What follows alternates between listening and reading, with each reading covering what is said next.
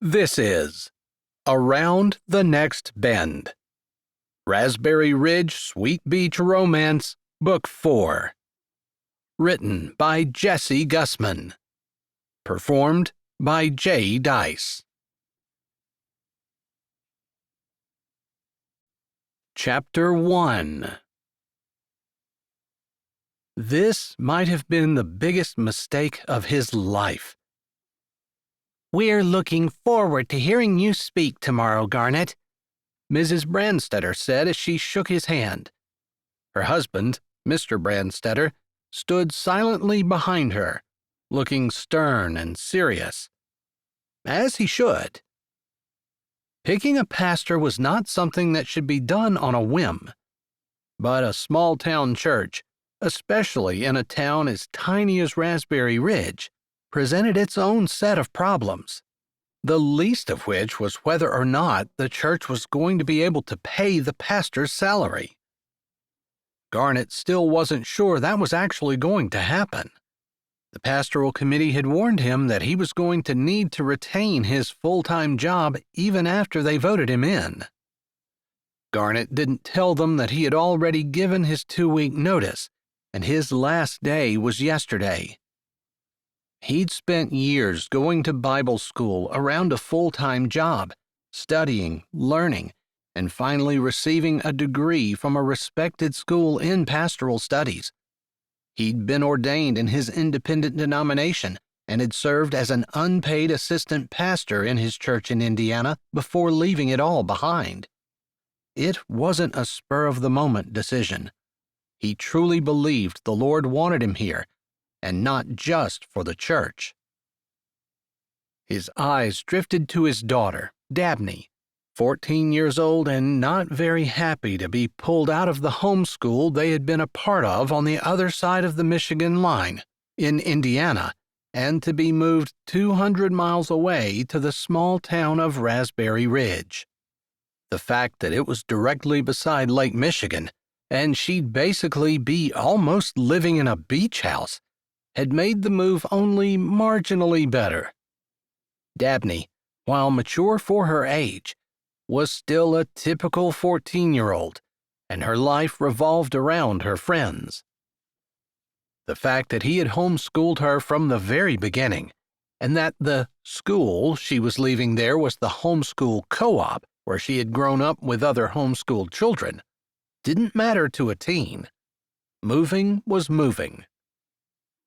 She sat outside the window, on one of the church benches overlooking the wide expanse of Lake Michigan, with a book in her hand, her head bent, her legs tucked up around her.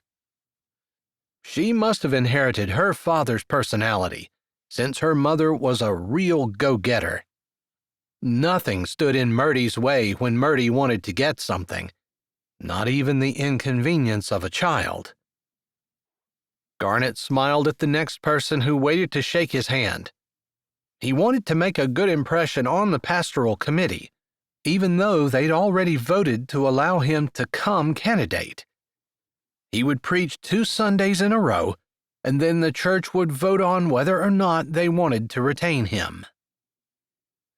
He didn't want to think about Mertie, but how could he not? She had been his best friend as they'd grown up in Raspberry Ridge. And when she'd come to him asking for his help, he hadn't been able to turn her down. But he also hadn't been able to do what she wanted him to do. Because of that, he hadn't been able to see her since. And he wasn't sure seeing her now was such a good idea. He hadn't expected her to be back in town to close up and sell the mansion her parents had left to her and her sisters when they had been tragically killed in a car accident earlier in the year. "Welcome to Raspberry Ridge." Homer Aiken stood in front of him, his hand out. Homer had impressed him as an intelligent man with a discernment for truth and a desire to do right. He had been slow to speak, and always quick to listen. "Thank you. It's good to be back in my hometown." He and Homer hadn't grown up together, although they knew each other. Homer was a good bit younger than Garnet. I've been leading a Bible study on my front porch at 7 o'clock every morning, even on Sundays, since there is no church. I haven't talked it over with the people who've been attending, but I think we'd be honored to have you attend, and if you'd like to lead it, it would be even better." Garnet appreciated this gesture of hospitality. In his experience, small towns were notoriously difficult to assimilate in. A person always felt like an outsider, even after they'd been there for 40 years. The small town he lived in northern Indiana had been exactly like that. People had accepted him, they'd been kind to him, but they'd always considered him an outsider. Of course, Raspberry Ridge was his hometown, although he'd been away for years. "I'd love to," he said immediately.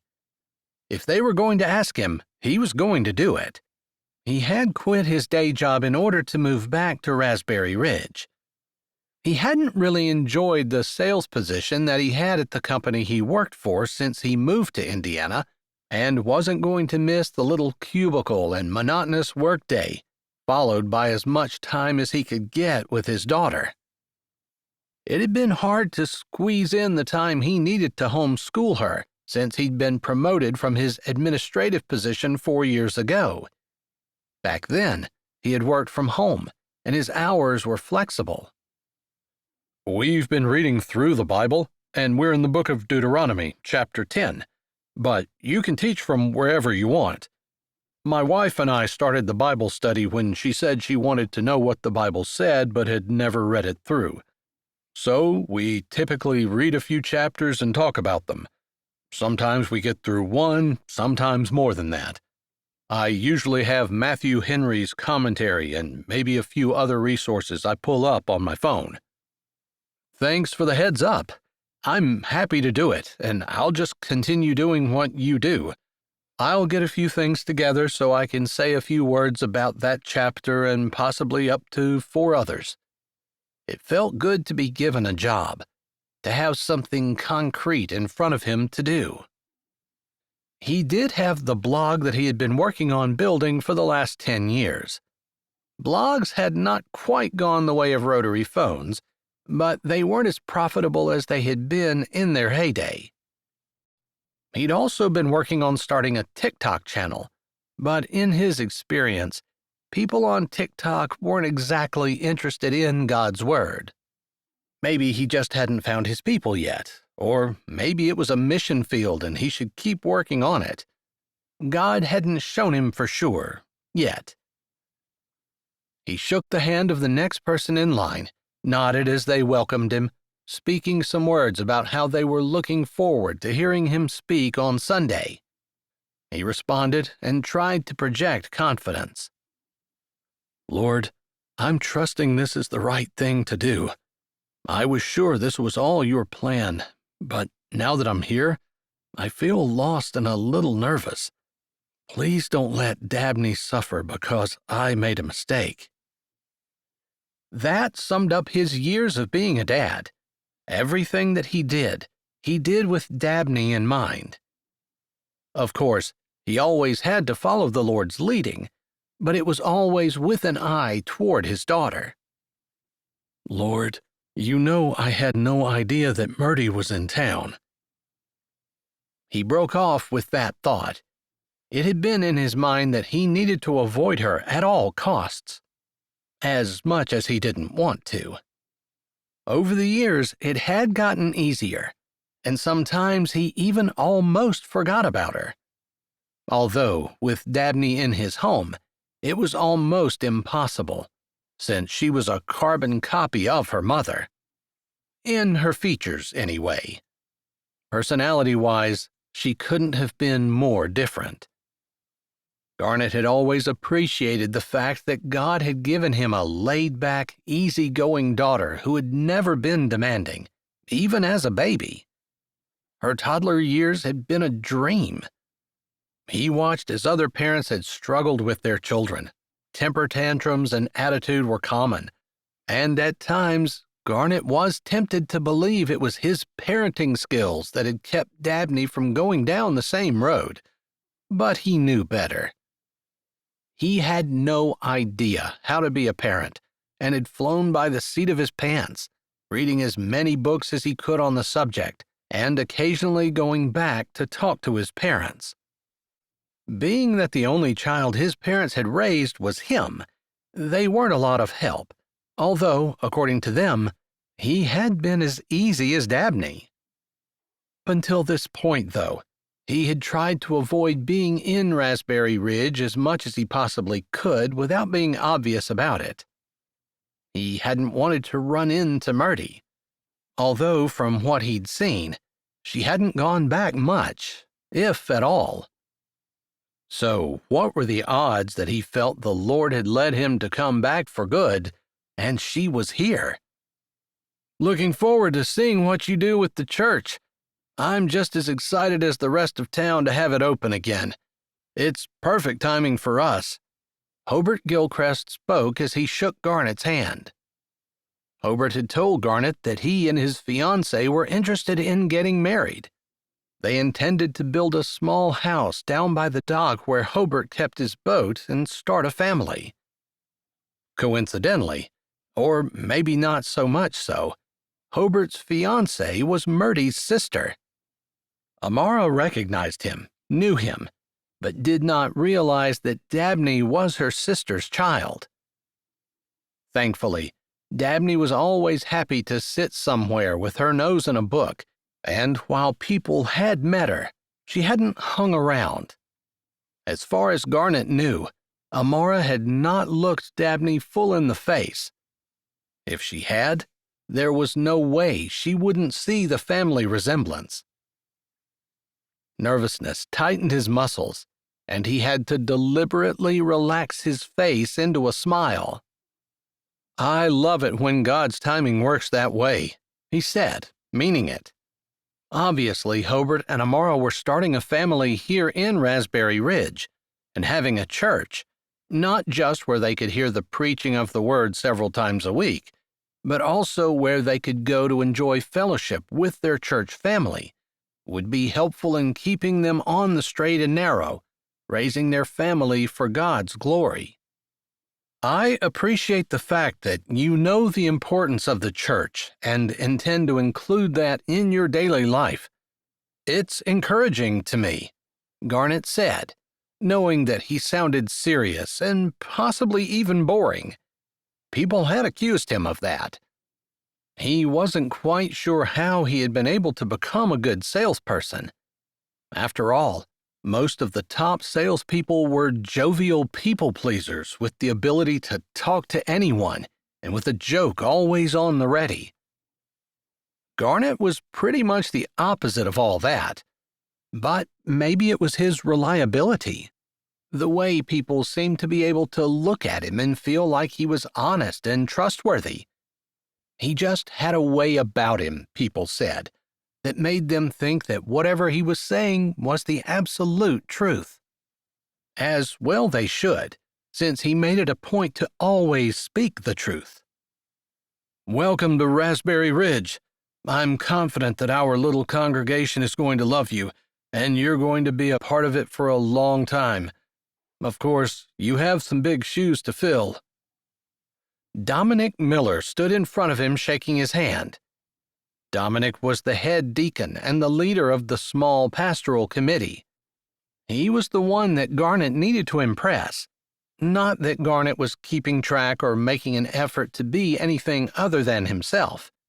He was just going to be who he was and allow the Lord to work things out.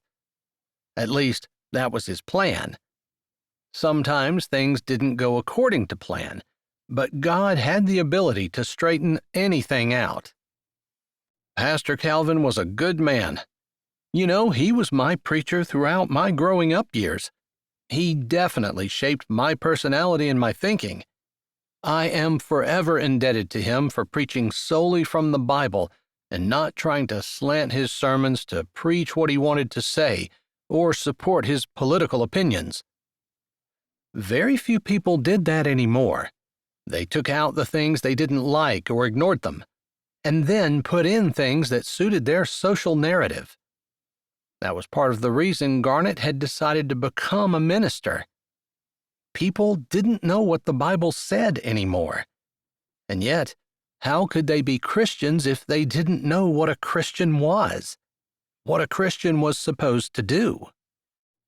The questions had bothered him until he finally realized that God was prompting him, Garnet Irving, to become a preacher of the Word.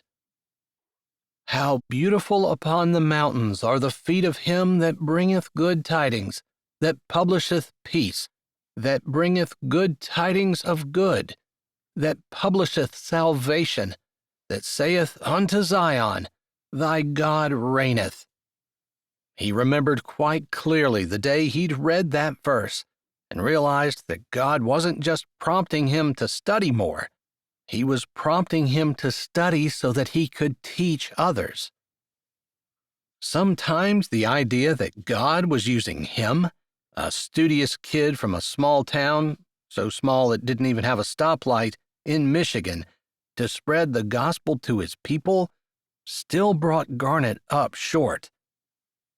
But there was also the verse that said that a pastor should be the husband of one wife. That verse could be interpreted to mean that a pastor should only have one wife, that he shouldn't be divorced and remarried, or polygamous. Or it could indicate that a pastor should be married. He chose to believe it meant that he needed a wife. After all, God created him to need a helpmeet. Others might disagree, and he would not say they were wrong, but he was not going to take a pastorate without a wife. Lord, you said if I go, you would provide what I need. I can't be pastor if I don't have a wife. It's right there in your word. He and God had been having this conversation for a while. Garnet had been listening as well as he could, knowing that God sometimes didn't move until the last minute. But Garnet had determined in his heart that he would not accept the pastorate on a permanent basis if he did not have a wife. You're cutting things a little close, Lord. He figured that's the way Daniel must have felt when he got thrown in the lion's den. Perhaps it was the way Shadrach, Meshach, and Abednego felt when they had been put in the fiery furnace. He thought about other men through history who must have wondered at God's timing and whether God was really going to come through. But a person's faith couldn't be tested if God did everything on the human time frame, because if it had been up to Garnet, he would have had a wife 15 years ago. Chapter 2. Mertie wiped the sweat from her brow as she moved the stiff bristle brush across the outside light fixture, scrubbing off the bird dirt, the cobwebs, and anything else that had attached itself to the siding over the years. This house was going to shine, gleam, be a beckoning light on a hill, a home the prospective owners would absolutely not be able to resist, and it would get snapped up immediately, the second it went on the market. Mertie was determined that would happen. She did not have time to sit around and wait for the house to be on the market for 6, 8 months, a year. She didn't even want it to be on the market for 2 months. So she had a goal.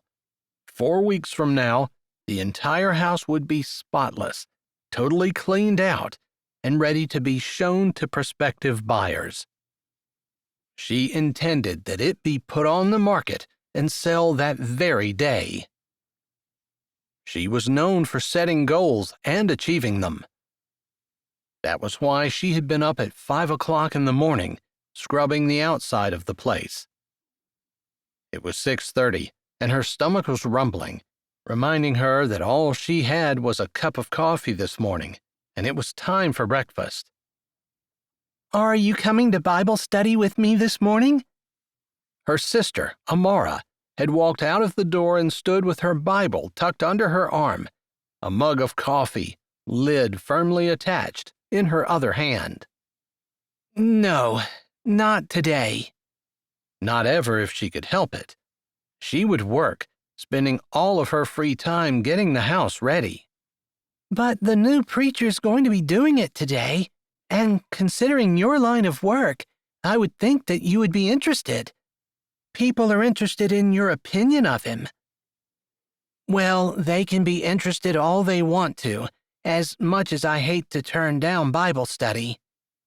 She did love studying God's Word, and she loved studying God's Word with other Christians, but not in Raspberry Ridge. There were too many memories here, too many things she wanted to forget.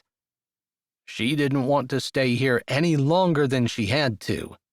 When she had arrived, she and Amara had gone over all the things that they needed to do, and she had determined that she was going to start and not quit until they were done. That included stopping for Bible study. Are you too busy for me? Are you being a Martha in a world where you should be a Mary? Mertie's hand stilled, although she gripped the brush tightly, closing her eyes.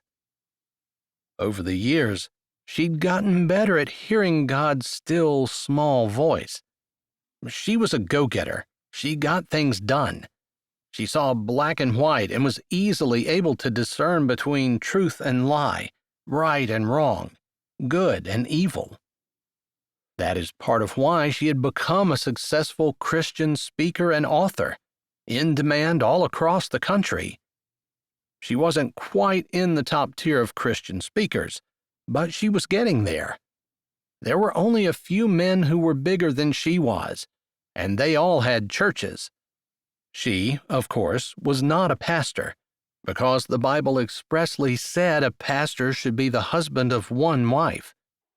Considering that she would never be a husband, she could not be a pastor. Plus, the Bible also said it was a shame for women to speak in church. She didn't write the Bible, she just tried to live it. But she refused to try to explain the part she didn't like away, or decide to ignore the stuff she wished wasn't there. Sometimes it made her mad, and she'd had more than one conversation with the Lord about it. But she was reminded of the passage in Judges, where Deborah was chosen to lead the Israelites because there wasn't a man who wanted to do it. It was a shame for men. Somehow, God, when He created humanity, had decided which jobs were best suited for which genders, and He had handed those jobs out. Who was she to question Him? She couldn't make a world. She couldn't even make a blade of grass grow.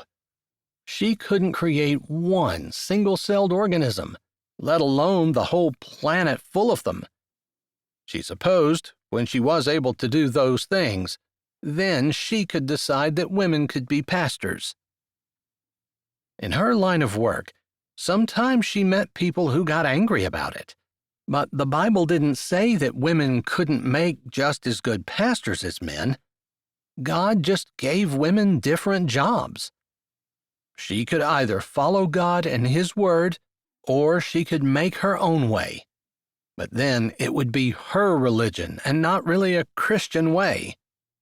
And as much as she had a commanding personality, with a full steam-ahead attitude, she truly did want to submit to God and obey, even though it wasn't what she would have chosen if she had been writing the Bible. Regardless, she recognized that voice and knew that her choice to work instead of going to Bible study was not the right one. "Amara," she said, calling after her sister who was halfway down the walk. "Yeah?" Amara said cheerfully, stopping and turning, lifting her coffee to her lips and taking a small sip. "Hold on a second. I'm a mess, but let me grab my Bible and a cup of coffee." She was going to need another cup, since she wasn't going to get breakfast for at least an hour, more likely an hour and a half, or 2, depending on how long everyone wanted to talk.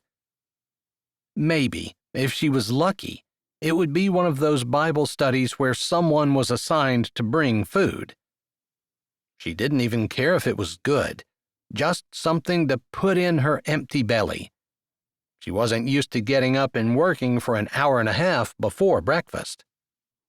But if that was what needed to be done, that's what she would do. She climbed down off the ladder and hurried into the house, going upstairs and grabbing her Bible on her nightstand, where she had read a few verses and prayed this morning, intending to have a longer time of devotions in the afternoon when she was ready for a break from work. She often taught in her books and speeches that it didn't matter when a person got into the Bible, just a matter that they did. Of course, the Bible itself said morning, noon, and night will I pray, so, for her, morning, noon, and night was the standard. Regardless, she grabbed her Bible and the notebook that was never far from it and hurried back down the stairs, glancing in the mirror as she went out of her room and sighing a little.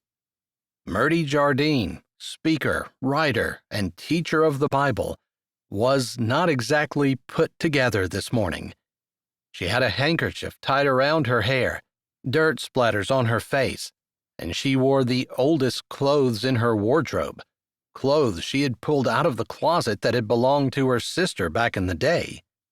Old jeans with holes in both knees, and a t-shirt so thin a person could almost see through it, the logo long since faded away, although she thought it might have been for the Michigan Wolverines, but wasn't sure. Regardless, her ratty old tennis shoes completed the look, and no one would look at her picture on her book jackets and confuse that woman with the woman who was walking out of the house, coffee in hand, clutching her Bible right now. "I'm so glad you're coming," Amara said, a big smile on her face. The smile was probably less about Mertie going and more about the man who was walking up the drive to meet them. Hobart Gilchrist had asked her sister to marry him, and they were hoping to get the new pastor to do the ceremony soon, preferably right after he was ordained in the church. Mertie had heard nothing but good things about the man candidating for the pastor position, although she hadn't caught his name. She just knew it was a man and that he had a daughter, which led Mertie to wonder if he might be married and divorced, since she had heard nothing about a wife. She hadn't worried about it, though. It wasn't her town, and he wasn't going to be her pastor. She had a small home in the suburbs of Chicago, which she used as her base when she wasn't traveling, which she did as much as she could. She did not turn down a request, although she had blocked out the next 4 weeks in her schedule to help her sisters get their parents' house ready for market. "I've heard he's really good," Mertie said, tucking her hand in Amara's elbow as they walked toward Hobart. "I'm sure he is. I trust the opinion of the pastoral committee. Anyone who wants to come here to preach would have to be preaching for the sake of the gospel and not for filthy lucre." She said filthy lucre with a bit of irony, since that was the phrase the Bible used. Her sister would recognize that, even though it might not be something that even a casual Christian would recognize. It was nice to be among people who understood her and got her humor, especially since she wasn't exactly known as a humorous person. Of course, a teacher of the Bible probably was expected to be serious and studious and look like a trustworthy person. Mertie had never had to work on that. It had come naturally. Although, keeping secrets, hiding a part of herself, didn't come naturally. And there was one big secret that she kept, always. As they walked, they met Hobart, and she stepped back a bit as Amara and Hobart embraced, smiling at each other and whispering a few words as they exchanged a kiss. A little part of Mertie's heart squeezed. She had determined that a romantic relationship was not something that she would pursue, ever.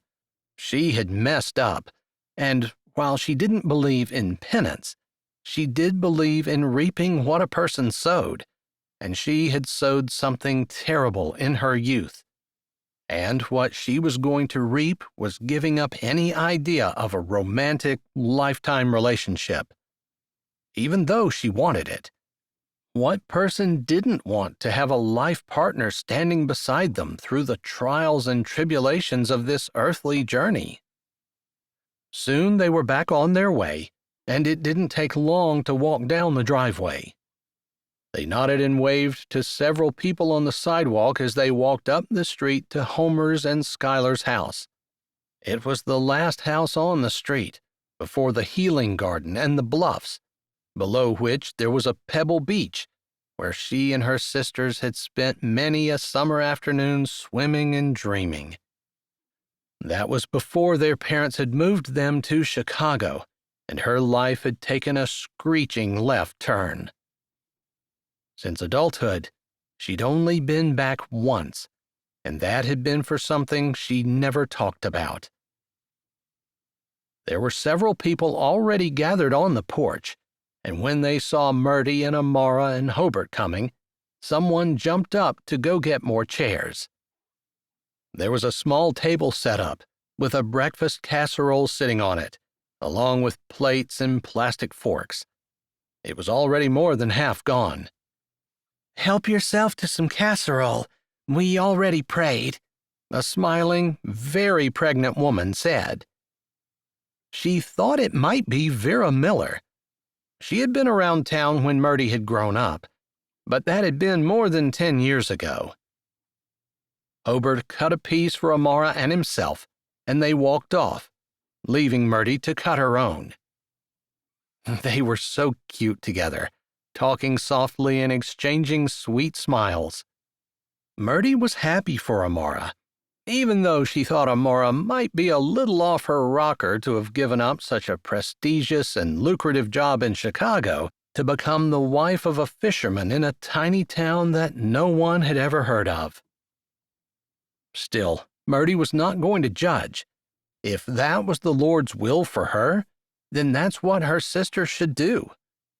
Sometimes it was hard to remember that money wasn't everything, although Mertie understood the temptation. And she admired her sister for understanding that and choosing the better thing. Mertie tucked a stray piece of hair underneath the kerchief she had on her head, and then picked up the plate where she'd plopped a small piece of breakfast casserole. She was starving, but as a public speaker who was constantly in the public eye, she couldn't afford to eat as much as she wanted to. She needed to stay slim. Even though she was a Christian speaker, and she was supposed to be speaking to people who looked at your heart and not the way you looked on the outside, it was still imperative that she keep her figure slim and trim. No one wanted to see someone on stage who didn't look their best. Plus, she could hardly teach about moderation if she didn't practice it herself. Taking her piece of casserole to the porch steps, she didn't wait for a chair, but stepped down 2 steps and sat down.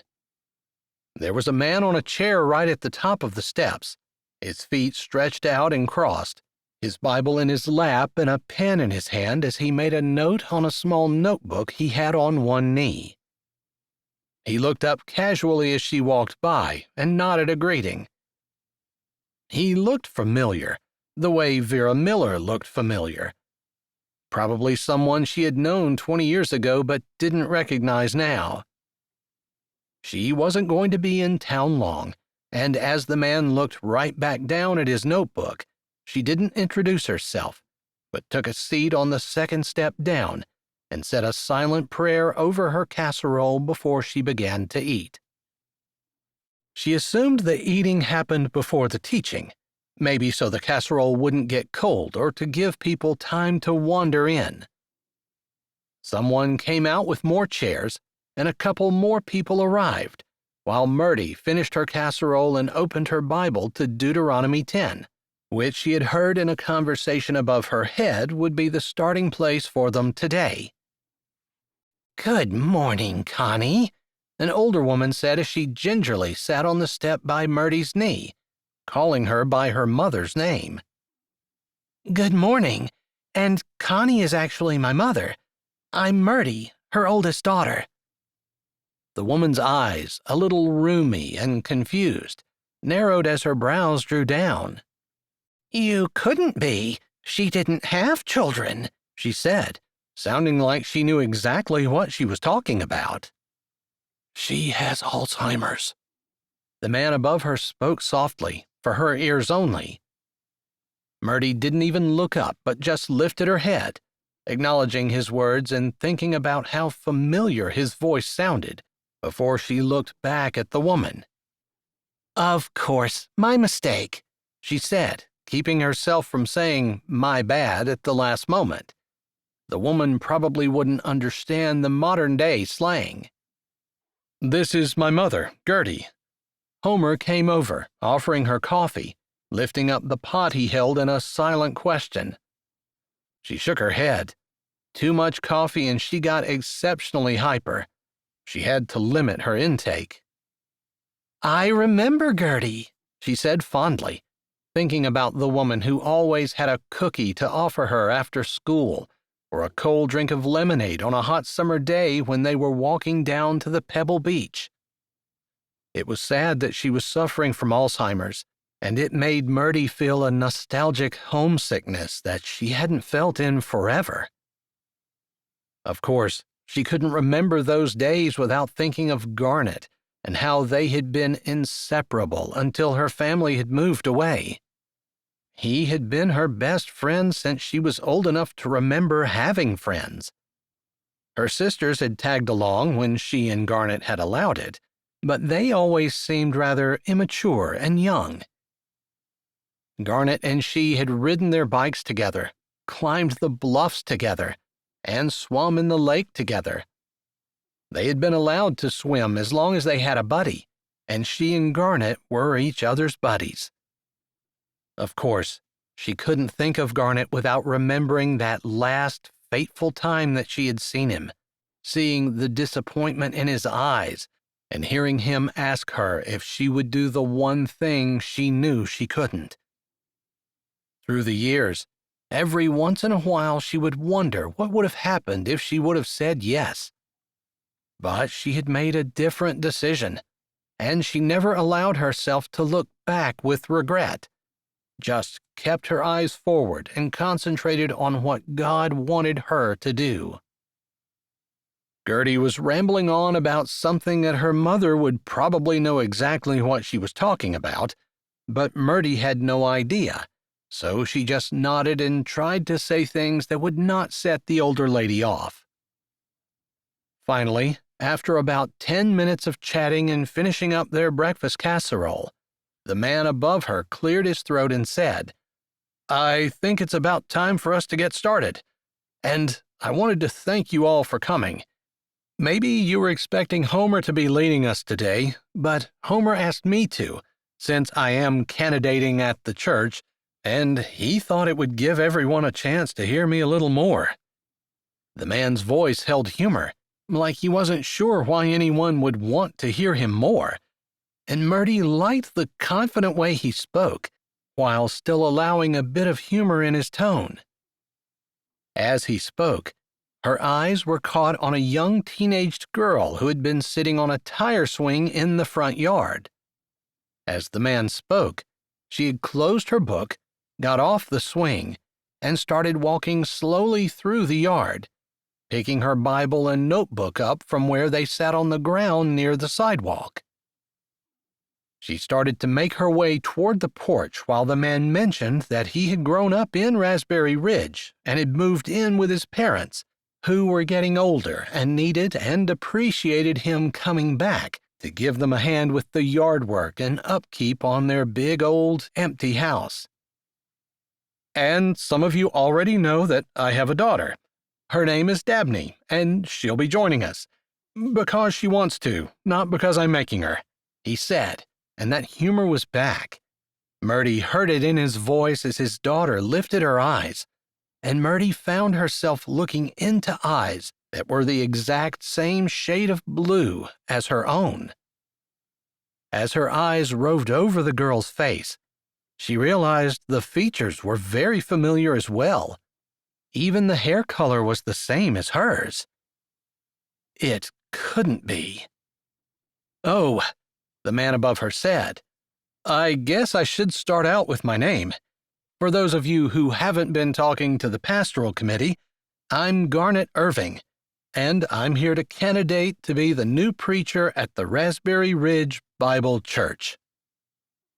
Mertie felt the world tilt and sway, and she put a hand beside her, grabbing the banister, taking a deep breath, trying to clear her head. Garnet Irving. No wonder the man's voice had sounded so familiar. No wonder he had looked familiar. It was Garnet. She didn't say a word to anyone, simply grasped her notebook and Bible in one hand, her coffee cup in the other, jumped up, and hurried off the steps, all but running down the sidewalk and fleeing headlong into the healing garden, knowing that if she ran home, everyone on the porch would be able to see her the entire way, and only wanting to get away from the prying eyes and out of the presence of the one person who knew her deepest, darkest secret, Garnet Irving. Chapter 3. Garnet watched Mertie hurry away. He recognized her immediately when she had come up on the porch. It was no surprise that she might not recognize him. Back when she had known him, his cheeks had been as smooth as hers, and now, while he didn't quite have a full beard, there were 3 or 4 days' worth of stubble on them, and his voice had certainly deepened. Not that he spoke that much to her. He couldn't help but help her out when Gertie had sat down beside her and insisted that she was her mother. It was easy to understand when one knew that Gertie was dealing with Alzheimer's. Then her odd conversation made sense. He had wanted to talk to her, had wanted to open up a conversation, tell her how happy he was to see her, ask her if she might want to see her daughter, but he should have known better. He had followed her career. He knew she was a rising star in the Christian speaker and writer industry, and she was paying her dues, almost ready to break out into the big time. He wouldn't be the slightest bit surprised if she had her own TV show. She certainly had written books that were very popular and had her own podcast as well. Her speaking schedule stretched far into the next year, and as far as he could tell, was completely sold out. Of course, he really didn't know what to say to her. He was nowhere near as successful as she was, as the world defined success. He was simply doing what God wanted him to do, taking the pastorate of the church with less than 25 members. It wasn't going to support him.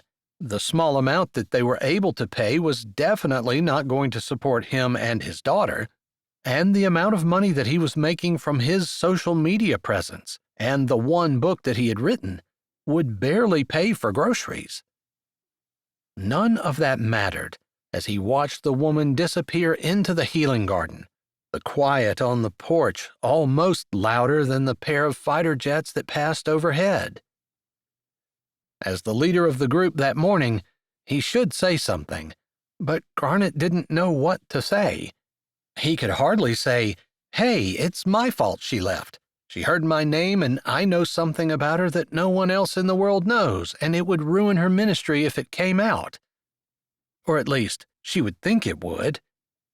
That was her main concern back when she had brought the child to him, that it was going to destroy everything she was building toward. Even back then, she was ambitious and driven. It was part of what he loved about her. She complemented his more laid-back, easygoing personality perfectly. They did so many things together, and they paired well. Obviously, she hadn't shared his opinion. Or maybe she just felt like he would hold her back. "Maybe I should go after her?" Vera asked softly after Mertie disappeared into the healing garden. Garnet didn't know what to say. He knew why she had run away. It was all him. That, and she had gotten a good look at her daughter. She had probably recognized the eyes, the features, everything that looked exactly like Mertie. But it had been his name, when he had introduced himself, that had set her off. But he couldn't go after her. He had agreed to lead the Bible study this morning. He couldn't just abdicate his responsibilities because he wanted to go after the only woman he had ever loved. "That might be a good idea, or I can do it. I'm not sure what's wrong. She seemed to be looking forward to coming." Amara, Mertie's sister, spoke from where she sat on the swing beside Hobart, her fiancé. They had asked Garnet to marry them once the church voted him in, which they seemed to think was a given. Garnet wasn't so sure, but he had agreed and liked the idea that Mertie's sister would be his first wedding. "I'll go, unless you have an idea of what might be wrong." Vera spoke to Amara, glancing at Garnet. He wasn't sure if people had put two and two together and realized that she left as soon as he had mentioned his name. His eyes shifted, and he looked over at Dabney. She didn't seem the slightest bit concerned, having sat down on the step and opened her book again. He hadn't mentioned that her mother was originally from Raspberry Ridge. He spoke about her as little as possible, other than mentioning multiple times over the years how much different Dabney was from her mother in personality. Dabney had always said she took after him, and he didn't correct her. "I have no idea," Amara said, looking truly perplexed. "If you don't mind going after her, Miss Vera, I would appreciate it, and we'll get started with our Bible study." Garnet decided that it would probably be best for him to step in, although Vera was very pregnant with the twins she carried. She wouldn't have offered if she didn't think she could do it. Typically, people look to the leader to make decisions, and since no one seemed to know what the trouble with Mertie might be, and he did, he figured he should take responsibility. "I'll look for you if you're still talking to her after we're finished," he said as Vera stood. She had a hand on her belly but didn't seem to be in distress. Vera and Dominic had someone watching the 4 children that they had adopted. They had gone from having no children to having 4, and she and her husband couldn't look happier. She nodded at him and then stepped off the porch, walking with purpose, although not nearly as quickly as Mertie had, toward the healing garden. Garnet watched her go for just a moment before he turned back to his Bible and said a small prayer. He hadn't come intending to upset Mertie. He hadn't expected her to be here. It was just, he wanted to say bad timing, but he knew there was no such thing. For some reason, God wanted them here at the same time, and while Garnet had hopes as to what that might be, he also knew that it might just be for him to be able to face the past and realize that some pain never went away. He couldn't begin to fathom what God might be wanting to teach Mertie. Sometimes lessons were painful, though, and he wished there was something he could do to mitigate that. But it would be foolishness on his part to try to protect her from what God wanted her to learn. It would make her a better person if she allowed it. And from what he knew about her, she would allow it, although she wouldn't like it. All right, everyone, if you would open your Bibles to the next chapter we're reading together, I'll start. I understand you typically read about 5 or 10 verses, and then the next person begins. There are some rather difficult names in this chapter, so I hope you forgive me if I butcher them. He said that mostly because sometimes people were a little embarrassed, or self-conscious about the difficult words that they could come across in the Bible. They looked at a preacher like he somehow had some kind of superhuman ability to know how to pronounce them. That couldn't be further from the truth, and Garnet appreciated the murmur of laughter that went around the group as he spoke. It was his experience that people could relate to someone who could admit that they weren't perfect. He had been looking forward to leading the Bible study. The people here would be the people in his congregation, the core group, the workers, the people who helped when he needed it, and supported him and encouraged him and kept the little church open. But he found his mind drifting to Mertie and what Miss Vera might be saying to her. Chapter 4. Mertie tried to breathe, but her lungs felt like they had a hard metal band around them and refused to expand. She sat down heavily on a bench in the healing garden, barely noticing the profusion of flowers that bloomed around her, although the soothing sound of flowing water permeated the air and made its way into her mind and heart, relaxing her just a bit. She closed her eyes, tried to take another breath. Garnet was here, in Raspberry Ridge, and she had 4 weeks that she had blocked out of her schedule to be here. He was going to be the new pastor, candidating the next 2 weeks, leading Bible studies, doing all the things that she, as a Christian speaker and author, would be expected to attend in town. She wanted to bury her head in her hands, cry, shake her fist at God, and ask why. But she knew better. First of all, crying never solved anything, and although she had indulged in the luxury at various times in her life, it wasn't something that she did habitually or even naturally. Naturally, she took the bull by the horns and twisted him to do exactly what she wanted. She didn't typically sit around wringing her hands and moaning her lot in life. Lord, why? Why now? Why? Just why? She didn't for 1 second think that it might be something other than God arranging this, but she had worked to put this behind her, worked to try to forget, to ignore the tug on her heart every time she thought of her daughter. Garnet would have taken care of her like he said he would.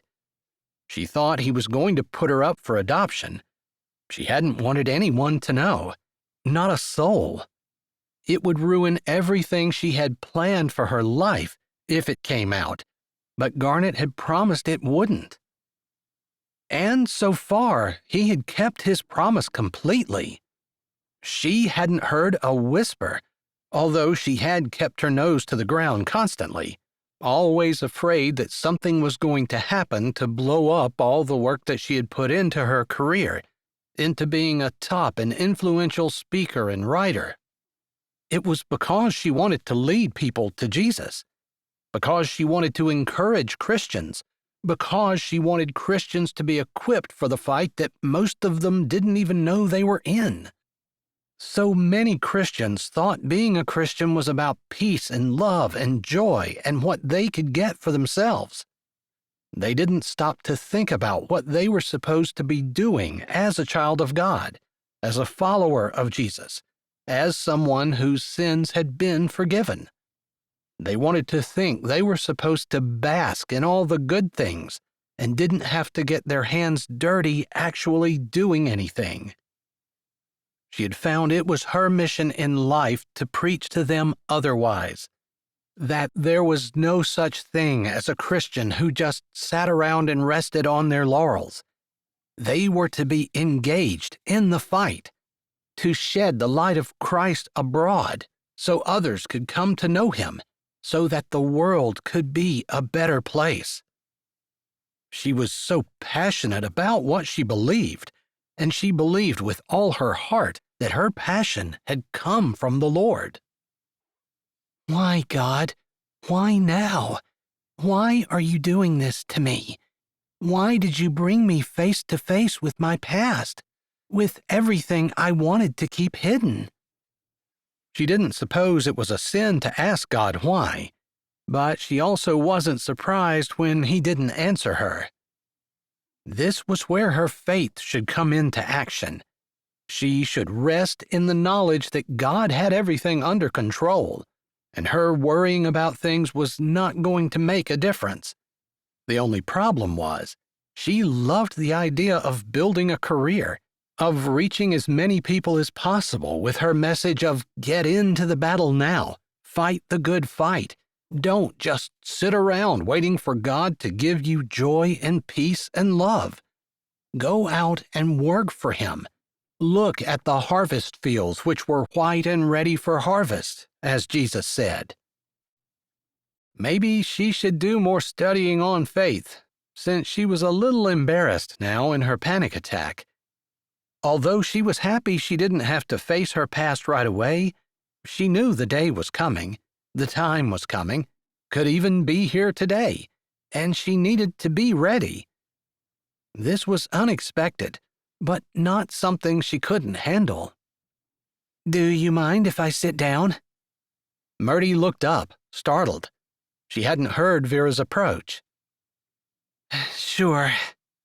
She pulled breath into her lungs, grateful that they expanded the way they were supposed to, for the most part. Her chest still felt abnormally tight. She definitely felt tense, and her mind was still feverishly going over possibilities where she could potentially leave town and never return. She had already promised her sisters she would be here to help, and she didn't want to go back on her word. That wasn't something that a person in her position should do, or something any Christian should ever do. She tried to pull her Christian speaker and writer mantle around her like a protective cloak. She didn't want to show weakness. Weakness was bad. But she had known Vera since she was little, and if there was a nicer person on the planet, Mertie wasn't sure they existed, or how that would be possible. "Is everything okay?" Vera said, putting a hand over top of her hands which were clenched in her lap. She deliberately loosened her grip, but did not move her hands out from underneath Vera's motherly touch. "I guess being back here just brings back some memories." "Hard memories?" Vera asked, although she probably didn't need to. "Yeah, don't we all have things we would rather forget?" She didn't want to go into the past, didn't want to admit what she had done. But at the same time, it hadn't been in front of her face like it had today. Not just Garnet, but her daughter. That was probably the biggest thing. She had given away a child, a baby, and had tried as hard as she could not to think about the baby again. But at times, especially when she lay in bed at night, she would wonder what happened to her, wonder who had adopted her, what her family was like, if she was being taken care of. There had been a few times where she had wished that she hadn't given her away, and that she could find her, bring her back. But then it would open that can of worms where her reputation as a Christian speaker would be in tatters. "I suppose that in your line of work, it's fairly important that your life be crystal clear and squeaky clean. People probably look at you with a high-powered microscope, trying to find anything wrong, any reason why they could dismiss your work and call you a hypocrite." Mertie was surprised. Vera was so astute. "You're absolutely right. I'm held to a higher standard than anyone I know. That has to wear on you. I guess I love rising to the challenge. I love trying as hard as I can to be as good as I can. I do not believe, not for 1 second, in works-based salvation. The only way to heaven is through the shed blood of Jesus, like the Bible says. But I want to be pure. I want to be good.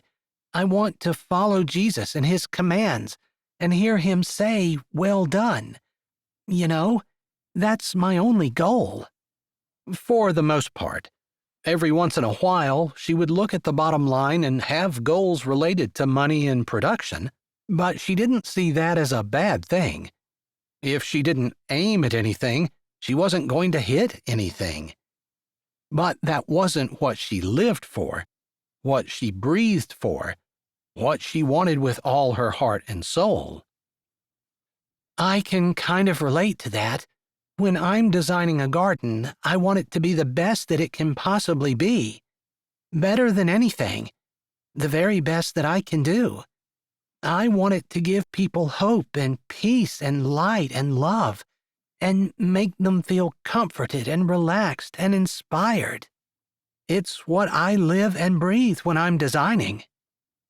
Yeah, that sounds right. I guess it's the same with being a mom. I have 4 little ones and 2 more on the way, and I want more than I want my next breath to be the very best mom that I can be for them, to teach them right from wrong, and to help them grow up to love and serve Jesus. It's what I want. It's what I live for. I probably would be consumed with motherhood that same way. I've often thought that I couldn't be a speaker and writer and also a mother. I can't put my heart and soul into both. Yeah, some people can turn that on and off, be the very best mom at home, then walk into the office and be the very best there. But that's just not me. Vera lifted a shoulder and looked around where they were sitting. Mertie noticed the beautiful flowers, the graceful flow of the water, the soothing nature that was around her, and she remembered reading an article about Vera, and it struck her then. You designed this? She lifted one hand, sliding it out from underneath Vera's motherly touch, and indicated the garden around them. Yes, my husband and I built it together. It saved my marriage. Mertie didn't say anything to that. She'd given plenty of marriage advice over the years, even though she'd never been married herself. To her way of thinking, marriage was just living Christian principles, only on a microscopic, daily basis. If you gave unconditional love, unconditional forgiveness, unconditional kindness to your spouse, and treated them the way you wanted to be treated, putting the golden rule into effect, and if your spouse did the same, there was no way your marriage could be anything but beautiful. Yes, she understood the different genders were given different jobs, but Christian principles still applied, and they had to apply regardless of what one spouse did. I've done some marriage counseling and some marriage instruction over the years, but since I'm not married myself, I try not to speak on it too much. People want to hear from someone with experience, someone who's been in the trenches, so to speak, and that's not me, not for marriage. You have different things to talk about. Vera left that statement rather open-ended. Maybe it was an opening for Mertie to tell her what was wrong. I do. She wasn't going to. She couldn't tell her. She couldn't let her know that the issues she had were so big they could blow up her career, and they could ruin her daughter's life too. There were people who wanted to see Christians fail so badly that they would destroy their family and jump on any attempt to knock those Christians down. She didn't want her daughter to get hurt in any way. She never had, but now that she'd seen her, seen how composed and sweet and innocent she seemed, she wanted to protect her even more. She owed Garnet a thank you, a huge thank you for raising her daughter to be such a composed young lady. It didn't even occur to her that she might be wrong, that the girl she had seen wasn't her daughter, and that Garnet hadn't kept her. She was racking her brain, trying to remember whether Garnet had ever promised that he would actually take her to an adoption agency like she had asked. She couldn't remember. She had just known that she needed the problem taken care of, but that would never include abortion. That idea was unthinkable, although tempting, very tempting, because then no one would ever know. Still, there were some things a person just couldn't do, and killing an innocent baby was one of them for her. Making sure that it had a better life apart from her.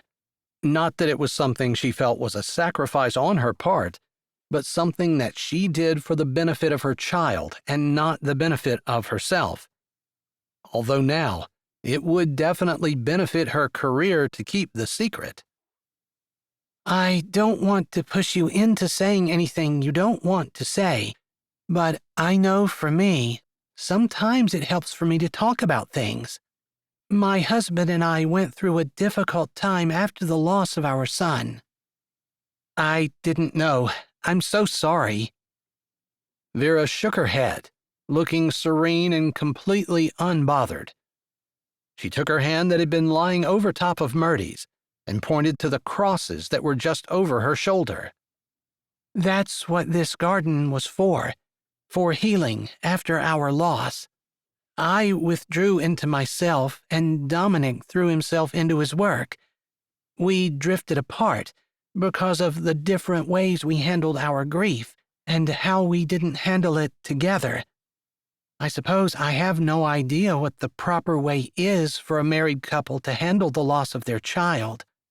Maybe it's okay to need some time to yourself. Maybe it's okay to need to be busy. I just know that you can drift apart before you realize it, and that it's really difficult to come back together. I've met some people like that. Sometimes it seems like the wife, especially, blames the husband. Vera nodded. That might have been part of my problem. I wanted to take Trent to the ER, and my husband thought I was worrying too much. I don't know that his life would have been spared if I had taken him, but I do know that I delayed calling for an ambulance because my husband didn't think it was necessary. He was there, Mertie said softly, knowing it would have been hard to call an ambulance when her husband was standing over her telling her not to. No, he was away, working. I was scared, alone, and maybe I tried to downplay it when I talked to him so that I didn't come off as one of those helicopter moms who panic when their child sneezes. She didn't quite laugh, but she did snort a little. She'd met mothers like that. They practically followed their children around with pillows under their behind, waiting to catch them so that nothing bad could ever happen to them. It's important that children suffer. They don't understand or learn how to handle it if they don't. But it's really hard to know where that line is. Where do you stop allowing them to handle things on their own and start panicking? Right. It was time to panic, and I should have gone ahead and done the full-blown panic, but I didn't. Vera looked off, staring at the flowing water, as though contemplating a long-ago time and wondering if she might have done something different, whether there would have been a different outcome. But the thing to remember is God is in control. He's in control whether I call immediately or whether I don't call at all. I'm not saying that God doesn't sometimes allow us to experience the consequences of our actions, but nothing happens to me that has not been approved by Him first. And that's what enabled me to not blame my husband. It wasn't his fault. It wasn't mine either. But it took me a long time to figure that out. Yeah, sometimes we know what's right. We just don't always see it immediately. Was that what was happening to her right now? God had led her here to Raspberry Ridge at the exact time that Garnet was here with their daughter, and God had arranged it. And instead of Mertie seeing that and going with it, she ran away, not wanting to face whatever it was that God wanted her to stand and face and learn. Absolutely, that was what she was doing. "I guess I'm doing that now," she said softly, not wanting to go into the fact that she had a daughter and that she was here in Raspberry Ridge, and as far as Mertie knew, she had no idea that Mertie was her mom. She didn't know what Garnet had told her. "Standing and deliberately not looking at what God wants you to do?" Vera asked, and Mertie nodded. "I guess I just needed you to come and tell me that I might not want to face it, but if it's here, I have to." Vera smiled, a maternal, kind, compassionate smile. The kind of smile that made Mertie want to put her head on her shoulder and lean into her warmth and comfort. "You know, it hasn't been that long since you've lost your parents. It takes a while to get over loss like that. Don't be too hard on yourself." Mertie hadn't even thought about that. She loved her parents, but they had been very involved in their business and seemed rather distant throughout their childhood. She mourned their loss, more because she mourned the loss of the family unit, but it was not like she mourned the loss of a companion or friend, since neither of her parents seemed to be that to her. But she did want to stay close to her sisters, or be close to her sisters, since they hadn't really been close. "Thanks for your compassion. I suppose losing one's parents is an adjustment, no matter what your relationship was." "Sure, you have to adjust the way you see yourself in life. You're no longer tied to someone who's here, but standing on your own, I suppose. Although God is never moved, and He's standing right there, wanting us to turn to Him." Mertie didn't know how many times she had told that exact same thing to someone, and yet it seemed like Christians could always use the reminder. They sat in silence for a while, with the water flowing, the soothing sound seeming to pour strength and backbone back into Mertie. She needed to talk to Garnet, preferably without their daughter around so they could get things hashed out. Make sure that Garnet hadn't told their daughter anything that Mertie didn't know, and that they could decide together on exactly how much they would tell her. "I'm going to go back, but if you need me, my door is always open. It might be a little crazy at my house, but it's always open." Vera squeezed her hand and then stood. She took one step away and then turned. "Your daughter is beautiful, just like you are." Mertie's mouth hung open, and she didn't see Vera walk away, unable to respond to her comment.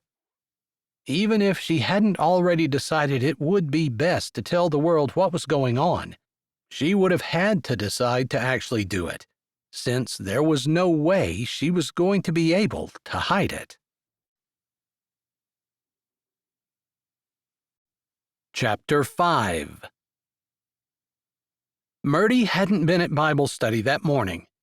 After the way she took off yesterday, Garnet knew he shouldn't have been surprised. But a man could hope.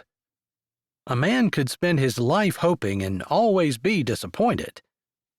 Or he could assume that God knew what he was doing and that the life he had was the life he was supposed to have.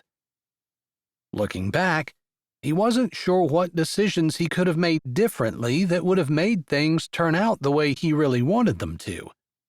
He had to admit, God knew best, even when it wasn't what he wanted. "Is it okay if I take my book, go to the healing garden, and read for a bit?" Dabney stood in front of him on his parents' front porch, and it took Garnet a minute to bring his mind back to the present. "Sure, but if you're going down to the lake, I don't want you to swim without someone with you." They had always gone by the buddy rule. Growing up by the lake, it was intrinsic for him, but since Dabney hadn't, he hadn't drilled into her head that she never swim alone from the time she was little the way he had, so he felt like he needed to remind her.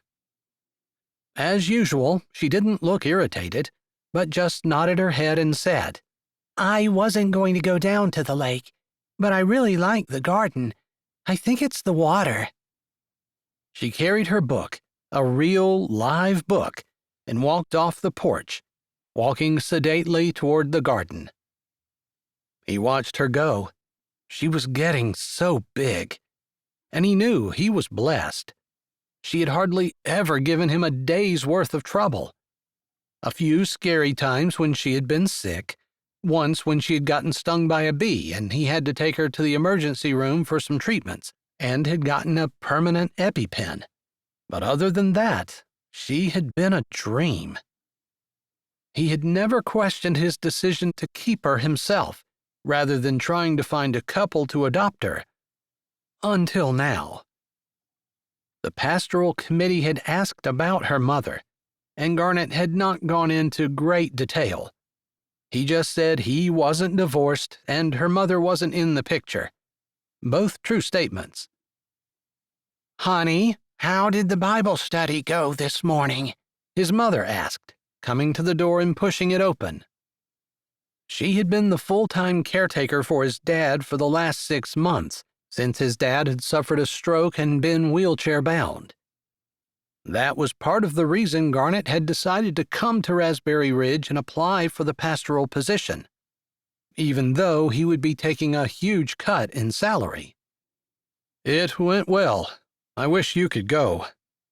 His mother refused to leave her husband for that long. Typically, morning and evening were the busiest times, getting him out of bed and ready for the day, and then getting him ready for bed in the evening. She wouldn't go until he was up, and his normal time to get up was right in the middle of the prayer meeting. "This just isn't my season," his mother said, coming out and sitting down in a rocking chair. Their front porch was picturesque, with several rocking chairs, a nice porch swing, and a shade tree right off the side. There wasn't much sidewalk to speak of in Raspberry Ridge, but their house sat a little bit back away from the road, and parking was off the street. It was a perfect place for a kid to grow up, and he had an idyllic childhood. He felt a little guilty for pulling his daughter out of her friend circle and making her move in the middle of her teenage years. He tried to think about how unsettled that would make him feel, but he could hardly imagine. He always felt so grounded and secure as an only child growing up, his parents both in the home and no drama. So much different than Dabney's childhood. "Do you think they're enjoying the way you lead Bible study?" his mother asked after a few moments of silence. "They seem to. There were almost as many people there today as there were yesterday." The only one who hadn't shown back up was Mertie, and he wasn't sure whether he could count her as yesterday's participant or not, since she had been there for the beginning but had left before he started teaching. "I just feel bad that you've come the whole way to Raspberry Ridge to help me out, and you might not even get that job." "If I don't, I'll know it's because God has something else in store for me. But there's no question in my mind that I'm supposed to be here with you and Dad." He could not help but take care of his parents, not after they'd done so much for him. He didn't really understand the idea of a child not taking care of their parents. Regardless, everyone had their own situation and he didn't want to judge. He just knew that his place was with his parents for as long as he could handle it. "You don't need to worry about anything, Mom. I'm still getting some income from my blog and from the social media posts I do. It's going to be enough." It wouldn't be enough for him to make a house payment or car payment. It definitely wouldn't be enough for him to pay for college for Dabney. But he hadn't raised her to expect him to pay for her. His car was paid off, and as long as he lived with his parents, the only thing he had to do was buy health insurance. Which wasn't cheap, but since he didn't need anything else, he would be able to get by. "Your blog must not take much time." I wrote one this morning before I went to Bible study, and I wrote it on the same thing that I was teaching in Bible study, so I was kind of killing two birds with one stone. He found that when he studied something in the Bible, he tended to go deep as he could, and he always ended up with more material than he could ever use. So he figured he might as well write a blog post about it. The social media posts were short excerpts from his blog, punchy lines that were short enough to draw attention. At least that's what he hoped. "Are you working on that book?" his mom asked, the rocking chair going, but her hands and fingers on her lap were not still. "Mom, I promise you, you do not need to worry. God has me." "I'm not worried," she said, looking over at him with a slight bit of irritation on her face, but her hands didn't quit moving. "Mother," he said, lifting a brow and then looking deliberately at her lap, where one hand picked at the fingernail on the other.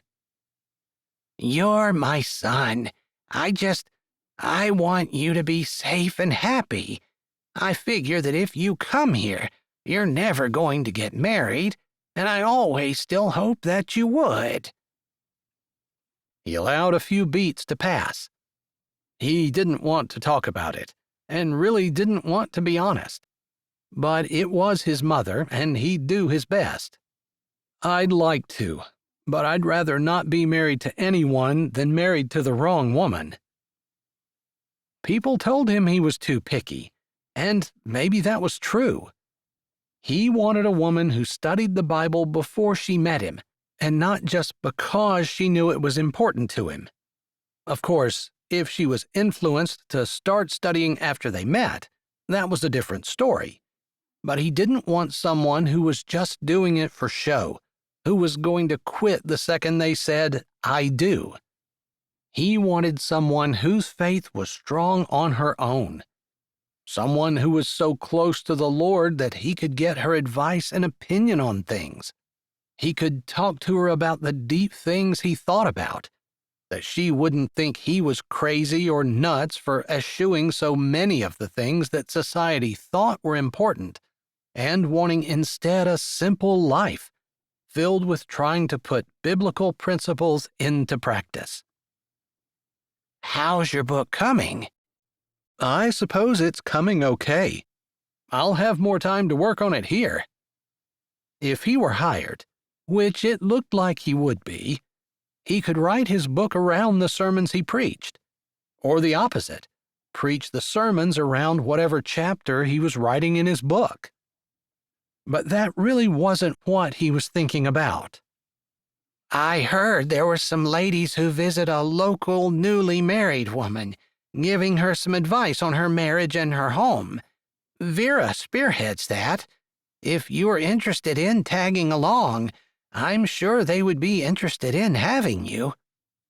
"I'll have to make sure I talk to her about that," he said. Those were the kinds of things he wanted to do, to help people, to strengthen marriages and help people get closer to the Lord. "Are you ever going to tell anyone about Dabney?" Garnet felt his eyes widen, and he was glad he was looking away from his mother. Back when he had first gotten Dabney, he hadn't told his parents who the mother was. She had been classified as an abandoned baby, and he had been able to adopt her, although there had been a lot of hoops and red tape. But he had been able to do it without disclosing the identity of her mom. There were only two people in the entire world, as far as he knew, who knew about Dabney: himself and Mrs. Calvin. He had never questioned Mertie about how she had been able to hide her pregnancy, and, even more, how she'd been able to hide the birth. Those were secrets that Mertie still carried. "I suppose coming back here, a lot of people are going to wonder." "Including your mother." "I'm sorry, Mom. There are some things I just can't talk about, and unfortunately, that is one of those things." "Don't you think Dabney has the right to know the truth?" "I think she does." He needed to talk to Mertie. Dabney definitely should know the truth. But he wasn't the one who was at liberty to tell it. It was Mertie. And obviously she didn't want to face it since she had gone running out of the Bible study yesterday. He'd been praying about it since, hoping that she would come to her senses and realize that perhaps she would be set free by telling the truth. But, his mother prompted when he didn't say anything more. But it's not my truth to tell. He shifted, moving over toward the steps. Dabney went to the healing garden to read a book. As long as you think everything will be okay with Dad, I'm going to walk to the church and work on Sunday's sermon. He didn't add that he was going to pray about the situation. He felt like it could be better handled in a different way, but he also felt like his hands were tied, and it wasn't up to him to handle it. It was up to Mertie. "All right, I can call you if I need you," his mom said, sounding resigned but not angry. Of course, she was going to be upset, but she respected the fact that he couldn't tell other people's secrets, that some things just weren't the way they wanted them to be, and that had to be okay. He grabbed the bag with his laptop, notebooks, and Bible in it and walked off the porch, giving his mom a smile as he did so. And then he walked up the street toward the alleyway where the little white church sat up on a hill, with a beautiful view of the lake in the distance, and overlooking the town as well. The cemetery up there was beautiful, with Vera and Dominic Miller taking over the care of it and making the entire spot peaceful and beautiful. As he walked, he enjoyed the scenery, but he was also praying that there would be a resolution to this that would not hurt Dabney, that would not ruin Mertie's career. He could be wrong, but he bet that was what the issue was. Regardless, it couldn't be the only thing he thought about. He had to focus on the sermon he was going to give on Sunday, the one the next Sunday, and doing what he could to further God's kingdom here, whether he became the pastor in Raspberry Ridge or not. Chapter 6. "We have an entire month to do this. You don't have to get everything finished in one day." Mertie ignored her sister and continued to scrub the deck chairs. "Mertie," Amara said, her tone demanding Mertie's attention. Mertie didn't want to stop. She didn't want to give herself any time to think, and the sooner they got the stuff done, the sooner she could leave and never come back. Amara's hand landed on her forearm, forcing her to stop scrubbing and to look her sister in the eye. "What is going on with you?" Amara said, exasperation in her voice, but caring and compassion there as well. Her sister loved her and wanted the best for her. Even if they weren't as close as they could be, Mertie didn't doubt that. And as the oldest and the one with the commanding personality who organized and led naturally, it was her fault they weren't close. "Nothing. I just don't see any point in sitting around twiddling our thumbs when there's work to do." That wasn't entirely true, but she wasn't the kind of person who sat around and waited for somebody else to take care of things. She did it herself. "You don't need to work yourself into the ground. I'm going to go out on the boat with Hobart late tonight, and I wanted to make sure you knew that. I don't want you feeling like you have to work when I'm not here. Somebody needs to do it," she said, not meaning to sound nasty. But she was a little frustrated with her middle sister, Olive, who hadn't shown up at all. "It's not Olive's fault she's gotten stuck in South America and can't get a flight out." There'd been something about quarantine and then an issue with her passport, and through it all, Olive had not managed to make it home. although Mertie wondered just how much of that was because she really didn't want to come home. She had preached just as loud and long as she could about not making assumptions about other people and always assuming the best.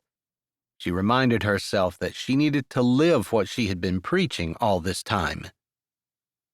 She had just opened her mouth to tell her sister not to worry about her when her phone rang. Mertie almost didn't answer it. She was supposed to be on vacation, and her personal assistant had strict orders not to bother her unless it was urgent. All of her other calls were forwarded to an automatic voice message. Then her personal assistant could go through them at her leisure, responding to the ones that couldn't wait until Mertie was back in. She had never actually taken off this much time before, but it was imperative that she get the house cleaned and sold so she could focus on her career. There was a part of her that also wanted to develop relationships with her sisters. She could hardly do that if she was running back and forth trying to keep her business afloat.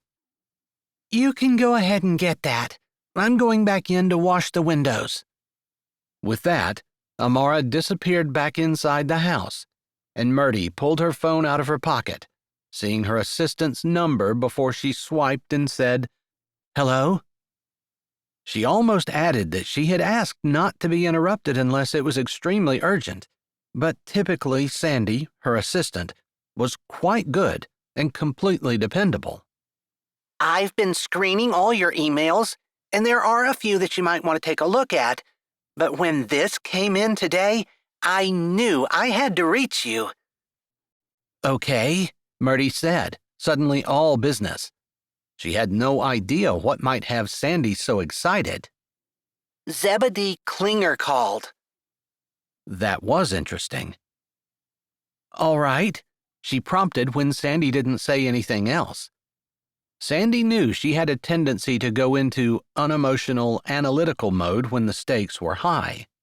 Her reaction wouldn't be surprising, even though the news was unexpected and extremely exciting. "He wants to partner with you." Partner? Mertie didn't typically parrot whatever Sandy said, but she didn't understand. Zebedee Klinger was the top Christian author and speaker in the United States at that moment. He didn't need a partner. "Yes, partner. You know his wife recently divorced him, and he feels like he's having trouble reaching women. He told me that he feels like he needs to add a woman to his team, and he wanted that woman to be you. He told me he wasn't looking at anyone else." That was huge. That was bigger than huge. That was career-changing. "You're right. This is definitely something I wanted to know. Thank you for calling me." "I have an email ready. I'm going to send it to you with all of the details, everything we spoke about on the phone. He is supposed to be following up with an email as well, and then once you get that, you have everything you need in order to figure out how you're going to move forward." It wasn't if, it was how. The thought gave Mertie a little bit of pause, because she had just been thinking that God had brought her here to possibly change her life and her career trajectory. But God wouldn't have thrown an opportunity like this into her lap if he hadn't wanted her to seize it and run with it. Think of all the people she could influence. Think of all the good she could do. The revival that might come to America as men and women were both being reached on a major scale for the Lord. They spoke for a little bit longer before hanging up, with Mertie trying not to jump with excitement. It wouldn't be the thing for a well-respected Christian speaker to have a happy dance in the middle of her porch. "Good news," Amara said, making her startle, and her hand went to her chest. "I didn't hear you." "I'm sorry," Amara said, tilting her head as though waiting for Mertie to answer the question. "Yes, very good news. It could be a game changer for my career." She hadn't been expecting anything like that today. She had been rather preoccupied about all the other things that had been going on, and just when she was down, the Lord had sent her the very best news she could possibly have. But there was a little nagging voice in the back of her head that asked whether the news was good, or whether it was a choice that she needed to make, to resist the temptation of power and prestige and choose instead family and the thing that looked like it would be less but could actually end up being more in someone's life beyond her own. She could change 1,000,000 lives, possibly more, if she accepted the opportunity that Zebedee Klinger was potentially offering. You look excited, happy even. You haven't looked like that since you got here, Amara said, and Mertie knew she wasn't trying to hurt her or complain. She was just making an honest observation. Maybe it was thinking about her daughter or about Garnet, or maybe it was the idea that being bigger meant being better. She couldn't afford to have anything wrong with her life. Christians could be merciless in their demanding that any leader they had be absolutely perfect. After all, wasn't it hypocritical to preach about something that you didn't have right in your own life? She certainly didn't want to listen to Christian speakers who didn't have it all together. No one else did either, so she had to make sure that every I was dotted, every T crossed, and this was not a good time for an unknown daughter to come out of the woodwork, especially considering how she was conceived. I'm sorry. I am happy to be here, and I really hope that it will lead to a better relationship between you and Olive and me. I guess I've just been preoccupied.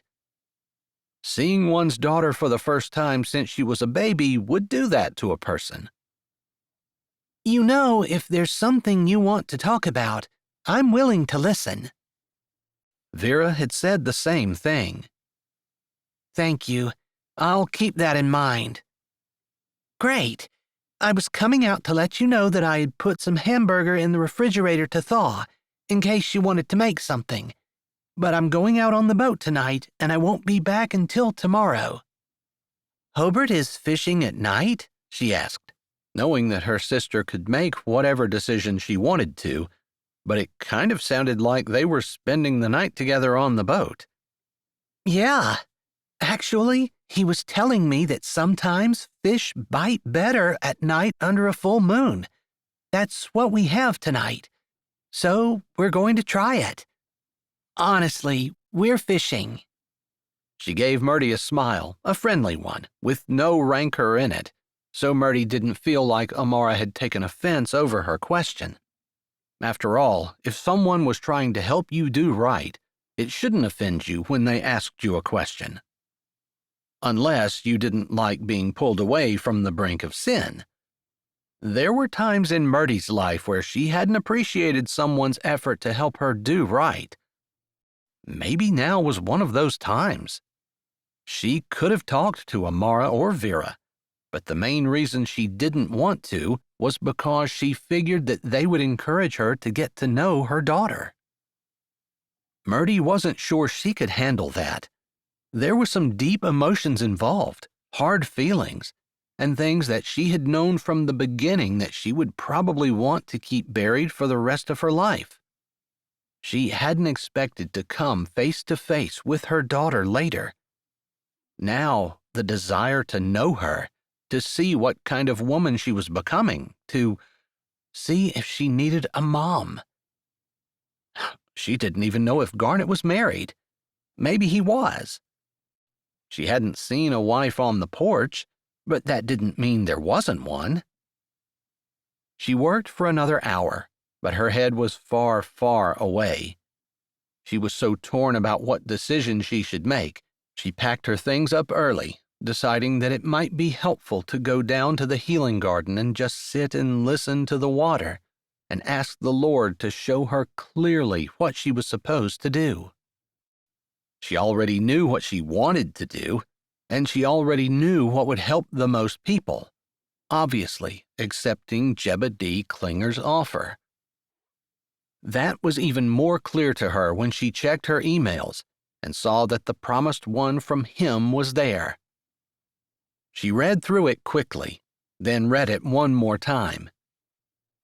He was offering a full partnership, speaking engagements, a 3-book deal, co-written together, almost guaranteed to sell millions of copies, and a speaking tour starting the next summer. Not only would she be touching millions of lives, literally, but she would be making enough money that she would never have to worry about money again. She could donate to whatever she wanted to donate to, help with child trafficking, rescue babies whose parents didn't want them. There was so much good she could do, it was almost a no-brainer to write back immediately and say that she accepted his offer, and his people could talk to her people and they could hash out a contract between them. But something held her back, kept her from replying to the email. That prompted her to carefully put her things away, cleaning up her mess, taking one last look at the outside of the house, which was half scrubbed, but still needed a good bit of work, and then turn her face to town, grabbing her pen and notebook and her Bible as well. Chapter 7. You have to make sure the chicken is all cut up into small pieces. Then you add this, Garnet said, talking to Dabney, who hung on his every word. She had shown interest in cooking and keeping house in the week or so since they had moved to Raspberry Ridge. Maybe it was because of the change in her life she needed to have some kind of grounding.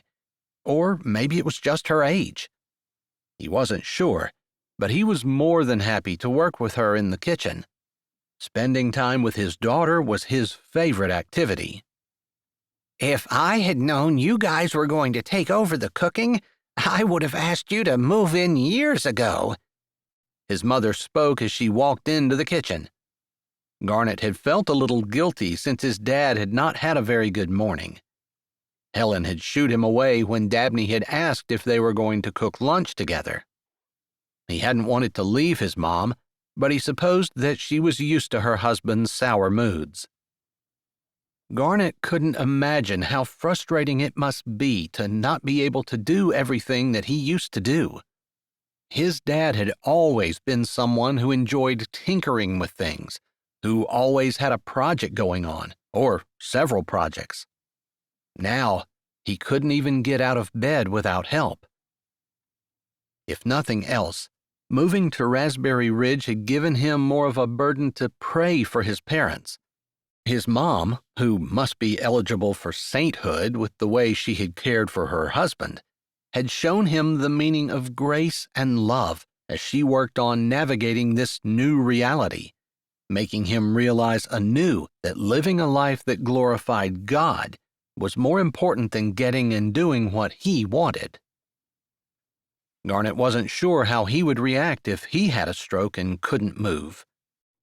At least his dad had a wife who could take care of him. Garnet didn't have that, although he supposed Dabney would do it.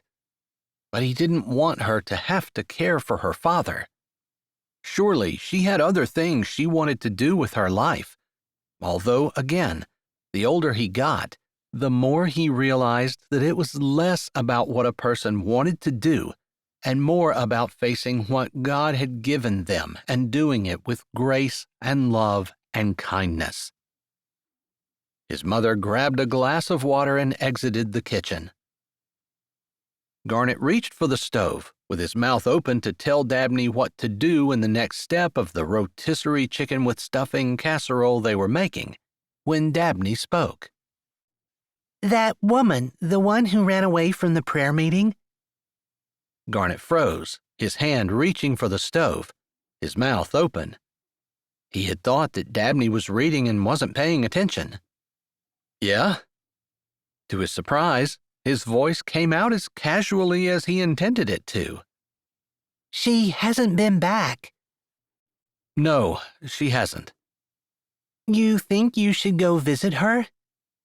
Dabney's innocent question, prompted by her love for her fellow human, even a stranger, and a desire to see everyone come to know Christ, should have made him happy. But instead it sent tendrils of fear down his spine, chilling him to the bone. Probably. He didn't know what else to say. How could he tell her, "She's your mother and I wanted to stay as far away from her as I could, because I'm pretty sure she doesn't want to have anything to do with us"? He kind of understood Mertie's position, and he definitely couldn't argue with her. He would never be in that position, never know how that felt, never know what it felt like to give birth to a child and to love the being that came out of her body more than life itself. Although it was hard for him to imagine loving anyone more than he loved Dabney.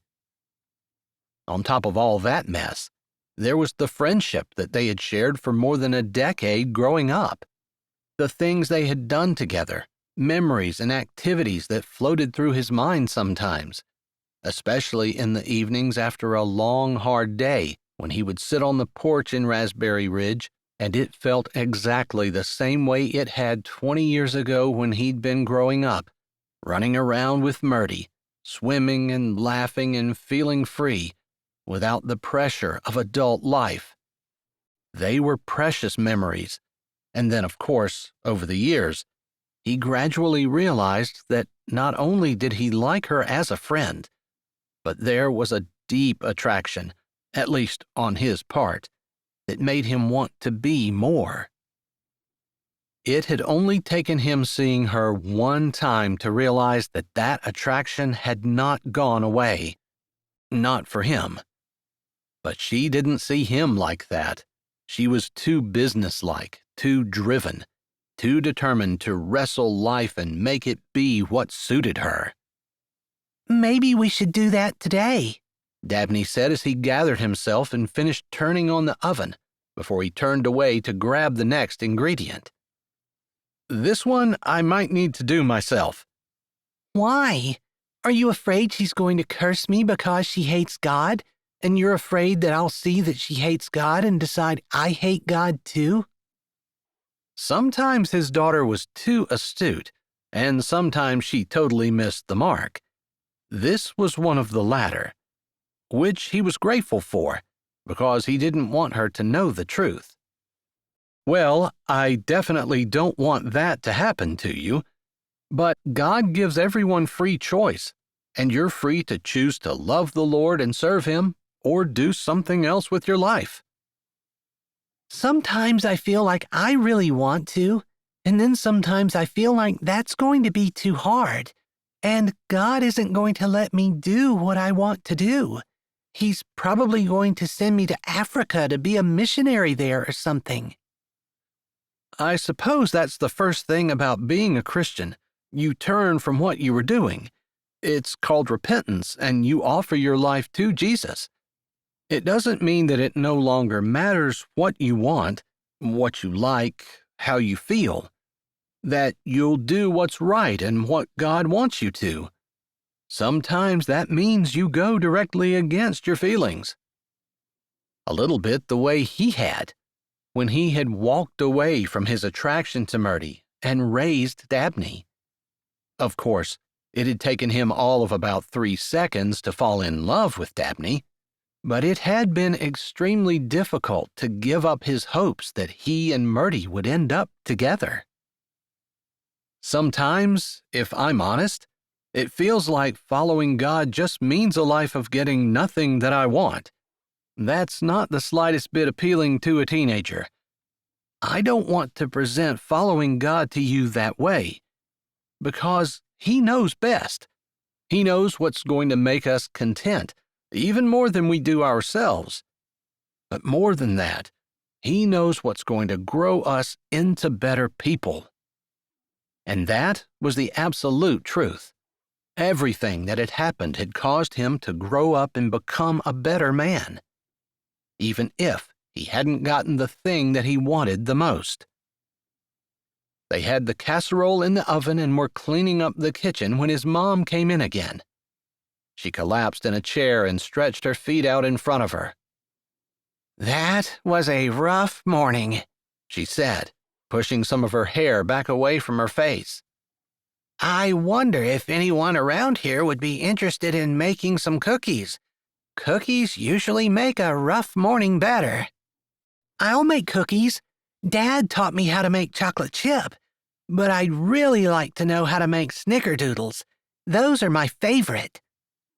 "Really?" his mom said, her smile brightening. Seeing that smile, seeing her interact with Dabney, made Garnet feel that coming back home was the smartest decision he could make, and exactly what God wanted him to do, even though it seemed counterintuitive, since he'd left a well-paying job and was candidating for a church that couldn't even afford to pay him a full-time wage. "I just so happen to be an expert at making snickerdoodle cookies, and I can show you all of my secrets."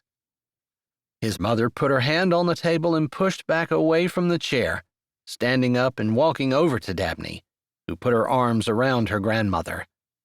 The sight tore at his heart. He loved watching it, but he also thought that perhaps Dabney was starved for a woman's attention. She had to wish she had a mother. A child was hardwired to want and need both mother and father. "Sounds like you guys are going to be busy. Can you make sure that the casserole gets taken out of the oven in time?" He waited until his mom looked up and nodded. "I think I'm going to go to the healing garden and do a little studying." If he was going to be a pastor, he was going to have to do a lot of studying. He had what felt like endless ideas for sermons, but doing one every single week was probably quite difficult. It was like writing an hour-long speech every week. "You go on right ahead. Dabney and I have some cookies to make." He smiled once more at his mother and his daughter before he went out to the living room to grab his Bible from the chair where he usually sat in the morning doing his devotions. In the summer, like now, he was often outside on the front porch while he did them, and sometimes he even walked down to the healing garden, although he didn't want to be interrupted by other people who might have the same idea. But when he came home from the town-wide morning Bible study, he put his Bible back at his spot by his chair. But now, even though he loved that spot, getting out of the house almost felt imperative in order for him to make any strides in studying. The church had an upstairs that was entirely open and a downstairs that was entirely open, other than the bathrooms and one small closet. Even the kitchen was just basically counters on one side along with an oven and a refrigerator. There really wasn't any place that was private for him, unless he took over the closet, which, when he peeked in, was overflowing with decades of the different things a church used throughout the seasons. Advent wreath, choir robes, old hymn books, and he even thought he saw a few puppets, along with what he assumed were bags of decorations and old Sunday school materials. He figured church women were probably among the worst hoarders in the country. If there was one page of a Sunday school booklet that hadn't been used, there was no way any good church lady he knew was going to be throwing that booklet away. He smiled a little to himself as he stepped out of the house. Times were changing. People didn't even have Sunday school booklets anymore, and certainly the ladies of the current day were much different than the ladies of 50 or 100 years ago. Regardless of how different they were, he didn't think any of them would be able to solve his problems, or even give him advice. He really had no idea what to do. "Lord, you know the solutions to my problems, and I know you're working things for my good and your glory. I just need to have faith that you're going to work things out." Chapter 8. Mertie opened the healing garden's gate and pushed in. Vera had outdone herself with the design. A riot of colors greeted her, flowers blooming in profusion, and the sound of water drew her in along the winding, paver-lined pathway.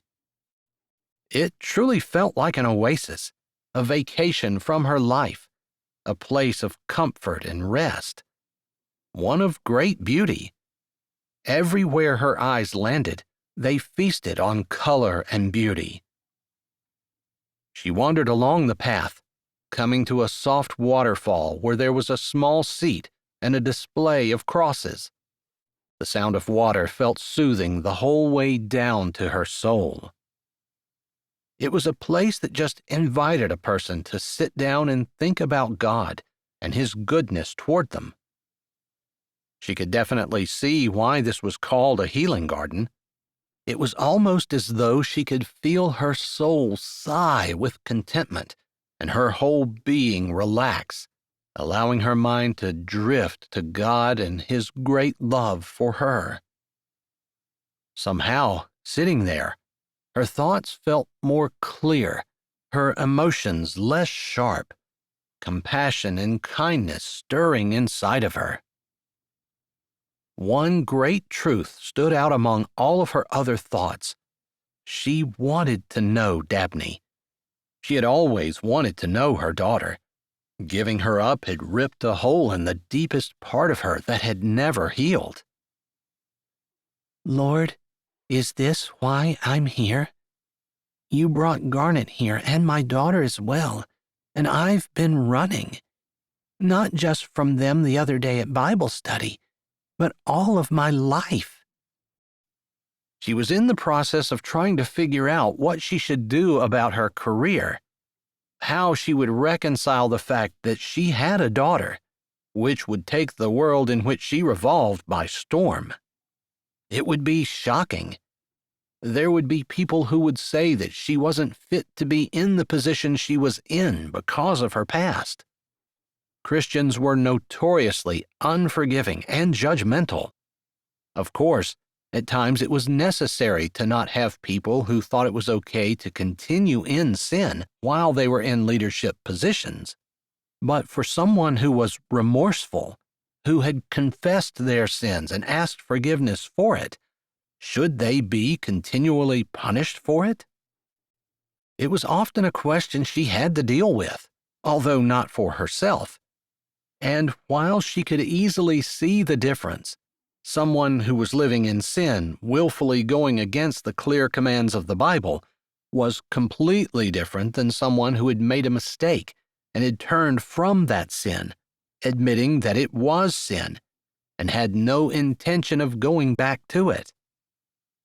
But would anyone want to listen to someone like her, someone who had such a massive mistake in their past? She would lose credibility, she would lose followers, and she wouldn't be nearly as valuable a commodity to Zebedee, because while she figured that part of his offer was because he admired her and appreciated her writings, she didn't delude herself into thinking that the money and popularity she would bring to the table wasn't part of why he had asked her. "Do you mind if I sit down?" The question startled her so much she actually started to get up from the seat, turning toward the voice with her hand going to her throat. The voice was different, deeper, more mature than what she remembered. But the kindness in his eyes was the same. It was Garnet. She almost didn't need to look to know. She rose, maybe because sitting while he stood made her feel like she was at a disadvantage, but she needed this meeting, this, hopefully not confrontation, but a discussion with him. I guess since I didn't go search for it myself, Lord, you brought it to me. She smiled at the thought, even as she held out her hand. Garnet, it's been a long time. He eyed her hand, and maybe there was a bit of hurt in his eyes. At one point, they would have casually embraced, bumped shoulders, and grinned at each other. They had been best friends, after all, and had known each other better than anyone else in the world. That was before. Finally, he lifted his hand, sliding it into hers, gripping and shaking. She wasn't sure why that made her breath catch in her throat, and why she had to keep her eyes from widening and work to not stare at where their hands were clasped between them. Their hands remained clasped between them as they slowly stopped shaking. For the life of her, Mertie couldn't think of anything to say, which was odd considering how many different situations she'd been in, how many different people she'd spoken with, how many people had brought their problems and questions to her, and she had calmly and rationally listened and answered. And now, her entire mind was blank, her mouth dry, with no words, no ideas forming in her head. All she could do was stare into the eyes of the man who used to be her best friend, who knew her deepest, darkest secret, at least part of it, and who had kept it faithfully all these years. He hadn't judged her, hadn't told her what a terrible person she was, hadn't given her any grief at all, hadn't even tried to contact her. She hadn't realized until that very moment how much she owed him. "You've changed so much," he said, still staring at her, still gently holding her hand cradled in his. His words snapped her out of whatever daze she'd been in, and she practically yanked her hand back away from his, jerking her eyes away and turning toward the water, wrapping her arms around her waist as though in protection. "I'm still the same girl," she said softly, knowing that if he had said "you haven't changed much," she would have argued with him about that too. She just didn't want to agree with him right now, which was crazy, because she needed to talk. As she stared at the water, words came out of her mouth. "Do you have a few minutes?" "I have as much time as you want." She shivered. Of course, Garnet had always been like that. Whatever she needed, he would be there to help her with. He would give her whatever he could, as much as he could, anything she needed, up to and including raising her child. Although that was not what she had asked. She supposed that was just one more thing they needed to talk about. "You can sit down." It wasn't a command, but it was a strongly worded suggestion. She always thought better on her feet. She would pace, move back and forth, the movement of her body allowing her to think. But she needed him to be beneath her. She hated that thought, but she supposed being on her feet while he sat gave her an advantage. He didn't argue. He took 2 steps to the bench, sat, setting the book and notebook that he'd been carrying on it along with his pen, stretched his legs out before him, and fixed her with his serious, intelligent gaze. Compassion oozed out of every pore, but there was something else, something elemental and manly that made it so that it was hard for her to take her eyes off him. She took a deep breath, wondering if she should offer to allow him to go first. After all, he was the one who had found her. "Did you know I was here?" she asked, turning to him with the idea that maybe he had deliberately come here because he had wanted to talk to her. Maybe this wasn't about her leading up the conversation. "Here in Raspberry Ridge? Yes, I recognized you immediately. You've changed." The second time he'd told her she'd changed. She wasn't getting the impression that he thought the changes were good. The idea that she even wanted to ask probably showed exactly how flabbergasted he had her. Other people's opinions of her hadn't mattered for a really long time.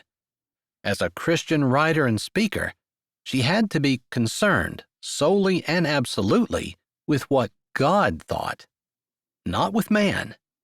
Yet here she was, wondering why he thought her changes were bad, if the vibe she was getting was accurate. No, here. She spread her arm around, indicating the healing garden. No, I came here to study for Sunday's sermon. There's no office in the church, just a big open area in the sanctuary, a big open area for the basement and fellowship hall below. It's as private as it is here. He blew out a little puff of air. She jerked her head, then figured she might as well ask. Where would you like to start? Our conversation? He asked immediately, his brows going up as though he wasn't quite on her wavelength. Before, when they'd been friends, they could finish each other's sentences, and even if they didn't think the same, he knew her well enough to know exactly what she was thinking. She had known him the same way. It was part of the draw for her. He wasn't the same as her. She knew he would be thinking something else, something deeper, something she hadn't seen. And while they hadn't talked about it a lot, since they were just children, and in their early teens, he appreciated the same about her. They were opposites, and pretty much in every area. But through circumstance, being the only children their age in the entire town of Raspberry Ridge, they'd grown close and had learned to appreciate their differences, even exploit them at times. They balanced each other perfectly. She shook those thoughts away. Yes, our conversation. Would you like to start? You're the one who said you wanted to talk to me. He didn't say he didn't have anything to say. He just pointed out that the reason he had sat down on the bench was because she had invited him to do so, and she said she wanted to talk. She couldn't be cold and aloof, not when the first thing that she wanted to know came to her lips. How is she?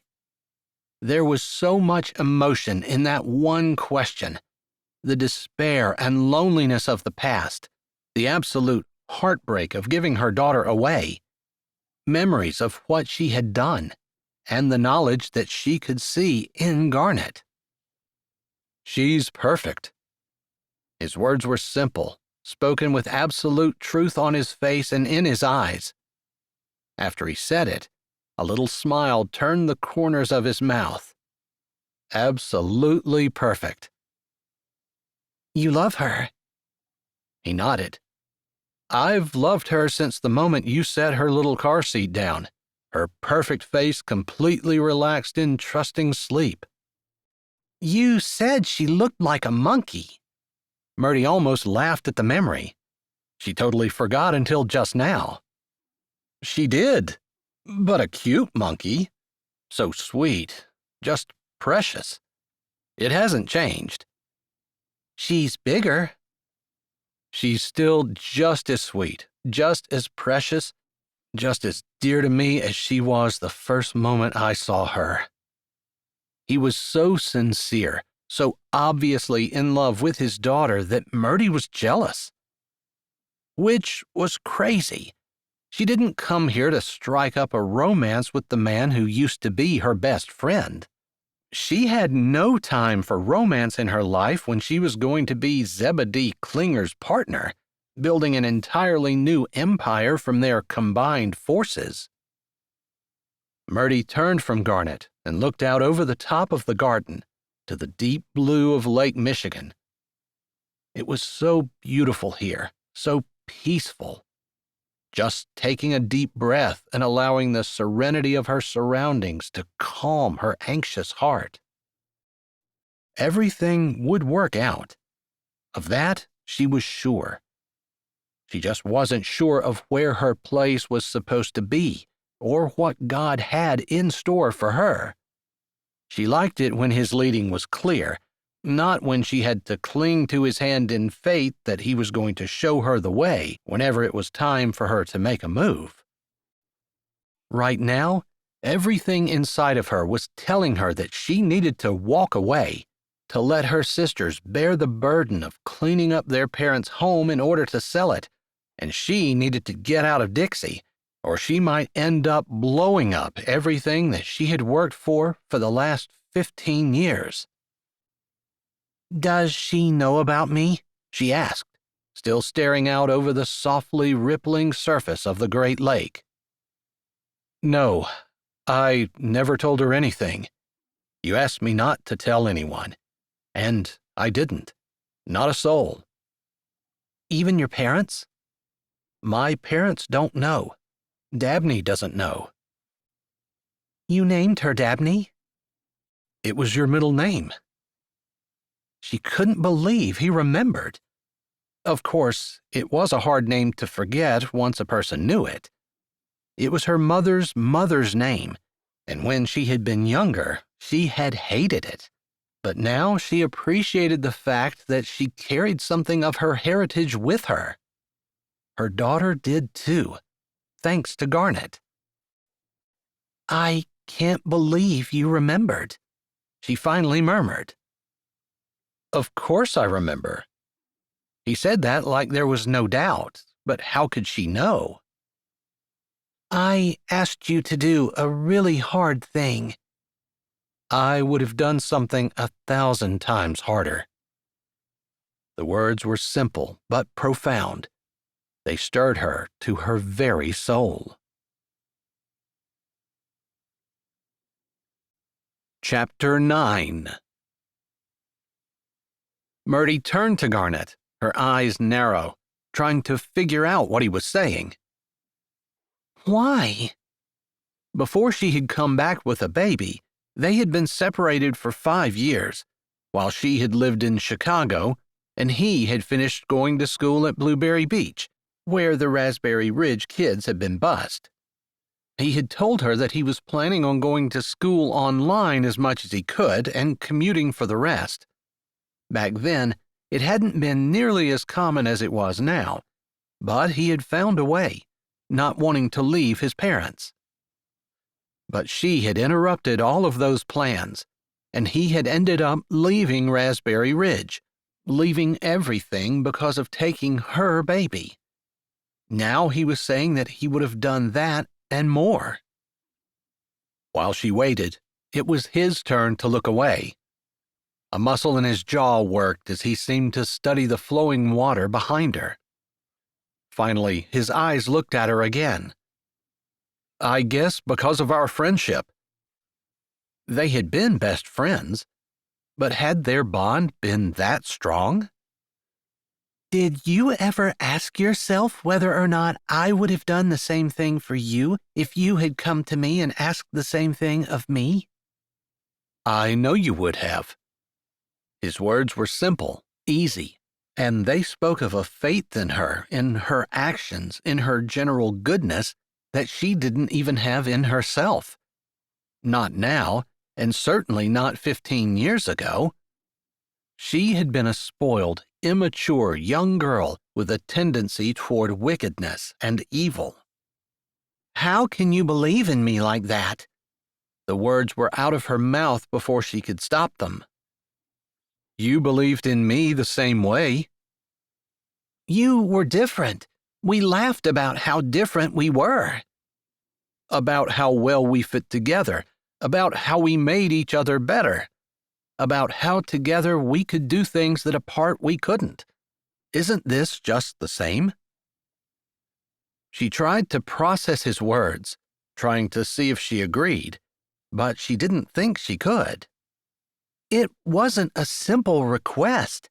I asked you to change your life, just like that. Yeah. She'd actually asked him to find someone who would adopt her baby. She hadn't come thinking that it was going to be him taking care of her daughter. She had wanted him to take care of the details, so no one could trace the baby back to her. I just asked you to take care of her, see to her until she was adopted. That's what I did. You adopted her. Yes, a sealed adoption. She hadn't known. He had taken care of everything, and she had done what he said, trusting him implicitly while working on cleaning up the mess she made of her life. You never told me about the father." He spoke softly, his eyes meeting hers before they went down, resting on his hands, which were clasped between his legs with his forearms resting in his lap. "I was ashamed." Maybe it was his posture, the humbleness he showed, the way she knew that he cared about her and loved her daughter as deeply as a human being could. Or maybe it was just because she truly was ashamed, but she took 2 steps over and sat down on the other end of the bench. There was plenty of room between them, but her back slumped and her eyes were cast down. It didn't even occur to her to look both ways to make sure no one else was listening before she started to speak. "I knew exactly what I wanted to do. I was at a Christian college, working toward becoming a Christian speaker and author. I was hoping to get a degree in journalism or something close so I could work for someone who was doing what I wanted to do, and eventually either work my way up or strike out on my own." College hadn't been what she thought it was going to be. "When I went to a Christian college, I thought I would be surrounded by Christians. But I was surrounded by people who said they were Christians. There's a difference." "I know." He nodded his head once, jerking his chin down, but she had no doubt that he knew exactly what she meant. People who said that they believed in Jesus but who had never repented, never turned away from their sins, never asked for forgiveness, who just kind of picked up Jesus like a person might pick up a suitcase as they were walking along with their life, never changing. A person can't have Jesus and not have a changed life. "I know, but at the time, I just saw these Christians, quote unquote, doing all these things that I had always thought were wrong, and seeming to have no remorse for them." I think that might be the most dangerous kind of people. People who think they received salvation, think they know Jesus, but have absolutely never shown a day of repentance, and have no concept of his holiness or the power he has to change a life. "Satan masquerades as an angel of light." She'd seen that a lot in her ministry, people being deceived. He sure does. He deceives us in a lot of different ways. "I was definitely deceived. I said no the first few times my new friends asked me to go out with them, but college was harder than I thought it was going to be, and after midterms, where I got the very first F I'd ever gotten in my life, I agreed to go out. I was thinking of quitting." That's not you at all. You're not a quitter. He knew her. She didn't quit, no matter how hard it got. That reminded her of the day they climbed the bluffs together. She couldn't remember whose idea it was, but he had gotten about 4 feet up and decided it was too dangerous, and he would rather be alive and live the rest of his life having never scaled the bluffs than get halfway up, lose his grip, and have his parents planning his funeral. He had been wise. She had refused to quit. "Remember the time you made it to the top of the bluffs?" "I remember you standing below me, and I knew that if I fell, you would be there to catch me or die with me." "You would have smashed me when you hit me." "I know. I was so selfish. But as soon as you saw that I had almost made it to the top, you ran around and were there to offer me your hand as I came up over the edge." You wouldn't quit. I had never realized until that day that you truly wouldn't quit. "I was stupid. Why didn't you tell me how stupid I was?" "I think I might have." She laughed. "I was just too stupid to listen, to actually hear what you were saying. But you were scared." I was. Sometimes fear keeps us from doing stupid things. "I was scared, but my no-quit personality pushed me to the top." What's wrong with me? I think you channeled that part of your personality into the right areas. It helped you become successful. She'd become successful in the world's eyes, true, but she'd given up her daughter in the process. So you went out with friends? He asked, going back to the subject they were talking about, but leaving the question open-ended so she could fill in the details she wanted to. It was a one-night stand. Everyone was doing it. There was no closeness, no knowing him at all. It was something you did with whoever you spent the evening with. It wasn't even considered a walk of shame anymore when you woke up in some stranger's bed, sober but hungover, and gathered your things up, maybe even took a shower in his room before you ate breakfast together. Or maybe not, depending on how you felt, I suppose, and then back to your life with no strings attached. This is honestly not even a little appealing to me. It's not. It's like we've become like animals. As humans, we have the ability to think and be better, but a cow will hook up with any bull available, spend her heat cycle with whatever bull is in the pasture with absolutely no concern for him when she's done with him, nor him for her.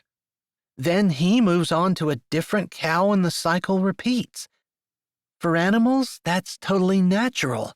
But as a human, I don't really want to be on the level of an animal. We think we're so sophisticated, getting rid of our puritanical views and being sexually liberated. But in reality, we've lowered ourselves and become animals. It makes me sick to think about it. I'm sorry.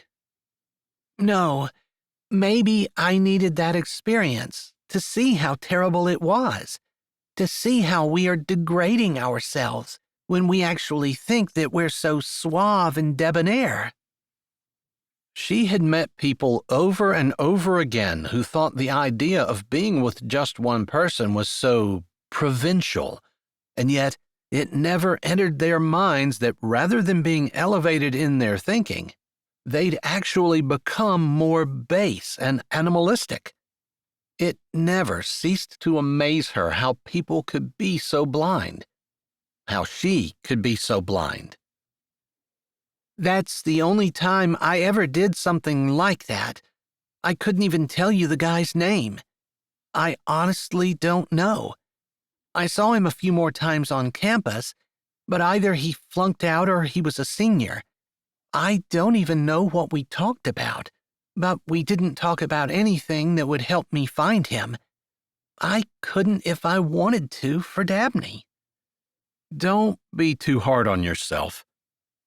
No, I really haven't done well by her, and I suppose maybe that's why the Lord has me here, because I didn't realize that until just now.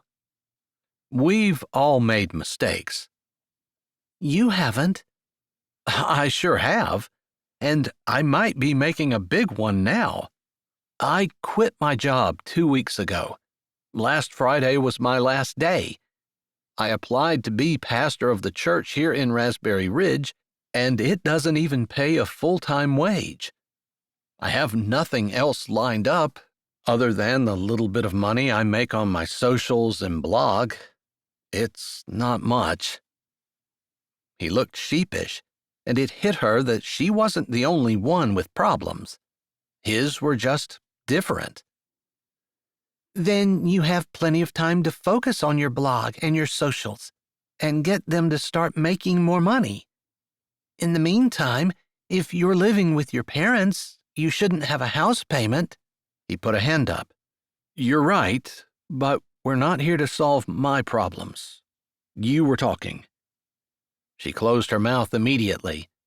There she went, trying to tell him what to do, running his issues over in her head and coming up with solutions for him, while shoving her own problems aside. But Garnet would not allow her to. He never had. Sorry, she said, looking back down at her hands folded in her lap. Maybe you haven't changed as much as I thought you had, he said, and she heard humor in his voice. She sighed and gave him a little smile. Unable to continue to sit still, she stood back up. So, you found out you were pregnant. Then what? That's it. I found out I was pregnant. It shocked me to pieces, and I was a little angry at God for a while. I mess up once and I get caught. It was frustrating when I saw other Christians around me who were sleeping around and doing what they wanted, while their ministries flourished and the professors loved them. Anyway, I started wearing big, baggy clothes. I was able to hide my pregnancy through the end of the next semester, and then not that many people knew that I came up here and stayed with Pastor and Mrs. Calvin that summer. They helped me hide it. I wondered why I heard you were up here, but I barely saw you that summer. I felt like there was this huge chasm between us and I couldn't cross it. I'm sorry. It was all my fault. Mrs. Calvin got me a job online, which, back then, was rather rare. But I was able to work for several pastors out in the Midwest who wanted their sermons organized into a book. I spent the summer doing that. I didn't make as much as I could have made if I'd been working even at a fast food restaurant, but I made something. And most importantly to me, no one found out about my pregnancy. Did you go to the hospital to have her? He lifted his shoulder. I'd always wondered how. I hated to think of you alone, scared, and in pain. It's one of my regrets. If I would have known, I'd have been there. That was sweet of him to say, but she shook her head. It had nothing to do with you. You didn't need to be there. There was something in his gaze, something in the way he moved his eyes, the way his hand clenched and unclenched, the way he looked away, that made her feel like he didn't agree, but he didn't say anything. Mrs. Calvin had a sister who was a midwife. It wasn't ideal, but when I went into labor and refused to go to the hospital, she called her, and she walked us through it. Thankfully, from what I understand, it was an easy birth. That was not what she wanted to say. She remembered the fear, the pain, the worry that her daughter would die, and the horror that there was a small part of her that hoped she would, because the problem would be gone. She hated that part of herself, was embarrassed to even think it, and would never, ever admit that, but maybe that was part of the reason that she had worked so hard trying to become everything she could for the Lord. Not because she felt like she had to earn her salvation. She was clear on that doctrine, but because she felt so terrible for the awful thoughts that she had about the innocent baby in her body. Garnet sat there, silent, not judging, waiting for her to say more, and the words slipped from her mouth. I never considered abortion, but there were times I hoped she died. She didn't want to say that. Why couldn't she just keep her mouth closed? Maybe it was because she was getting the feeling that Garnet gave her too much credit. She didn't deserve it. It would have solved your problems. I think that's a human thing, and it just shows you're human. Wicked and evil and sinful like the rest of us. With her mouth open, she stared at him. He stared back, totally unperturbed about her deepest, darkest confession. I don't think you mean that. I know I do. You didn't act on those thoughts. You wouldn't have. But you wouldn't have been human if you hadn't had that thought, that wish that would get you out of the trial you were in, if you hadn't gone through the scenarios that would have gotten you out of it. The thing is, you didn't dwell on those thoughts, but took them captive and got rid of them, feeling terrible that they were even there. He was right. That's what she had done. She knew those thoughts were sin. She knew she had to get them out of her brain, couldn't give them credence in any way, or she would end up being the kind of person she didn't want to be. You always looked at me and saw the best. Always, she said softly, the full weight of those memories coming back. He always saw the best in her. I just saw what was there, he said simply. Maybe that was true.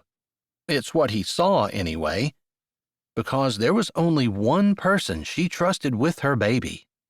Even Mrs. Kelvin, who had offered to help her, wasn't her first choice.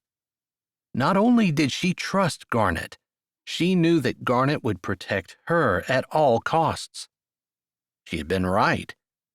He had made the ultimate sacrifice and given his life completely for the baby, making sure that nothing, not a whisper of her origin, had ever been breathed out loud, and Mertie had been able to back completely out of the picture. Because Garnet saw the best of her.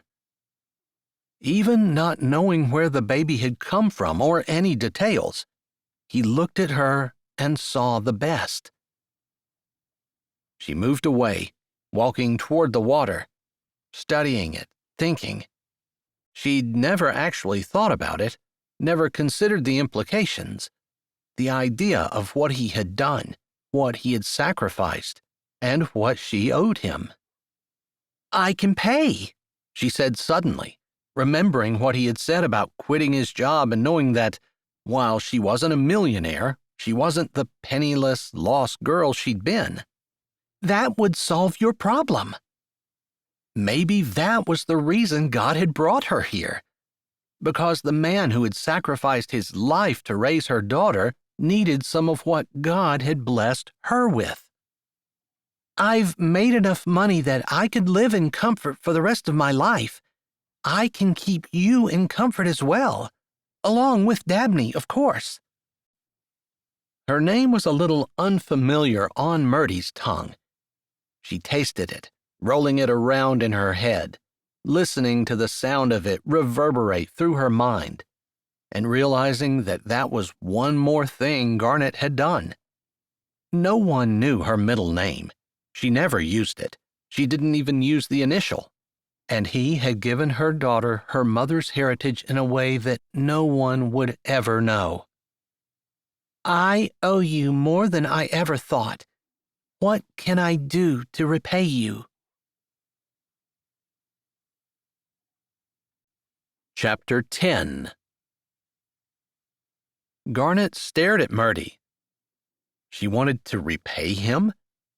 How did you repay a person for raising your child for you, for loving her like she was his own, for giving everything he had to make her childhood the best he could, all the while wishing Mertie was there to give him a hand? How could she think she could repay him for being a friend? No repayment. That was all he could think of to say. There were so many things jumbled around in his head.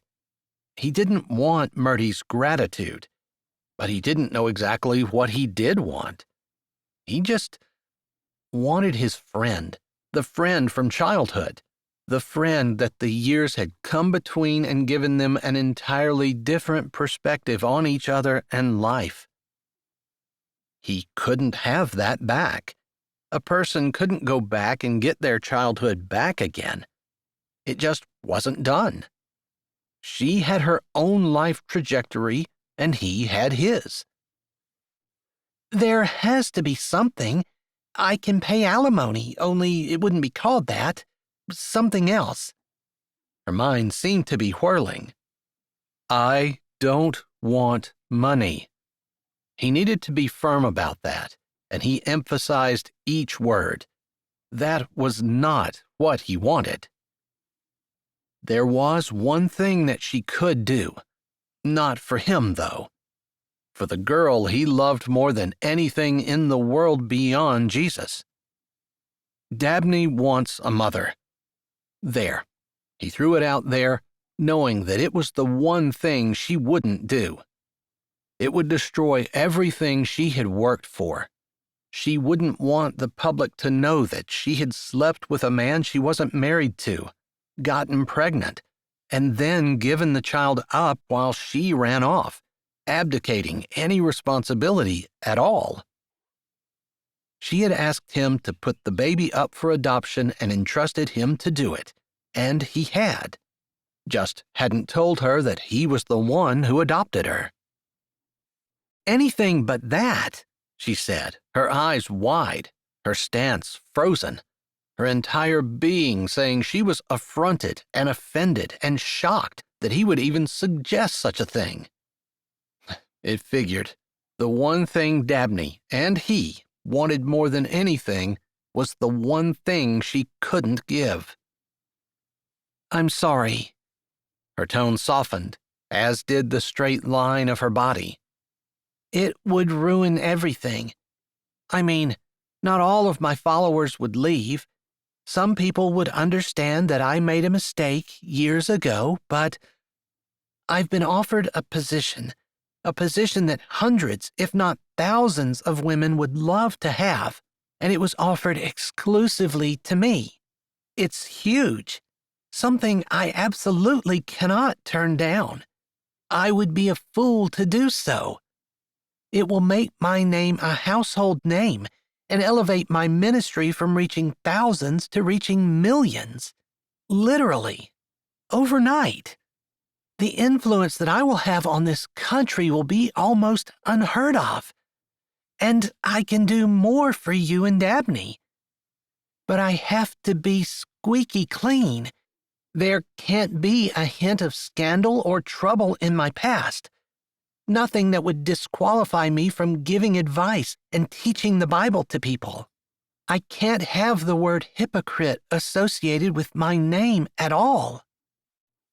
Garnet watched, meeting her eyes the entire time she spoke. When she finished, he looked down. Those last words, the idea of having hypocrite associated with her. Wasn't that what she was doing right now? By not coming forward, admitting that she had made a mistake, admitting that she had a daughter, admitting that she had given that daughter up for adoption. Wasn't trying to hide that, trying to pretend that none of that had ever happened. Wasn't that the very definition of being a hypocrite? He pressed his lips closed. Maybe, back when they were teenagers, back when they roamed the beach and the bluffs together, back when he knew her better than he knew himself, he might have pointed that out to her. But now? "I didn't have any experience with babies at all," he started. Not planning on saying anything, but the words just came to him. She was so tiny. I was scared I was going to break her. I had been shocked at how small she was. I'd never held a newborn before. "Oh, did you hold her?" he asked as his eyes slipped back to hers. She nodded. "She was 36 hours old when I appeared on your doorstep. I held her and changed her up until that point." I'd never fed a baby before in my life. That wasn't too hard. I figured it out. My mom helped me, but there were too many questions here. I had to leave. So I moved out the next day. "I'm so sorry." He shook his head. As far as he knew, she had been holed back up in Pastor Calvin's home until the end of the summer. He knew she had a job and she was working out of their home.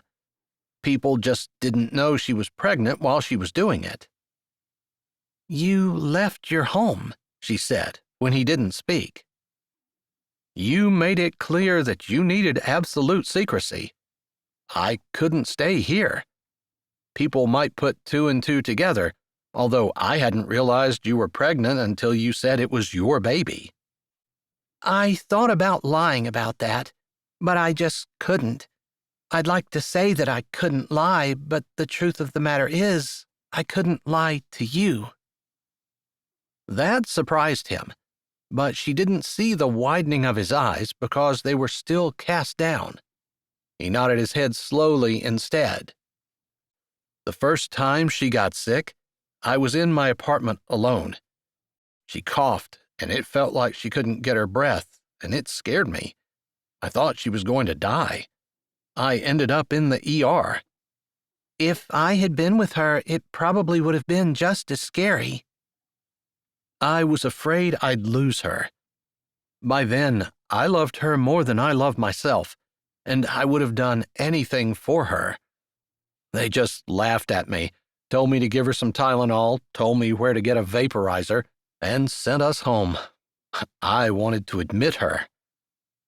When he looked up, Mertie was staring at him like she'd never seen that side of him.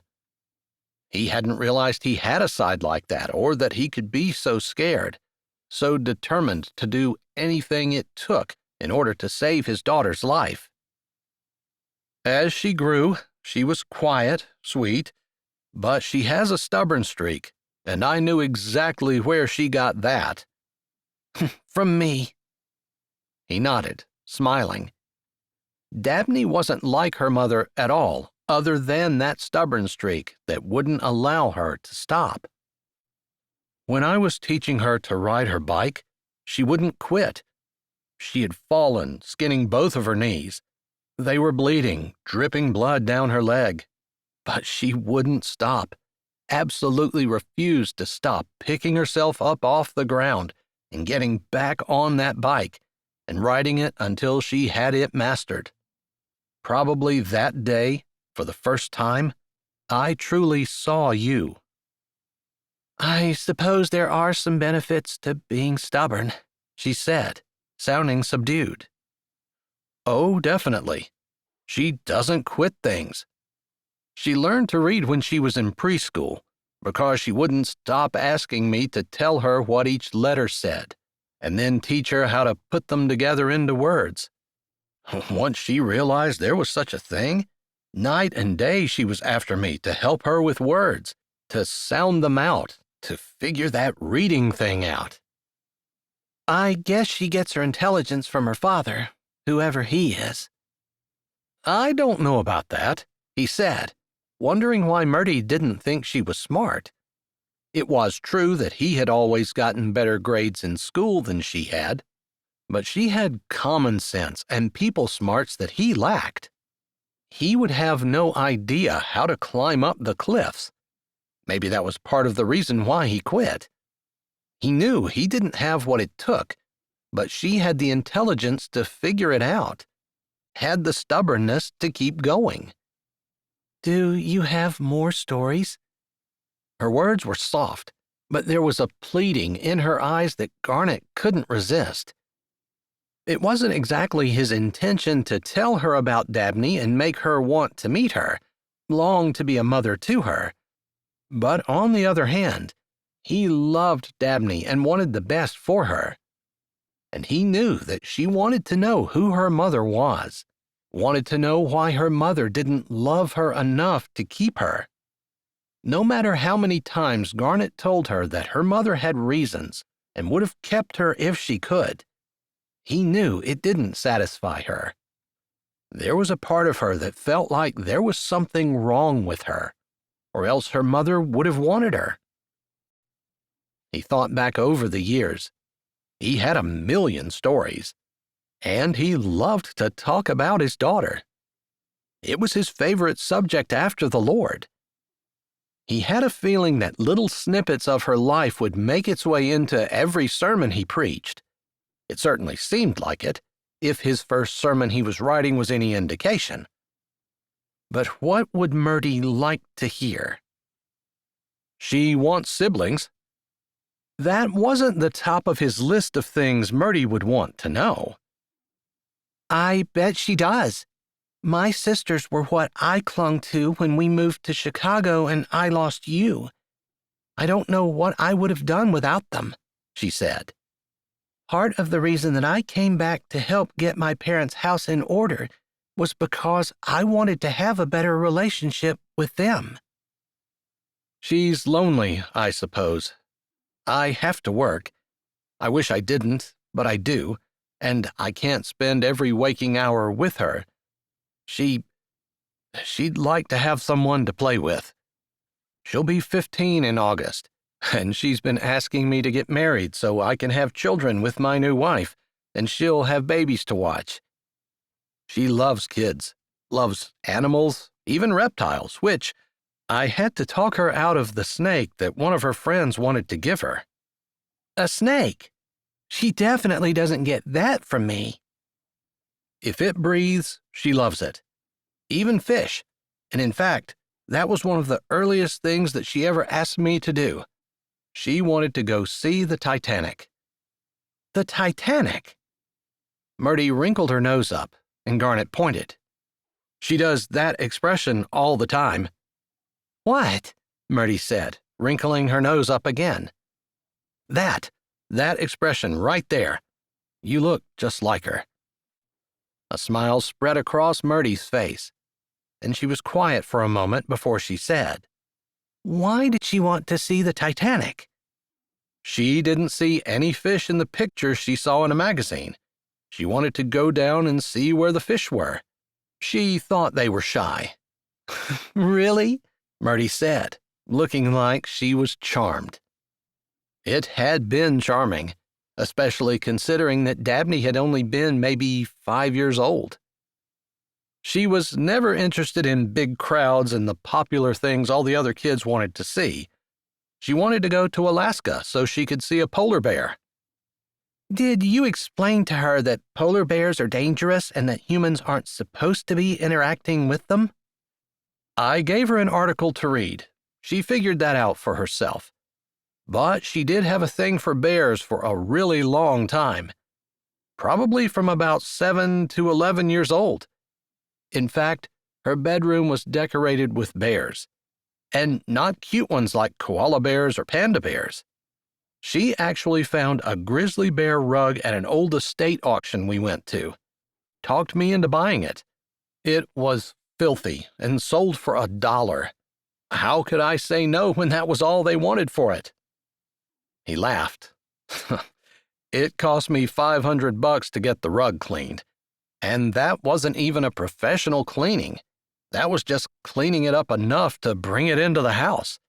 She hung it on her wall. On her wall? Mertie was totally impressed and aghast at the same time. That was the reaction of everyone who had heard about that.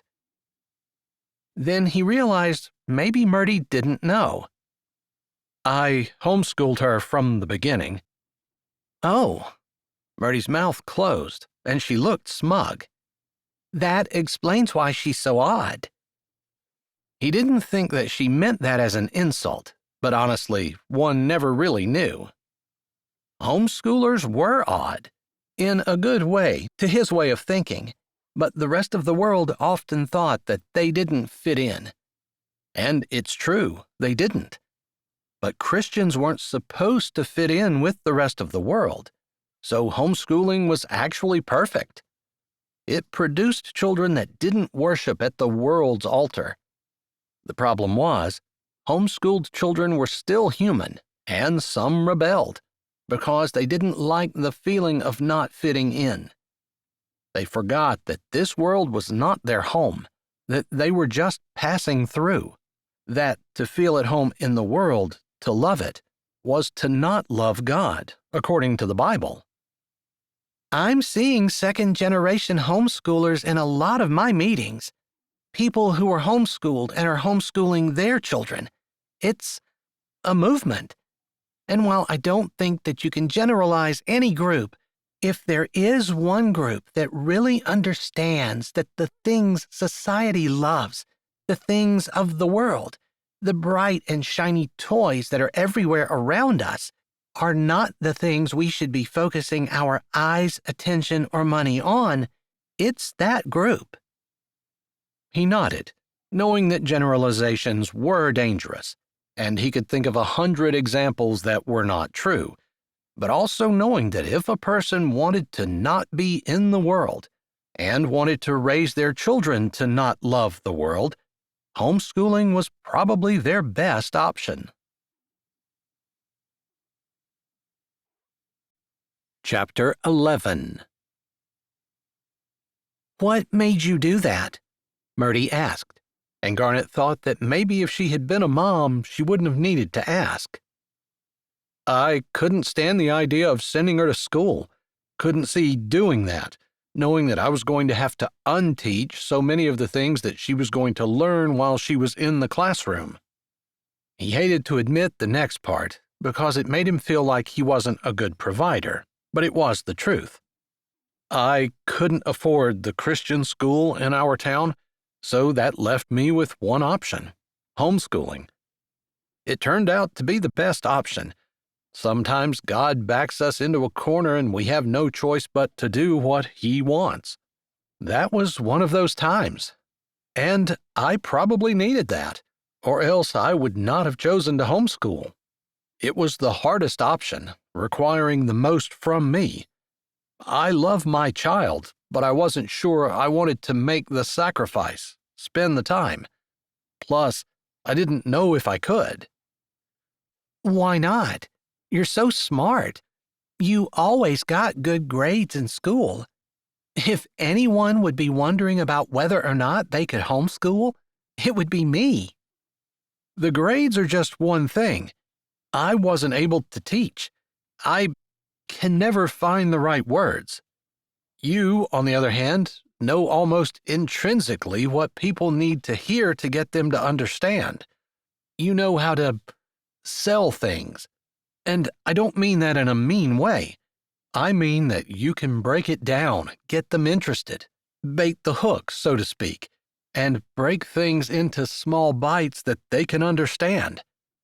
I just seem to dump everything in a disorganized way on someone's lap, and they leave shaking their head, frustrated because they're more confused after I talk to them than before. He laughed, and she laughed along with him, and somehow their shared laughter made the years fall away, and while he didn't feel as close to her as he used to, it didn't feel like there was this huge divide between them that he had felt at the beginning of the conversation. It felt like maybe they could get what they used to have back again. He caught himself in mid-thought. That wasn't the goal. He wasn't trying to get back what they used to have. He wasn't trying to build on that, wasn't trying to have a relationship with Mertie at all. He just wanted his daughter to know her mother. And there was a part of him that said that it would be good for Mertie to know her daughter. She sighed, looking off at the row of crosses to the right, testament to the son that Vera and Dominic had lost, and the other children who were buried in the graveyard by the church.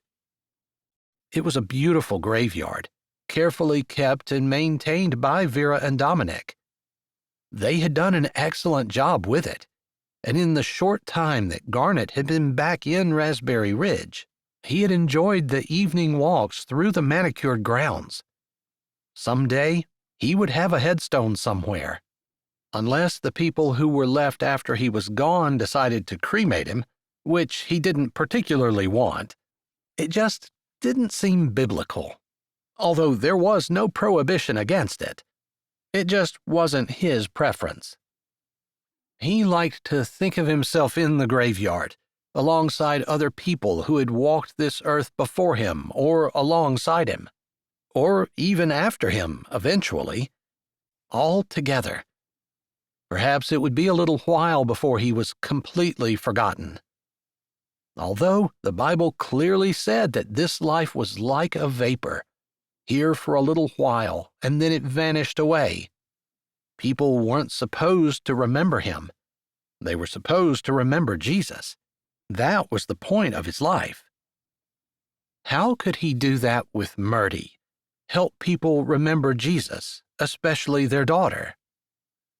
It made him sad to hear her say that she had a big, important offer that she didn't want to let go of. In his mind, that just screamed something that was not important, one of those red herrings that drew a Christian's attention away from what God actually wanted them to do and on to themselves, their success, their legacy, so to speak. But who was he to judge? He didn't know her heart, he only knew his. And it was toward Dabney, wanting the very best for her. It had always been toward Mertie, wanting the best for her, too. They sat in silence for a while, neither one of them saying anything, and Garnet thought that perhaps their conversation was over. He didn't mind sitting in silence beside her. They spent plenty of time in their youth studying together, reading together, and even watching TV and movies together. He had been as comfortable with her in silence as he was in conversation.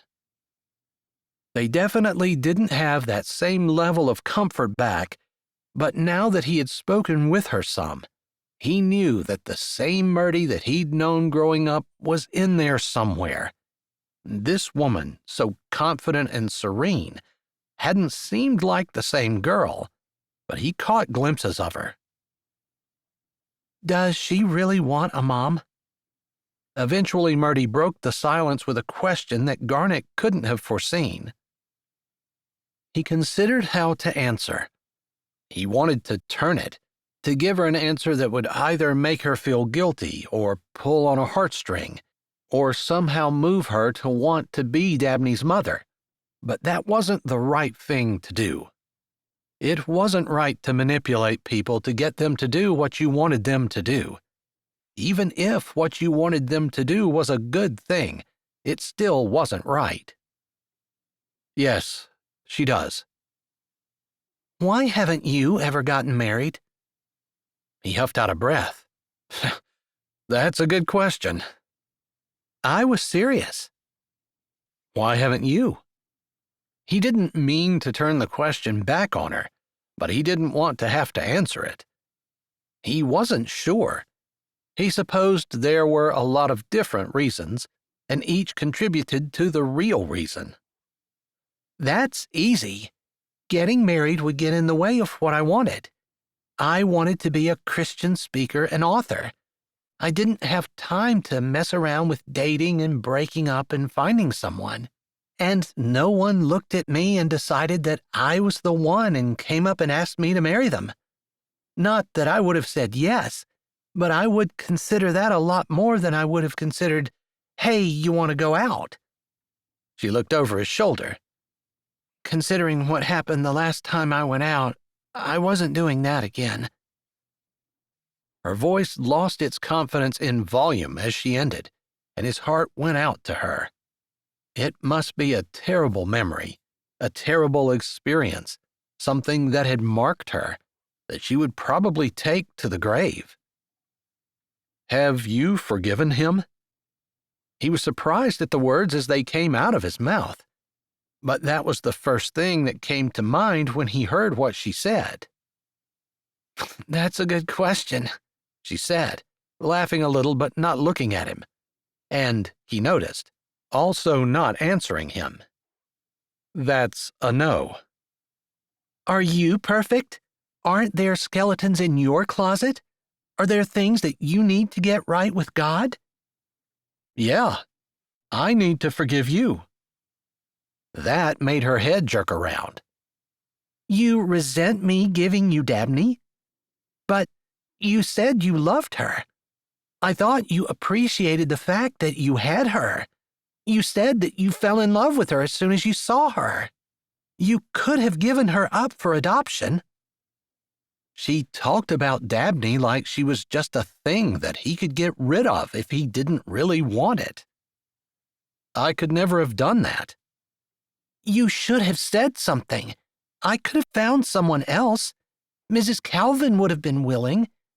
I just didn't know for sure that she would have my back. The way I knew for sure that you would. I never doubted you. And you had no reason to. I never said a word. He'd already said that, but it was true.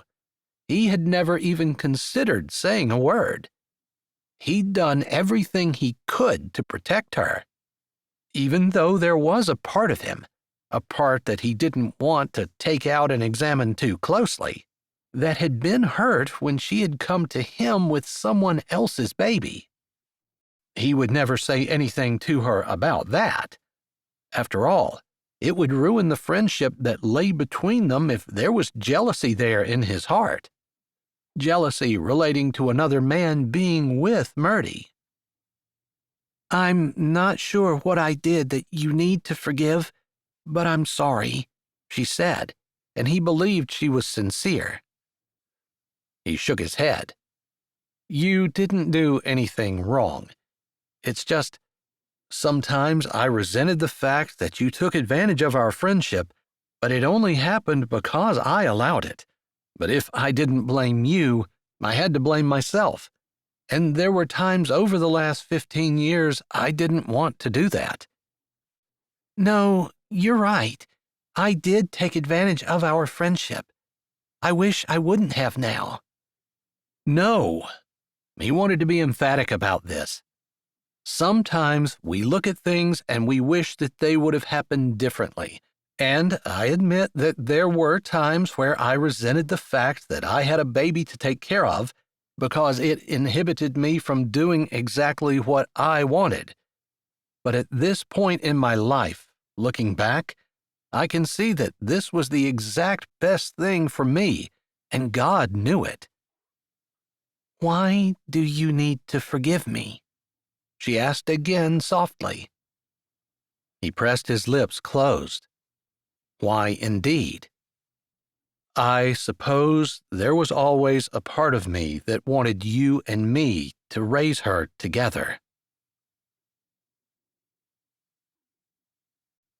Chapter 12.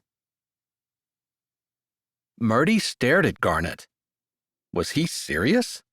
He had wished that they had been a family together? That was what he had to forgive her for? As she considered it, running it over in her mind, she supposed she could see his point of view. He was a single father and could have used a mother's help. I know right now you're probably thinking it's through the teenage stage, that change of life where she's asking me about menstruation and I had to walk in the store and try to figure out what feminine products to buy. And if I wasn't going to talk to her about it, someone else was going to have to, but I was going to have to talk to them before they could talk to her, and I didn't want to leave it up to just anyone. You were homeschooling. You couldn't just let the school do it. That made sense to her. No, I couldn't. If this conversation wasn't so serious, she would be smiling because his cheeks were turning pink underneath his tan. It was cute, except they were talking about her not being there to talk about all the womanly things that her daughter needed to know. They were talking about her leaving him to do it by himself. Except she didn't. She had asked him to put her up for adoption. Did you ever regret not putting her up for adoption? She asked, not wanting to rub in the fact that he had brought all of this on himself. Lots of times. I wonder what in the world I was thinking.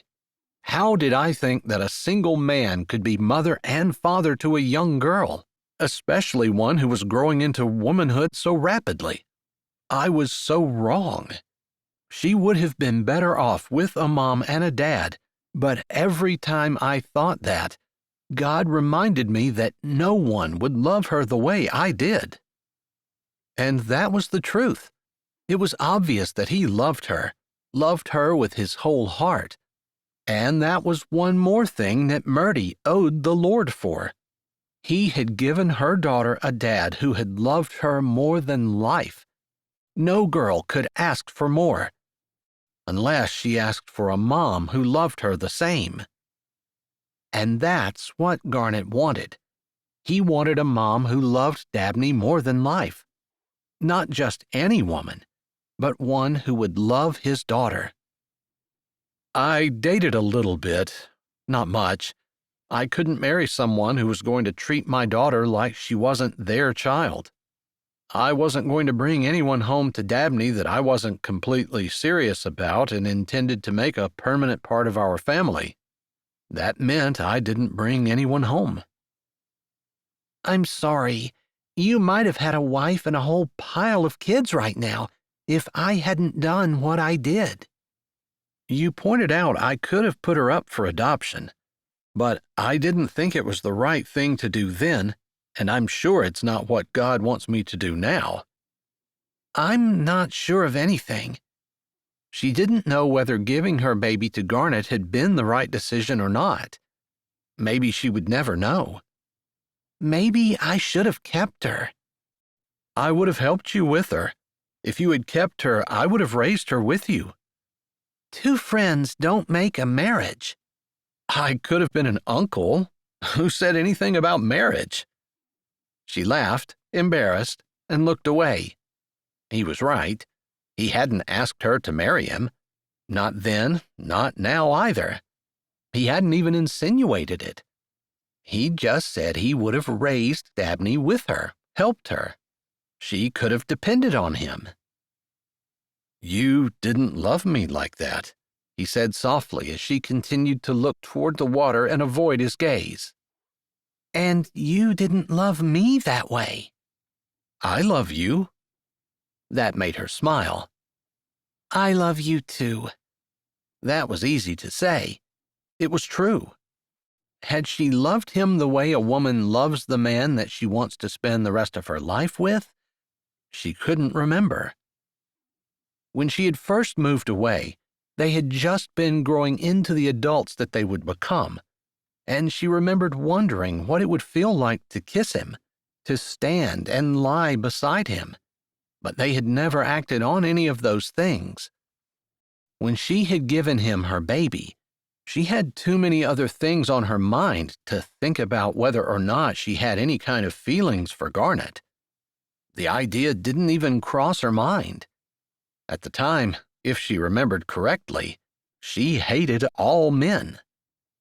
Stupidly, she figured now, since it was hardly that unnamed boy's fault that she had agreed to have a one-night stand with him. She had known exactly what she was getting herself into, and she hadn't tried to get herself out of it. She had thought that everyone else was doing it and that she might as well too. The last time she ever thought that. But all that was water under the bridge. Do you think that God brought me here so I can meet you, see Dabney, and, I don't know, get to know her some? Maybe. Is that what you think? You're the pastor. You're the Christian speaker. You write books on these things. What do your books say? My books just point people to the Bible, but that doesn't have an answer to this question. Doesn't it? Or maybe we don't want to look for that. What do you mean? The Bible has the answer to all of life's questions. We just sometimes don't want to know what the answers are. We don't like them. We dismiss them. They don't suit our narrative or our enlightened views of what society should be. But in reality, man has been doing that since the beginning of time, rejecting what God says, trying to do things our own way. We're like Cain, giving vegetables as a sacrifice rather than what God ordained. Exactly. Even the first children couldn't just do what God said. They thought they had a better way. We think we're different. We think we really do have a better way. We know more now. Science tells us so, she said, sarcasm heavy in her voice. Science changes constantly. We make new discoveries, realize things that we thought we knew aren't as right as what we thought they were. You found that pattern too? She asked with a small laugh. You'd think it would help me believe the Bible more, but so many times I want to shake my head and say, God didn't really mean that. He meant most of the other things in here, but not that. Or maybe I just skim over it entirely and pretend it's not there. If I pretend I don't see it and pretend I don't know about it, then I don't have to obey. Or I remain ignorant of it all and let someone else tell me what they think the Bible says, only they're making up whatever to suit their agenda, and now I'm like one of those sheep who have gone astray, listening to someone other than God and allowing them to tell me what to do. It sounds like we both run into this. You have more of a ministry than I have, though. I just related it to even in our homeschool groups. People scoff when you try to live the way God wants you to. They were quiet for a moment, and then he said, "It looks like we've taken different paths but arrived at the same place." She paused a moment to process his words, but then she thought she understood what he was saying. Their lives had certainly been different, but they agreed on the fundamental principles, the basic principles that govern everyone's lives, and they both agreed that they came from the Bible. Interesting how the Lord worked things out that way sometimes, she said softly, wondering what else God had in store for her. He reunited her with her best friend from childhood, showed her her daughter, and gave her the offer of a lifetime, all within the space of a week. She knew what she needed to say. It had become clear as they spoke. God's been doing so much in my life lately. I'm a little overwhelmed. I'm also not sure what direction to go, but I do know for sure that I'd like to know Dabney. As her mother? There was no doubt that there was hope in Garnet's eyes, and she hated to squelch it, but she didn't know about that. Once the secret is out, we can't ever put it back. Is that how you want to continue to live? She thought that he might have been pushing her, but then he added, "I'm truly asking. You lived your life that way so far. Surely there must always be a part of you that's afraid that the secret is going to come out and that everything you've built will be destroyed, especially if it comes out the wrong way.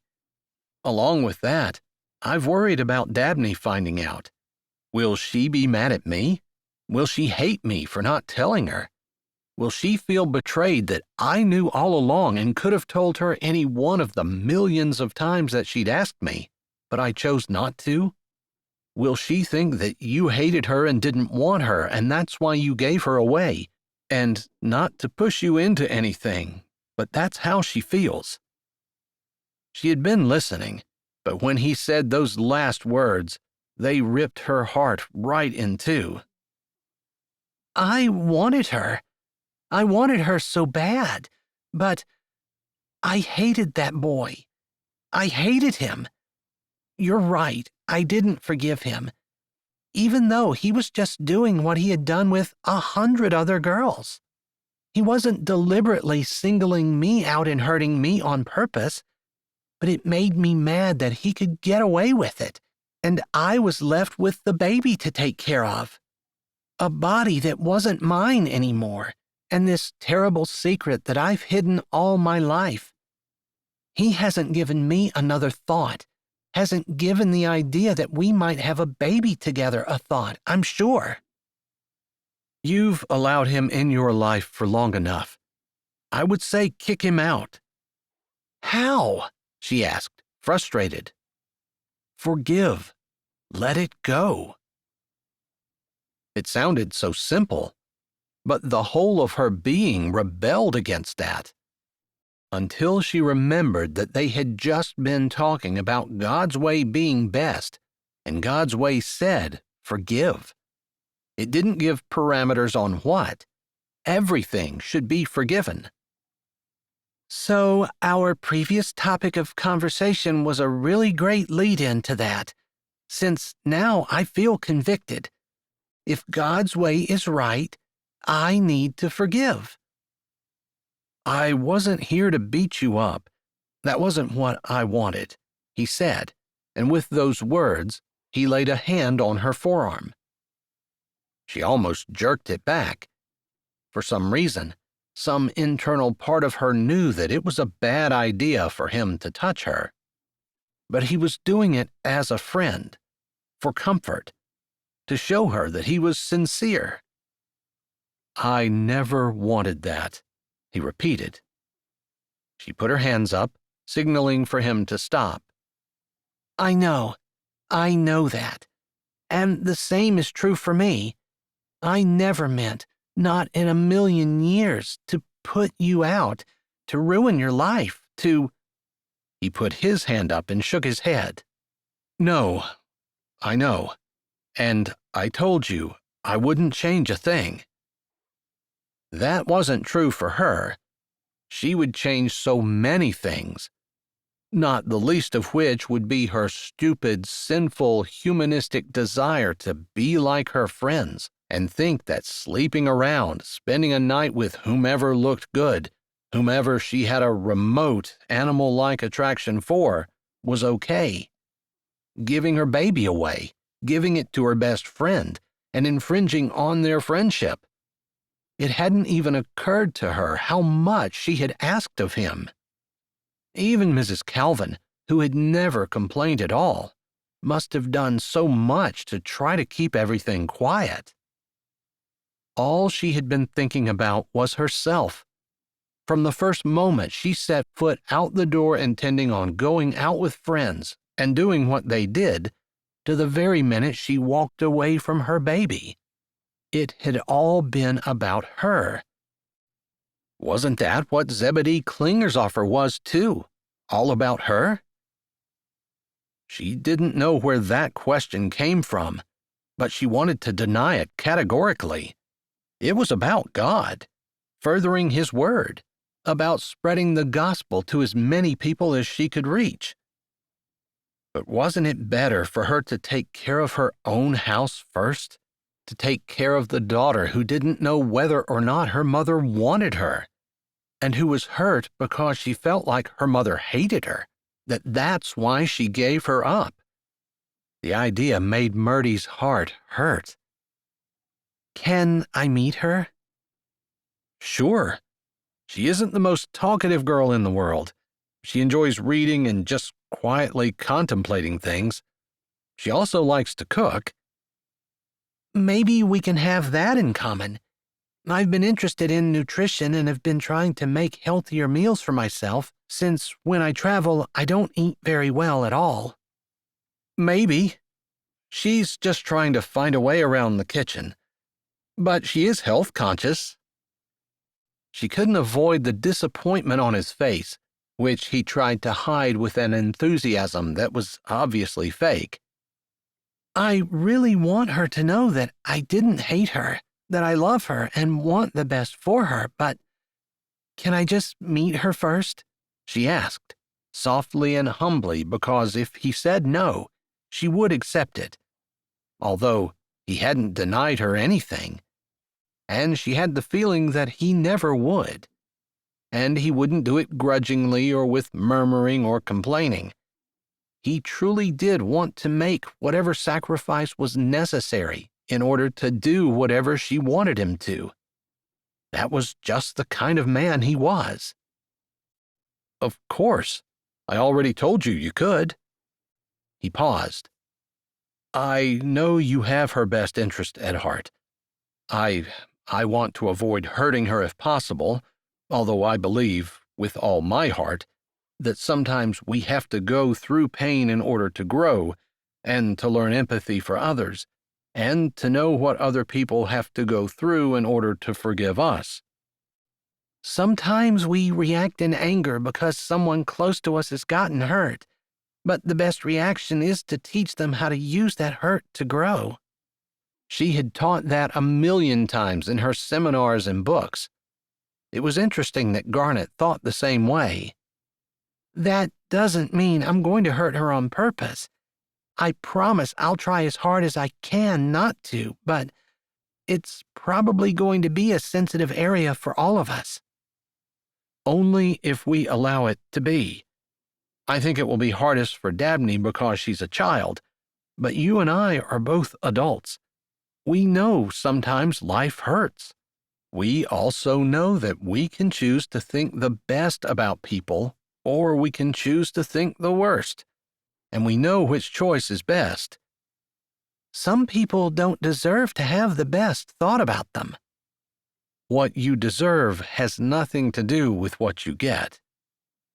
He was right about that. So right. If she got what she deserved, she certainly wouldn't have a profitable speaking and writing career where she got to live for Jesus every single day and point people to him. "What do you think would be best?" she asked, wanting to allow him to lead them forward. After all, he was the one who knew Dabney best. Chapter 13. Can I think about that? Pray about it some? Garnet took a breath. I'm not putting you off, I promise. What I really want to do is run to get Dabney right now and introduce the two of you, but I'm pretty sure that that's not the right way. I agree, Mertie said easily, although there was a riot in her chest. She might have just opened up a can of worms that could never be closed.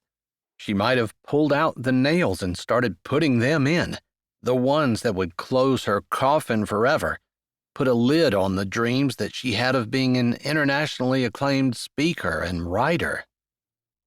She had always had big dreams, and she always went for them with all of her heart. But this was one time where she felt like God was leading her in a different direction. "I'm so glad that you stopped to talk to me. I was sure that God had offered me that position, and I had every intention of taking it. But after talking to you, maybe he was just dangling it out there as something to tempt me away from what I really needed to do." She gathered herself, pulling up her nerve and realizing she needed to be humble, because she was starting to get the impression that she had made a big mistake. "I'd like to get to know my daughter. How do you suggest we do it?" Then she added, as an afterthought, "If you think it would be okay." "I've been telling you I think it's okay. I think it will be wonderful. I know she's going to love you, and I know she wants a mom."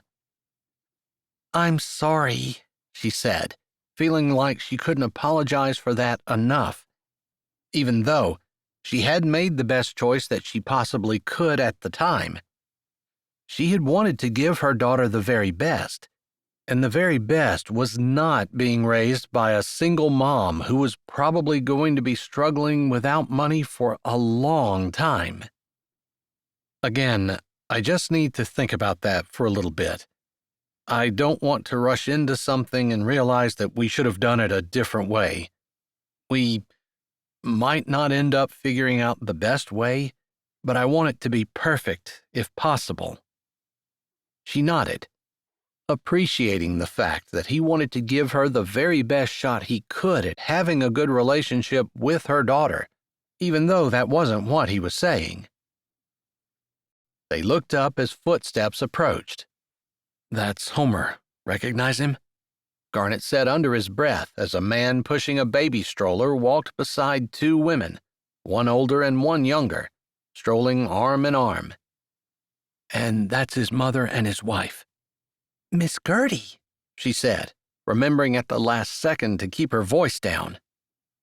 "The same, only she's dealing with early onset Alzheimer's, and she might not recognize you or even remember you."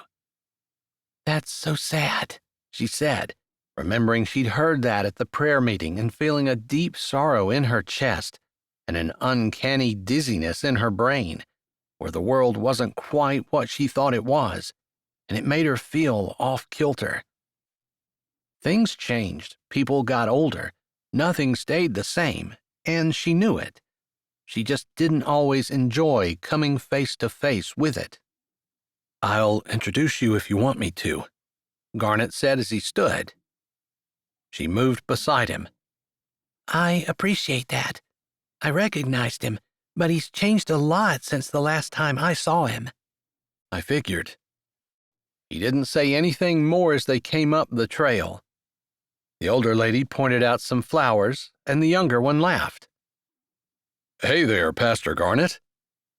It was so odd to hear them call Garnet Pastor that it took Mertie a moment to realize that they were talking to him. She felt something that was very much like pride go through her. Her best friend, pastor of the church. It was not totally unexpected. It definitely fit in with his personality, but she wouldn't have guessed. And she wished that they would have spent more time talking about it. What had made him decide to become a pastor? Why did he move back to Raspberry Ridge? Especially since he mentioned that they weren't going to be able to pay him enough for him to make a living, and he'd have to have another job. So many things that she wished they could have talked about. But instead, he had been typical Garnet, and they had focused on her and her problems. Garnet had always been like that, putting other people first and giving her a special place. One she really didn't deserve, but he'd always been such a good friend. Homer, you probably remember Mertie Jardine, one of the Jardine sisters who lived up on the hill. She's the oldest, and Amara is the youngest. Mertie smiled as he introduced her, giving points of reference and mentioning Amara, who Homer was probably familiar with since she'd been back in town for several weeks. I remember. It's good to see you, he said, holding his hand out and then indicating the two ladies beside him. You probably remember my mom, or at the very least you remember my mom's cookies. I sure do. It's good to see you again, Miss Gertie. Who's this? Miss Gertie said, not in an unkind way, just in a confused, I have no idea who this lady could be kind of way. She was a girl who grew up in town here, Homer said easily.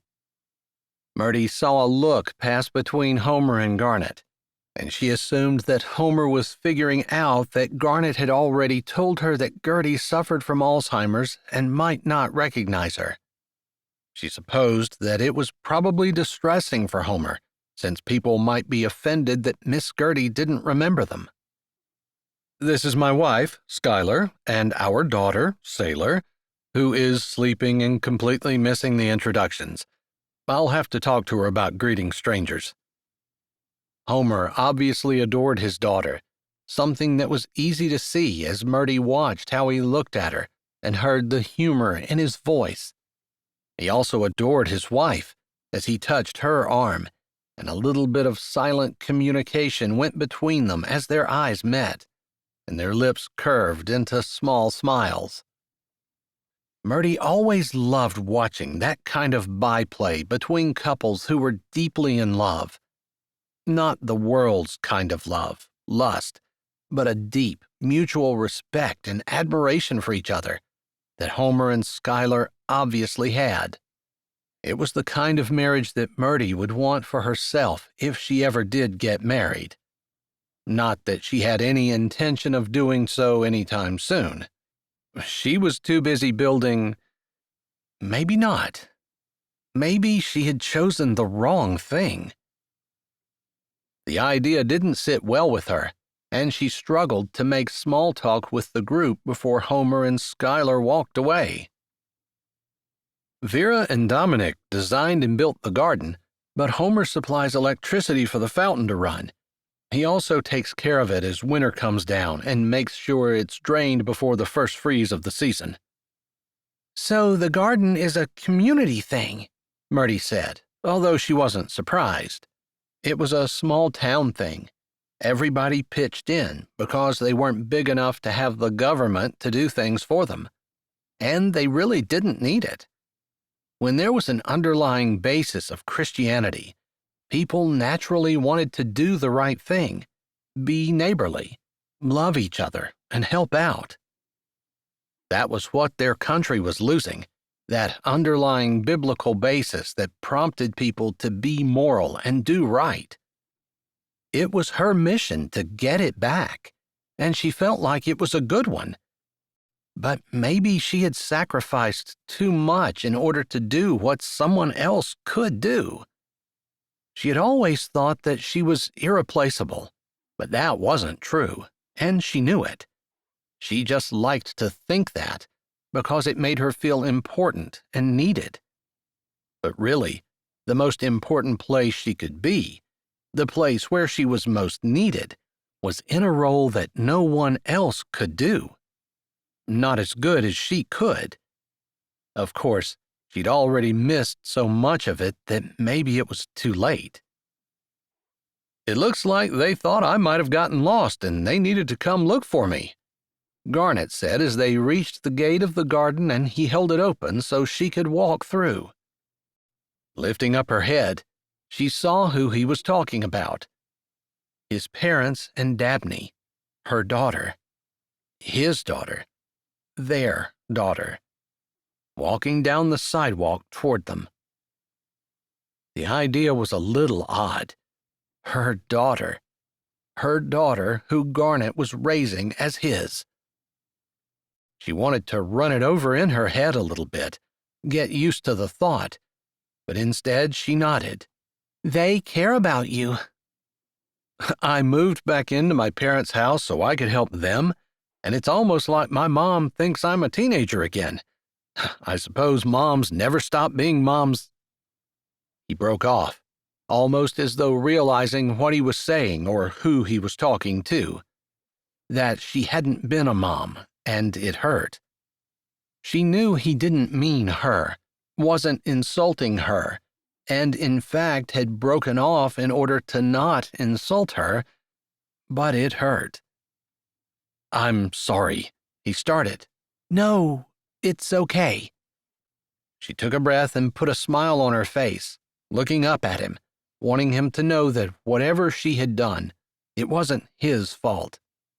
He had done nothing but support her, encourage her, and do whatever he could to take care of someone she loved very much, even if, looking back, her actions hadn't shown that.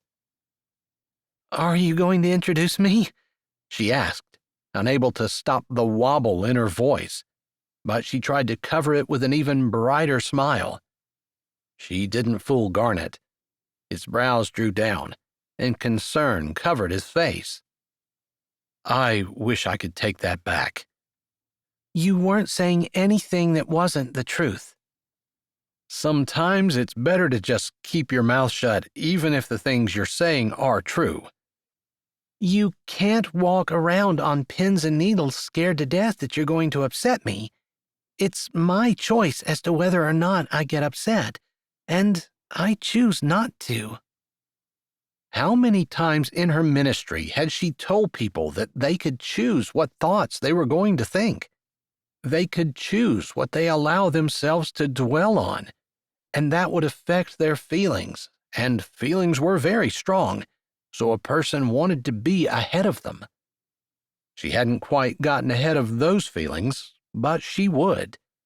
She wouldn't allow herself to wallow in self-pity, making the people around her scared to death to say anything that might offend or upset her. "Are you going to introduce me? I've seen our daughter, but I haven't been introduced." She thought about that short time on the porch where she attempted to go to Bible study but had left, sad. She wished she could take that back too. She had just been overwhelmed and blindsided. Of course. He turned, and they walked together until they met up with Dabney and his parents. "So this is what held you up," his mother said right away, beaming, but also concern on her face.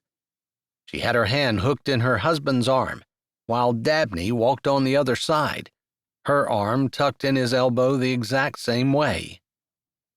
Mertie remembered that he had suffered a stroke, and perhaps he had trouble walking. There was no walker or cane in sight, just the ladies helping him. How sweet. I suppose I don't usually get distracted by a pretty lady, but it happened to me today. Garnet gave his mom a boyish grin that obviously evaporated any concern or worry she had. Actually, Mertie is an old friend. You probably remember her. We were practically joined at the hip from the time we were born until the time she moved to Chicago. "Mertie Jardine," his mom said, peering at her like her glasses were dirty and needed to be wiped. "Oh my goodness, you've grown into a real beauty. and I've heard that you have quite a ministry." "Thanks, and thanks again, I guess," Mertie said, wondering where her usual confidence and ability to make anyone feel at ease was. She felt terribly off kilter, and pretty much had all day. "I've really missed Raspberry Ridge. It's good to see it again." "And this is my dad, Rudy. He probably won't shake, since his stroke has not completely paralyzed his right side, but it's made it difficult for him to move." "I know, Mertie," the man said, his words slightly slurred and a little bit difficult to understand. "And I remember you, sir," Mertie said gently. And then her eyes went to Dabney. "This is my daughter, Dabney. She is the sparkle of the family." "Dad," Dabney said, rolling her eyes. "I like to read.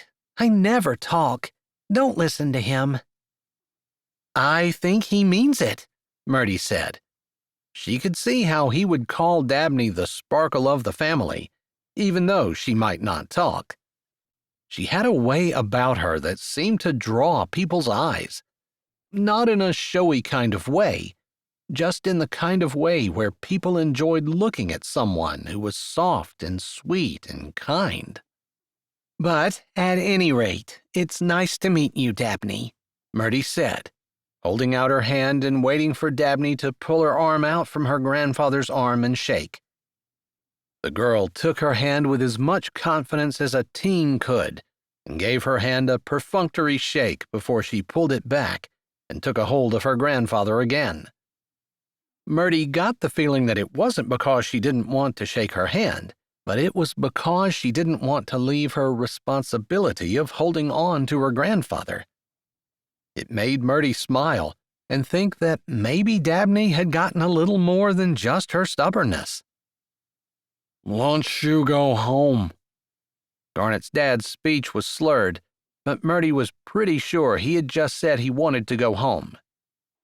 "All right, Rudy. It's been a pretty long walk, but now that we found Garnet, we can return with a peace of mind," his mother said, carefully nodding at Mertie before she and Dabney moved together to turn on the sidewalk.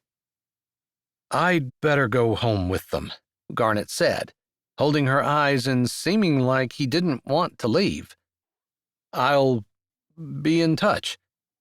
Not for the first time that afternoon, she had trouble pulling her eyes away. He seemed magnetic to her almost, a pull she wasn't used to from anyone, much less from the boy who used to be her best friend and who she still kind of thought of as a gangly teen. But he had grown into a responsible man, a fantastic father, and obviously a dutiful son, as well as a servant of the Lord and a pastor of God's word. Shepherd.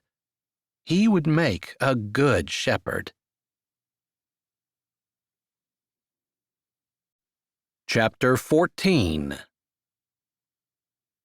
"Are you busy, Dad?" Garnet looked up from the porch swing where he had been absent-mindedly pushing with one foot, while the other leg was stretched out over the swing and his arm hung over the back.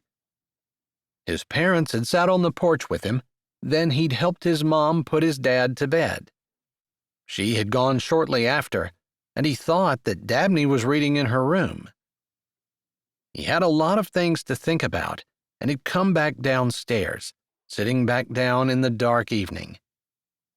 "Nope, come on out and sit with me," he invited, moving his leg down off the swing and shifting in case she wanted to sit beside him. She came out of the door, carefully keeping the screen door from slamming behind her, but chose to sit on the top step, her back against the pole, stretching one long leg out and facing him. He missed the days when she was young, running out and hopping on his lap, not thinking to assess whether or not he was busy before she did. While he appreciated this older, more considerate daughter, he missed the cuddles and sweet innocence that she was slowly growing out of. But he supposed that was the way life went. They didn't say anything for a bit, just listening to the chirping crickets and the distant echo of the waves breaking against the bottom of the bluffs. It depended on a lot of different factors whether they could hear the waves, but tonight they were quite clear. He waited for a while, able to tell from the way that she fidgeted that she had something on her mind. Maybe he should have waited for her to figure out how to say it, but he kind of thought that, as a dad, it might be his job to ease the way some. "Did you have something you wanted to talk to me about?" he asked, making his words sound easy and comfortable. Not like he was interrogating her or impatient. She was very sensitive to picking up cues, whether verbal or nonverbal. The woman we met today. It wasn't a question, but she stopped, so he prompted her. "Yeah?" He couldn't take a deep breath. She would hear him. So he closed his eyes and said a short prayer that God would help him have the right words. He wasn't going to have to think of how he needed to bring Mertie up to her. Dabney was going to ask him something about her and open up a conversation that could potentially be the opening he needed to start a dialogue about her mother. He wanted so much for his daughter and Mertie to have a great relationship. Just talking to Mertie today, he could see that she wanted to do the right thing. She wanted to make the right choices, and he had never doubted for a second that when she gave Dabney up for adoption, she thought she was doing the right thing. Maybe he had shoved aside the idea that the three of them could be a family.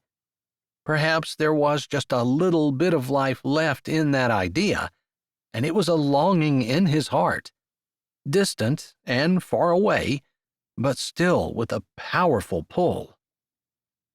She was the same woman who ran out of Bible study? Yeah. Is there something wrong? Dabney was very astute, but this was pretty impressive, even for her. Maybe it was the Lord who had put the idea in her head. "I think she has some choices to make, and while she's here in Raspberry Ridge to help her sisters, she is also here because God has some things He wants to show her." Because she wasn't listening where she was? Maybe. He lifted his shoulder, smiling internally. Dabney had listened to him more than what he thought she had. They were quiet for a bit, and then Garnet couldn't help but ask the question that had been on his mind the entire time. "What did you think about her?" It was a little game they played. Dabney started it, looking at women and saying why she wouldn't want them as a mother. It was interesting that most often she picked out the negative qualities, almost as though to make herself feel better. Garnet had noticed that, but hadn't known what to do about it. Dabney tilted her head and put a finger on her chin, as though she were thinking. She looks so buttoned up. Not like I always pictured my mom. Just like someone you would see on TV. A news anchor, maybe. Garnet had to snort, because that was Mertie. Always perfect, nothing out of place.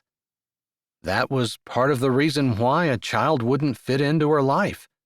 She didn't have a slot, not with the direction she was going.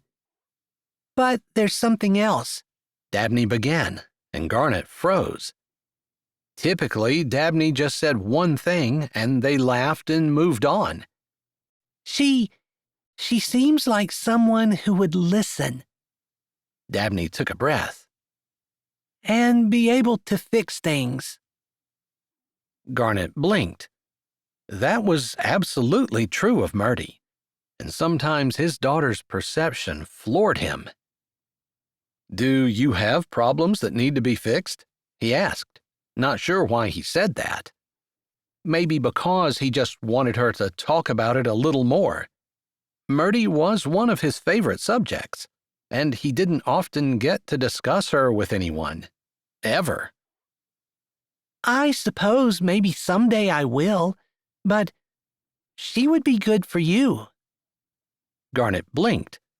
He couldn't get his wits about him to say anything more before his daughter stood up. I'm gonna run in and see if I can read a couple more chapters before it's time to turn my light out. She didn't wait for him to reply but opened the door, remembering not to allow the screen to slam behind her. That was the kind of daughter she was. She heard his mother saying not to let the screen door slam, and Dabney always tried to obey the adults around her. Maybe that's what she was doing now. Maybe Dabney was perceptive enough to know that he was interested in Mertie, and she had something nice to say, some push in that direction. Of course, it didn't negate the fact that she was right that Mertie didn't seem cut out to be a mom, more like a news anchor or the Christian author and speaker that she was. Under the cover of darkness, maybe it was easier to allow his thoughts to flow. And even though he knew he should go in and work on his sermon for Sunday, he wondered where Mertie was, what she was doing. Was she looking at the same sky he was, breathing in the lake air and thinking about him? He almost snorted again. Mertie didn't waste time on such frivolous activities, and he didn't think that was going to change anytime soon. Chapter 15. And to sum up, God wants us just the way we are, but He doesn't want us to stay the way we are. If we become Christians, and there's been no change in our life, then there is a problem. And if you are the same person today that you were last year this time, and God hasn't made any changes in your life in the 365 days that have passed, the problem is ours. He is there. He's ready to do the work of sanctification, but we need to allow it, and we need to know what the Bible says in order for us to obey. Garnet closed his notes as the pianist came to the front. I'd like to remind everyone that the altar is open, and if my sermon today did not make sense to you, perhaps it is because you haven't given your life to Jesus. He took a breath. This was not his first altar call, but it was the first altar call in the church where he hoped to spend the rest of his life. As he looked out over the bowed heads, he thought of his own conversion and how he had known that there was sin in his life and that he wasn't a good person, even though he looked like a good person on the surface. His eyes almost got caught on Mertie. She was sitting with her sister in the middle of the church, on the aisle. He didn't allow his gaze to stay, but tried to focus on mankind's need for salvation and his responsibility in this small corner of the world. Christ came to the world to save sinners, of which I am chief, he said, paraphrasing Paul's words. If you'd like to follow Jesus, but you've never accepted his free gift of salvation, never had your sins forgiven, cleansed by the blood that he shed on the cross, never repented of your sins and come to a saving knowledge of Christ, and don't know for sure that you will spend eternity with God, you can certainly come to the front, and I would love to talk to you about it. The pianist began to play softly, and he added, If you are convicted by the sermon today, and you'd like to come forward and talk to the Lord about that, the altar is open, and you're welcome. As he spoke, he straightened his notes on the pulpit and then made his own way to the altar. God resisted the proud but gave grace to the humble. He always felt like kneeling at the altar, bowing his head and heart before God and in a show of humility, was good for him. Not to mention, there weren't too many times in his adult life where he hadn't had at least something that he needed to talk to the Lord about. He knelt at the altar, alone, as the pianist continued to play. He assumed she would play until he told her to stop, or until someone else did. But in the meantime, even if no one joined him, he would spend a few minutes talking to God, thanking Him for this opportunity and asking that His will be done in the hearts and minds of the people who needed to vote next week after his second sermon. He was in the middle of telling God that he wanted his own life to change, that he didn't want to be the same today as he was last week, that he wanted to be even closer to the Lord next week, when he felt movement at his side. The light blue skirt and white blouse that Mertie had been wearing came into his peripheral vision. She didn't touch him, but she knelt down beside him, her face bowed low, her hands on the small rail in front of her as her forehead bent, touching them.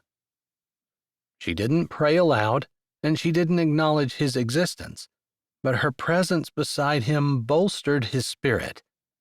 Whether she had been touched by the sermon, or whether she had just felt bad for him kneeling here alone, he wasn't sure.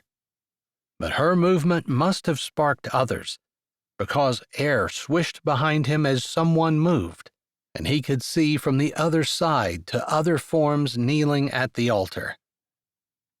He didn't have grand dreams of bringing the United States to revival, but he did hope and pray that even if he wasn't sworn in as a pastor here, that his messages would stir the hearts of Christians, causing them to reevaluate their lives, look at places that they could improve, and cause them to desire to be closer to the Lord. Even in this small church, with its small congregation, revival could change things. Chapter 16. Garnet was good.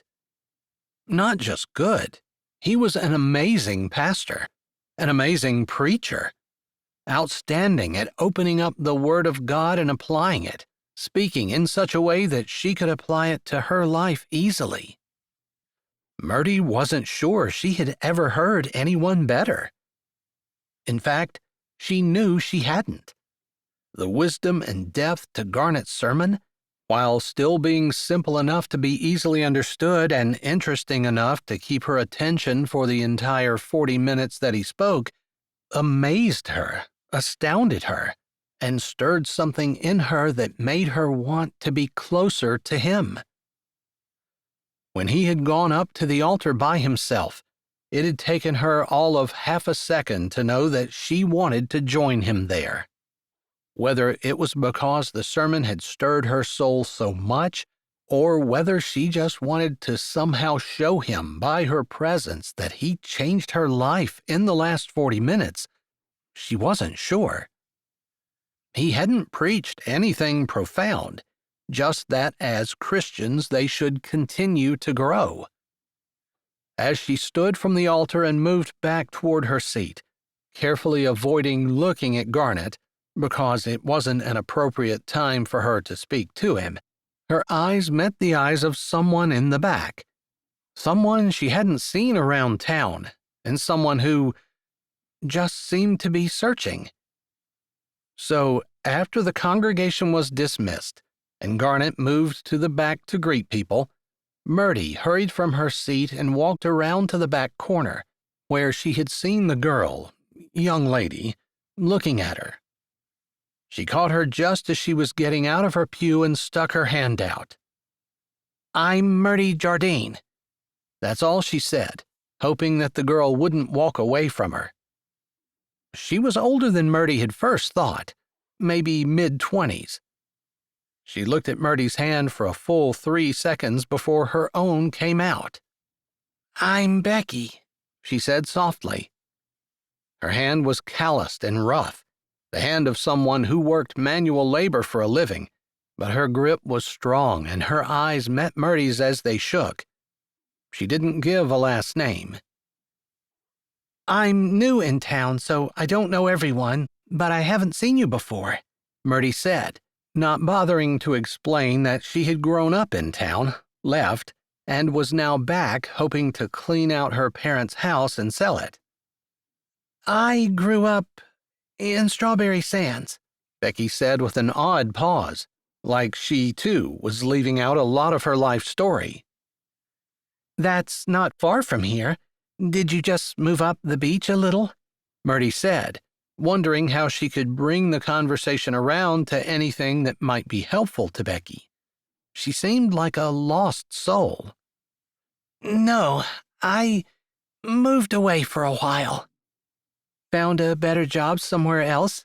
Mertie prompted, knowing that one of her strengths was typically having the right words, being able to put people at ease and talk to them in a way that related to them. No, I needed to get away for a while. Broken heart? Mertie said gently, instinctively feeling like this was the problem. I suppose you could say that. But you just can't stay away from Lake Michigan?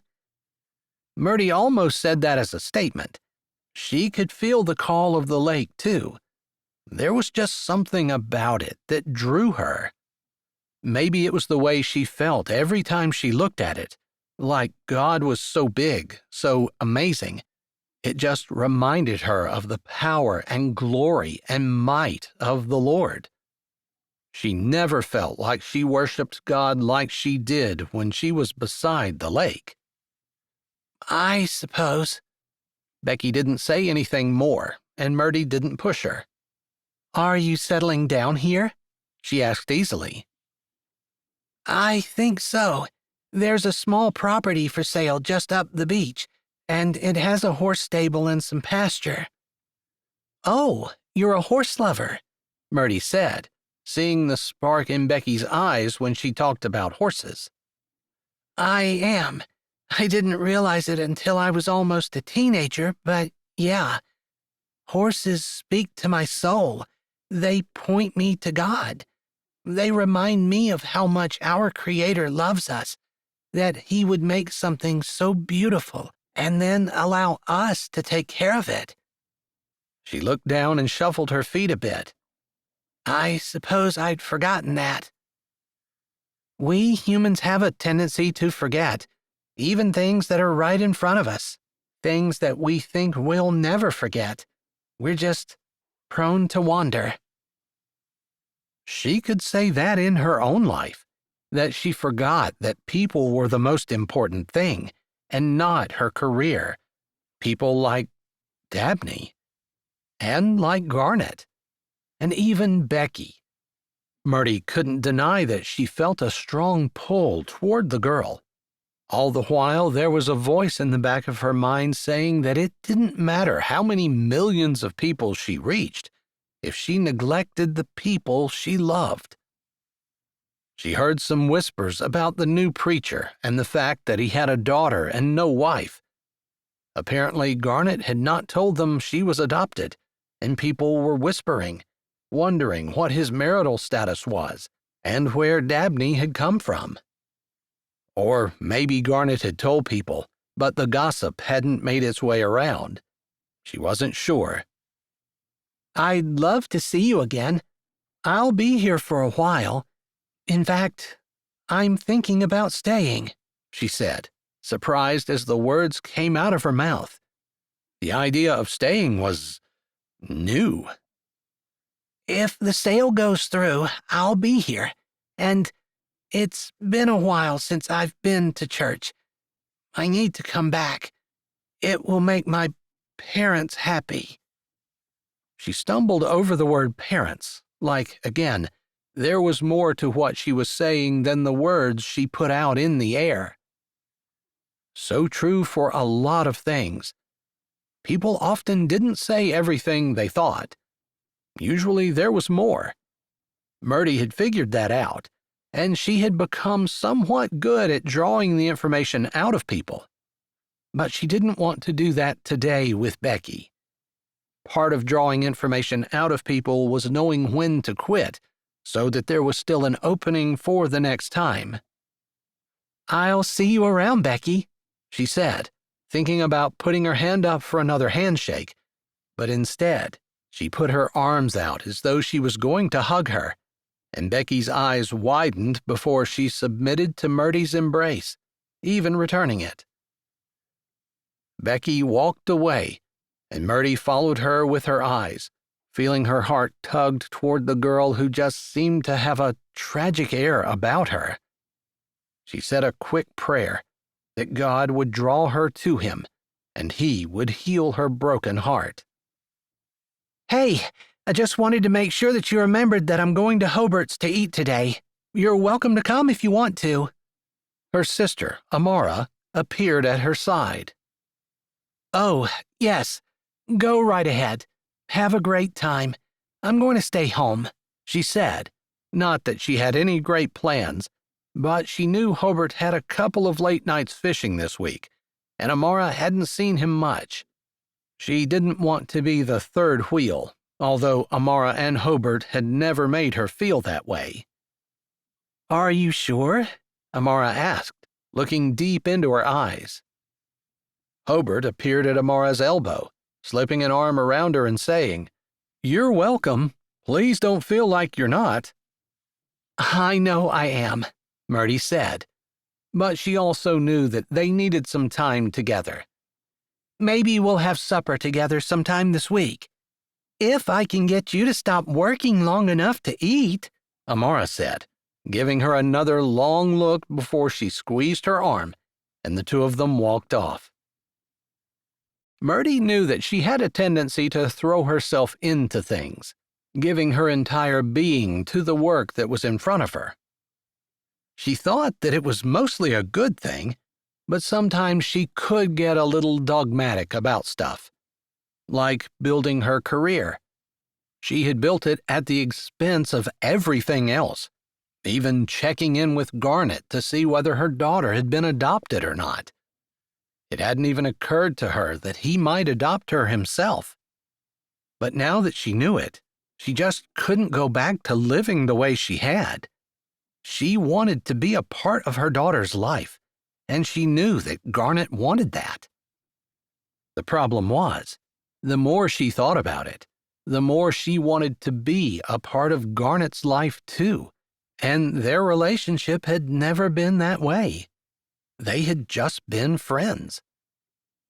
Still, she lingered in the church, straightening some hymn books and talking to a few folks while the sanctuary cleared out.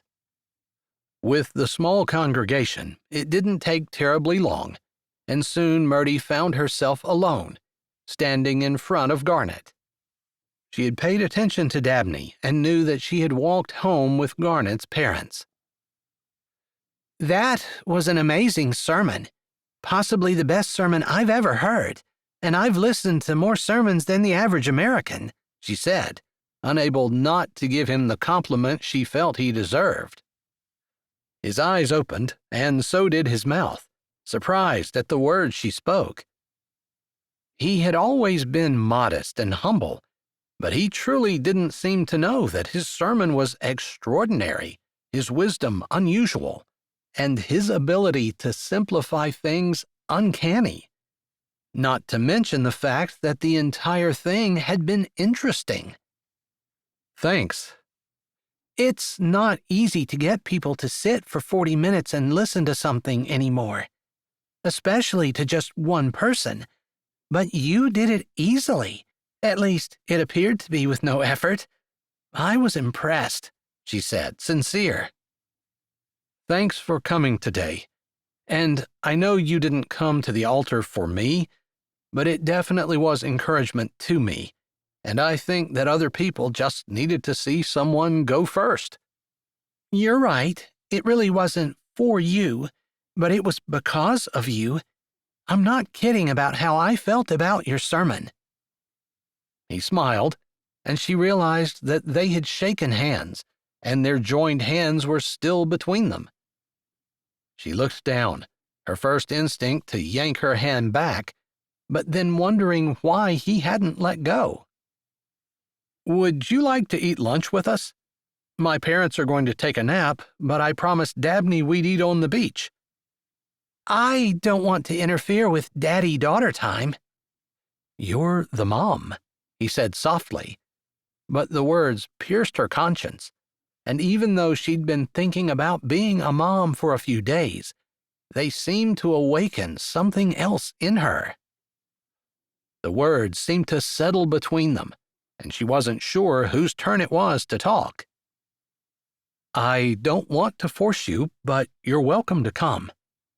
He hesitated, then he looked over at the disappearing form of his daughter and parents, his mom on one side of his dad, his daughter on the other. Maybe there was a bit of pride in his gaze when he looked back at her. Dabney said you'd be good for me. Her brows went up. She couldn't help it. She did?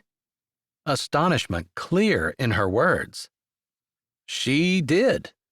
I was kind of surprised myself, but she said she thought you seemed like the kind of person who could fix things, the kind of person I could talk to. We always talked, although I think I did more talking than you did. I didn't tell her we used to be friends. Maybe that was why. We were compatible, even though most people wouldn't look at us and think so. I don't know. Being that I'm a Christian writer and speaker and you're a pastor, we probably have more in common than what we think. Our personalities are just a lot different. She never thought about their differences, never thought about why they might be friends. But he was right. Their similarities bound them together, while their differences enabled them to bolster each other's weaknesses. The idea floated through her brain that they were absolutely perfect for each other. You can say no, it's okay. It took her a moment to bring her mind back to what they were talking about. Lunch? I want to, I just don't want you, or more especially Dabney, to resent me. I don't want to interfere if this is something special for the two of you. I wouldn't ask you if I thought it was going to be a problem. Dabney likes you. She never said anything like that about any of the other women we talked about before. You talked about other women before. She wants a mom. We talked about what kind of woman would make a good mom. You've garnered more compliments than any other woman we talked about. In fact, you're the only one who garnered compliments. Usually she goes out of her way to make sure that I know she's happy with just a dad. But I know she's not. His words were not intended to make Mertie feel bad, but they did. The reason she didn't have a mom was because of Mertie. But if Mertie had kept her, she wouldn't have had a dad. I'll go. I don't have a chair or anything like that. We have a blanket that we usually use. It's casual. His eyes seemed to hold more information than what he was saying. She looked at his gaze, wondering what he was hinting at, if anything. Maybe he was just thinking about something else. Finally, she said, Is there something you're not telling me? She tilted her head, narrowing her eyes a bit as she tried to figure out what in the world he could be saying. Then she realized his hand was still holding hers, and his thumb ran over the side of her hand. She looked back down at their joined hands. They had definitely been joined way too long to be excused as anything other than... What? What could be the reason? Why hadn't she pulled her hand away? She wasn't sure she could give a cognitive answer. Because she liked him holding it? Because it felt good and right for her hand to be in his? Because she was seeing him as something other than her childhood best friend? It's okay to loosen up sometimes. He grinned. Part of what I love about you is how you're always on top of things. You always seem to have everything under control, and you're not afraid to dig in and fix what isn't. But when you let your hair down, that side of you that no one gets to see, I love that side too. His words sent a shiver down her torso and made her neck hairs prick. There was a side of her that he loved? No, by his words, there were two sides that he loved. I've only been back in town for a few days. Beyond that, it's been more than a decade since we saw each other. You can't possibly know what you love about me. It was her best scholarly voice. Really? He said simply. He didn't argue with her, didn't try to prove that he was right, just questioned her assertion, which of course made her question it too, because how could she tell him what he did or didn't love? Obviously, that was what he was saying, and he was correct. She didn't know. She did know she wasn't the same person she was as a teenager, but she was very similar. All the tendencies that had been there when she was young, all the things she had wanted to do, were still right there. She was just a more mature version of herself. A few mistakes under her belt, but more successes as well. If she looked at success the way the world defined success, she found her definition seemed to be evolving. You want me to meet you on the beach? You can come with me. We can walk there together. That would be more time together. It was like he wanted to spend time with her. Her heart did 2 extra hard thumps before it settled back down in her chest. Her fingers still buzzed. He wanted to spend time with her? That's what it sounded like. She tried to calm her racing thoughts and give a dignified nod. She knew he had to be careful because he wasn't going to be with anyone Dabney didn't accept. He didn't need to tell her that. She just knew it. I need to close the church up. They've given me the key for now. He gave that grin that was boyish and self-deprecating, and that made her heart do a slow flip.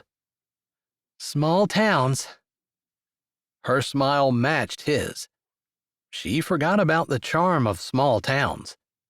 There was so much love and so much that made her wish that this was where her home was, rather than the big city, where she was never going to walk into a church one day and have them give her the key to the place, trusting her implicitly. Raspberry Ridge was absolutely perfect. Chapter 17. She hadn't pulled her hand away, so after Garnet had locked up the church, he walked down the steps where Mertie stood, looking out over the graveyard and the view of the lake beyond, and slipped his hand back into hers.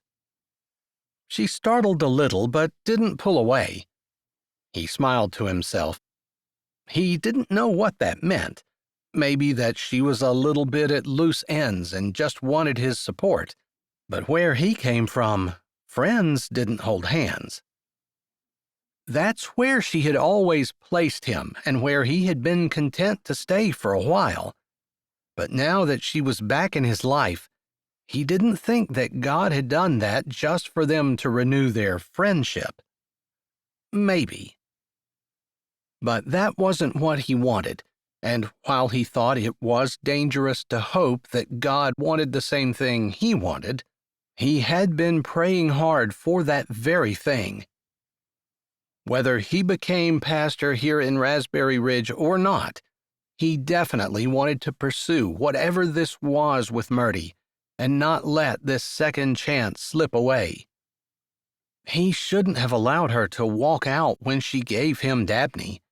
He should have at least stayed in touch, but he couldn't change the past. All he could do was seize the future with both hands and not allow himself to squander another opportunity. I've forgotten how beautiful summers are here beside the lake, she said as they walked along the sidewalk. Same. Summer has always been my favorite, but there's just something about the lake breeze and maybe the reflection of the sunshine on the water. Watching thunderstorms roll across the lake. That's pretty awesome, she said softly. It just shows you how majestic and powerful God is. I have to agree. There's something about the lake that reminds you of God's glory and majesty. He felt it so much more when he was in Raspberry Ridge than anywhere else in the world. He couldn't be here without being reminded of it every single day. I hope I don't ever take that for granted. It's true. Sometimes we do have a tendency to take things that we get every day for granted. My friends. He kept his mouth closed. He wasn't sure what she was saying. They were friends. Did she have someone in particular in mind? Or was she just giving an example? Because she was correct. People often took their friends for granted. Our spouses. He'd seen that a lot in his ministry as well. People taking their spouses for granted, just expecting them to do things because they were married and not giving them the gratitude that they deserved. Parents, family, small towns. I definitely took my small town for granted and left without a backward glance. Being back here has definitely opened my eyes to things that the big city doesn't offer. A globe-trotting lifestyle doesn't offer either, he said softly. Is that why you've chosen to candidate for pastor of a small town? She asked, refusing to allow his words to apply to her. I suppose. I didn't exactly have a globe-trotting job before this, but yeah, small towns need pastors just as much as big towns. And while I suppose the lure of having a big church and making a big name for myself is there, I know that's vanity. Really? You don't think reaching lots of people with a big ministry isn't a worthwhile pursuit? He chose his words carefully because he didn't want to insult her, and he also didn't want to sound like he was trying to influence her to do what he did, or to sound like he was saying that what he had done was better. I definitely think big ministries are worthwhile pursuits, reaching as many people as you can for Christ, if that's what God has for you. But sometimes God just wants us to brighten our little corner of the world. He hummed a bar, then he started singing, and she joined him in harmony. Do not wait until some deed of greatness you may do. Do not wait to shed your light afar. To the many duties ever near you now be true. Brighten the corner where you are. Brighten the corner where you are. Brighten the corner where you are. Someone far from harbor you may guide across the bar. Brighten the corner where you are. Just above are clouded skies that you may help to clear. Let not narrow self your way debar. Though into one heart alone may fall your song of cheer. Brighten the corner where you are. Here for all your talent you may surely find a need. Here reflect the bright and morning star. Even from your humble hand the bread of life may feed. Brighten the corner where you are. Brighten the corner where you are. Brighten the corner where you are. Someone far from harbor you may guide across the bar. Brighten the corner where you are. They had made it to his parents' porch, and he kept a hold of her hand as they stepped up. There was a part of him that was a little embarrassed that he was still living with his parents. Shouldn't a man be more successful in his life? Shouldn't he have his own home and a thriving career where he made a lot of money, rather than bringing the girl he was interested in to his parents' house and knowing he didn't even have a job with which he could support her. Even while he was bothered by that, he knew that he was exactly where God wanted him. He was doing what the Lord willed, and while it didn't really look successful in the world's eyes, his definition of success wasn't supposed to be the same as the rest of the world's. He opened the door, allowing Mertie to walk in first. She was not unsure and carried herself with her usual confidence, every hair in place, despite the stiff breeze that had been blowing, her blue pencil skirt pristine and perfectly pressed, her white blouse with not a smudge on it. She wasn't exactly dressed to go to the beach. He felt a little bad bringing her along, especially considering how nice her clothes were. He should have suggested she go home and change. Rudy decided he wanted to go take a nap on the couch, and he barely lay down before he was snoring, his mom said as she met them by the opening to the living room, where his dad snored on the couch. Nice that getting him to bed was so easy, Garnet said, feeling bad that his mom had such a difficult job, caretaking for his dad. He helped where he could, but maybe she would want to go to the beach today. Dabney is upstairs changing. She's so excited. You guys are going to have a picnic on the beach like we used to. Good times, Garnet said. Then he indicated Mertie.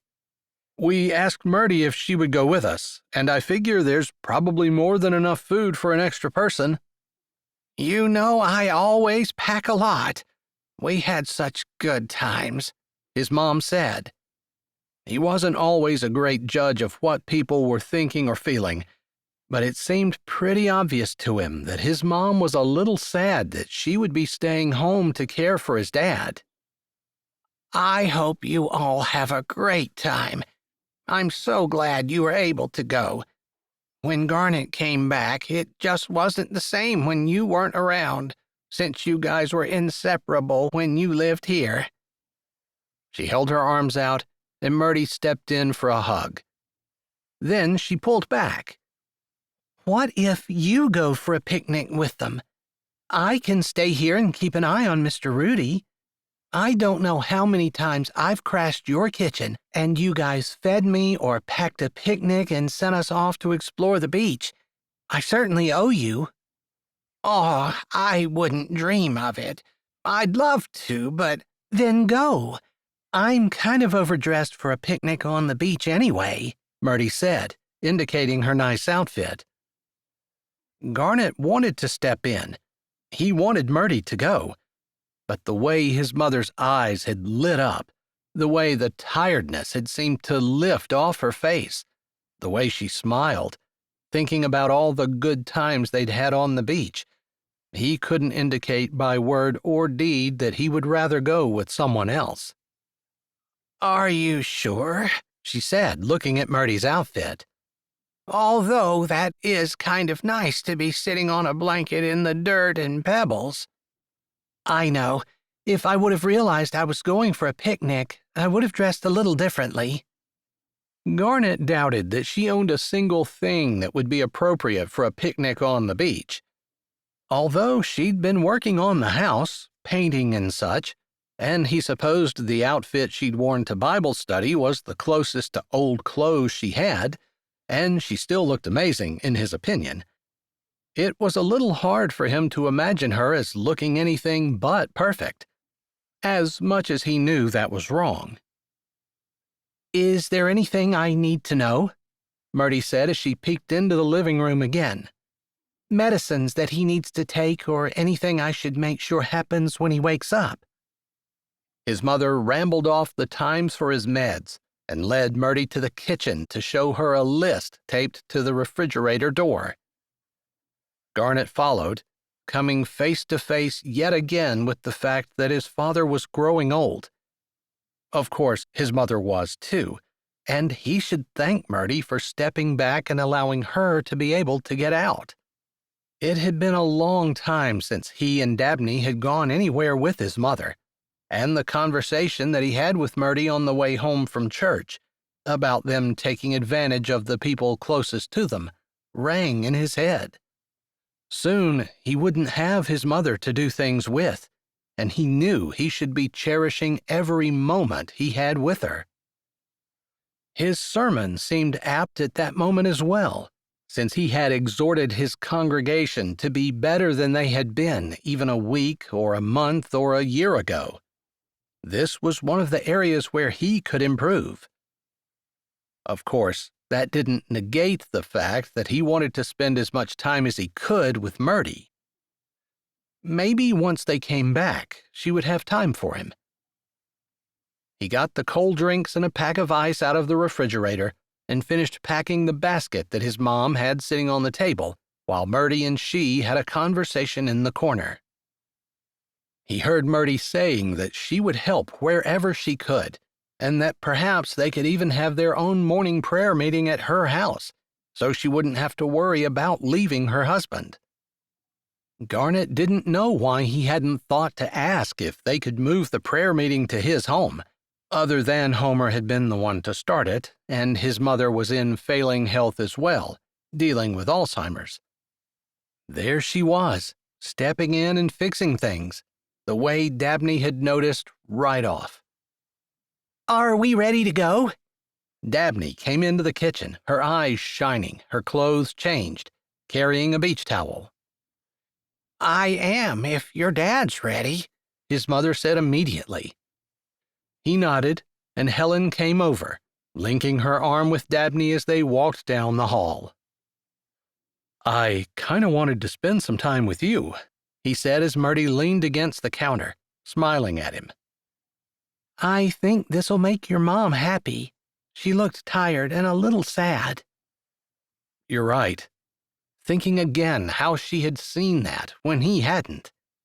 I guess I was being selfish, wanting you. There will be other times for us, she said with confidence. Will there? He asked, knowing that she wasn't staying forever. If he was going to get to spend time with her before she left to go back to her big city position, he couldn't mess around. Yes, I'm sure of it. Go on, enjoy some time with your mom and your daughter. I kind of wanted you to be able to spend some time with her, too. For some reason, his feet didn't want to take him out of the house. They wanted to stay right where Mertie was. I want to, too, but I know I did the right thing. He couldn't argue with that. He just nodded, grabbed the basket, which was heavier than he expected, and turned toward the door. Can I leave my number, just in case? Sure. Tell me what it is, and I'll program it in. He rattled it off, watched as she typed it in, and then his own phone dinged. I just sent you a text, so you have my number, too. I'll be sure to let you know if I have any trouble. All right. That makes me feel a little better. Go on. Get out of here. Have a fun afternoon. She made shooing motions with her hands, and while he thought that maybe she looked a little bit sad that she wasn't going, she had the smile of someone who knew that they were doing something nice for someone else, and they were enjoying that feeling. He didn't want to take that away from her. So, with a nod of his head, he hefted the basket and walked out of the house. Chapter 18. Mertie was right. Garnet did have a good time, and he was sure that his mom did too. Thankfully, she wore a hat, because she had barely been outside at all, since she'd spent so much time caring for his dad. It made his soul smile and warmed his heart to see his daughter and his mom having such a good time together. His daughter even convinced his mom to wade in the lake, although she didn't actually go swimming. He and Dabney spent some time in the water, and they even got a kite in the air that his mom had stuck in the picnic basket. In all, it was 3 hours until they stepped back up on the porch, but Mertie had used the 3 hours constructively, if the scent of chocolate chip cookies wafting out the front door as he opened it was any indication. I smell cookies, Dabney said, looking first at him and then at her grandmother. I do too, his mom said, and he wasn't sure who sounded more excited. I can't remember the last time I had chocolate chip cookies that I didn't have to make myself. You guys better get going in the house, or I might run you down in order to get myself in there, because if there are cookies in there, I think I ought to be testing them, just to make sure they're safe. It was a common line, maybe a dad line, but the ladies in his life laughed as he held the door open and they walked in. Both of them knew he wouldn't run them over to get anywhere, even out of a burning building, but they laughed along at his joke anyway. As they walked into the kitchen, Mertie stood up from where she was bending over the stove, a tray of cookies in her hand. I'm not sure whose apron this is, but I hope it's okay that I borrowed it. It was a pink frilly one and looked like one that his mom had had for Dabney years ago when she was still small. It barely covered much of anything, but Mertie somehow made it look cute and stylish at the same time. Maybe that was just what happened to clothes when Mertie put them on. The way she carried herself, the confidence that exuded from her, the caring and compassion that underlined everything she did, couldn't help but make her attire look professional and casual at the same time. Or maybe he was just biased, and everything she did was perfect to him. He had a feeling that the latter was true. Can I have a cookie? Dabney asked, and Garnet looked down at her. She seemed eager, almost childlike, when normally she seemed reserved and mature.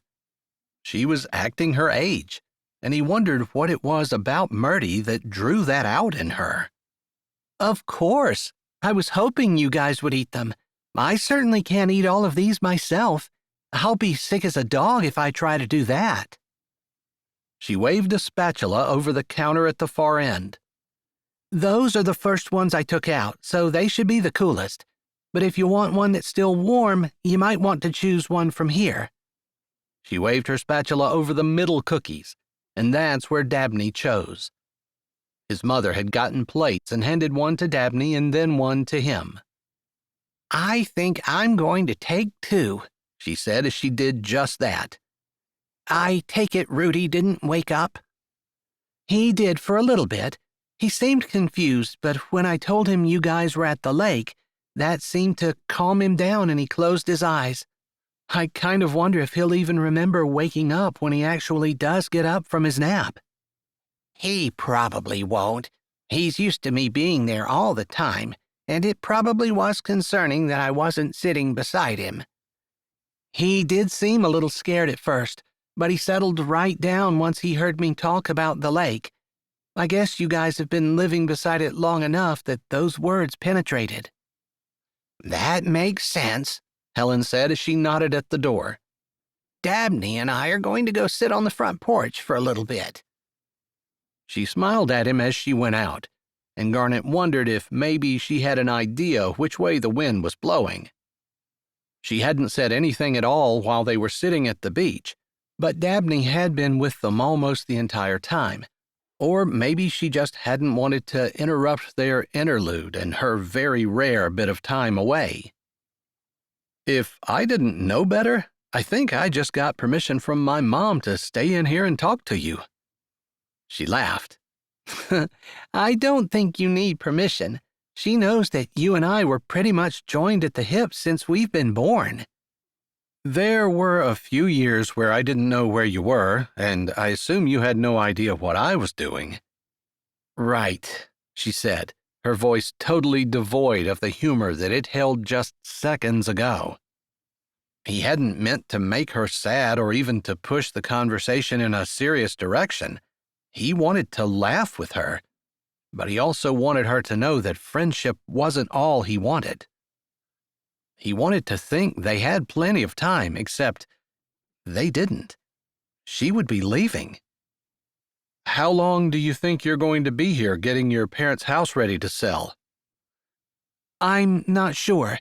My middle sister Olive hasn't even made it here yet. Amara is pretty wrapped up with Hobart, but she also doesn't want to do too much without Olive approving it, even though Olive said she didn't really care. You know how that goes. You throw out the one thing that they wanted to keep, and then you hear about it for the rest of your life. Yeah.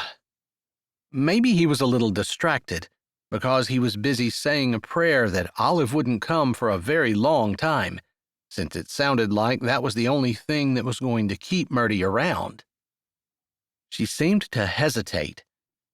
If I'm going to accept the offer I have, I'll have to leave soon, and they'll just have to deal with things without me. He swallowed. That could mean she'd leave this week. Have you talked to Doyle since you've been back? Mertie asked, filling out the next tray with cookie dough as she spoke, and not seeming to realize she'd shifted his world. Doyle McKinney? He asked, surprised that she would mention him, and to his chagrin, a little bit of jealousy squeezed at his heart until he remembered that Doyle and Olive had been like Mertie and him, best friends, constantly together. Yeah, I thought Olive would be excited to come back and see him. Surely he's grown up by now. I actually heard that he made some great moves in the Chicago real estate market, and I believe I heard he's a billionaire now. I don't think he's going to show up in Raspberry Ridge anytime soon. Mertie looked disappointed but not crushed, and he was pretty sure that her interest was purely for her sister's sake. I always thought that Olive held the torch for him. When we moved, I lost you and she lost Doyle. I seemed to handle that kind of thing better than she did, and I felt like she always wished that we could go back. Then when we finally did, Doyle was gone. I think she wouldn't mind seeing him again. I know seeing you again has been really nice for me. That really wasn't on the subject, but he wanted to spend the time they had talking about them, or their relationship, or at least their daughter. Even though he wasn't the father biologically, he was still her father, and Mertie was her mom. She was their daughter. Mertie put the tray in the oven, closed the oven door, and stood with her back to him for a moment. He hadn't moved from where he stood at the table after setting the picnic basket down by the floor. Slowly, she turned around to face him. Seeing you has been really nice for me, too. In fact, seeing you and talking to you has made me reevaluate exactly where I was in my life. She paused for a moment and then slowly walked across the kitchen floor, putting a hand on the chair beside him, leaving a distance between them, which he longed to close, to touch her, to have some kind of physical connection. I think I mentioned to you that I had just been offered. The biggest opportunity in my career landed in my lap, and I thought only a fool would say no. But I've been struggling really hard with what to do. He couldn't stop the thrill that leapt inside of him, that she was even considering something other than seizing the biggest opportunity of her career with both hands. What do you think the Lord wants you to do? He knew that was what he needed to say. It wasn't what he wanted to say, but it was the right thing. I'm not sure. I just think he brought me here to Raspberry Ridge, brought me back to you, knowing that you have wisdom, discernment, and an ability to see things that I don't. That was brought home to me during your sermon today. He didn't feel wise. He didn't feel exceptionally discerning either. She had complimented his sermon, which he appreciated, but he wasn't sure if she had meant it.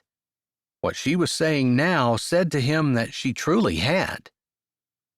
I don't think, if I were you, I don't think I would trust anything I say in regards to what you should do with your future. There.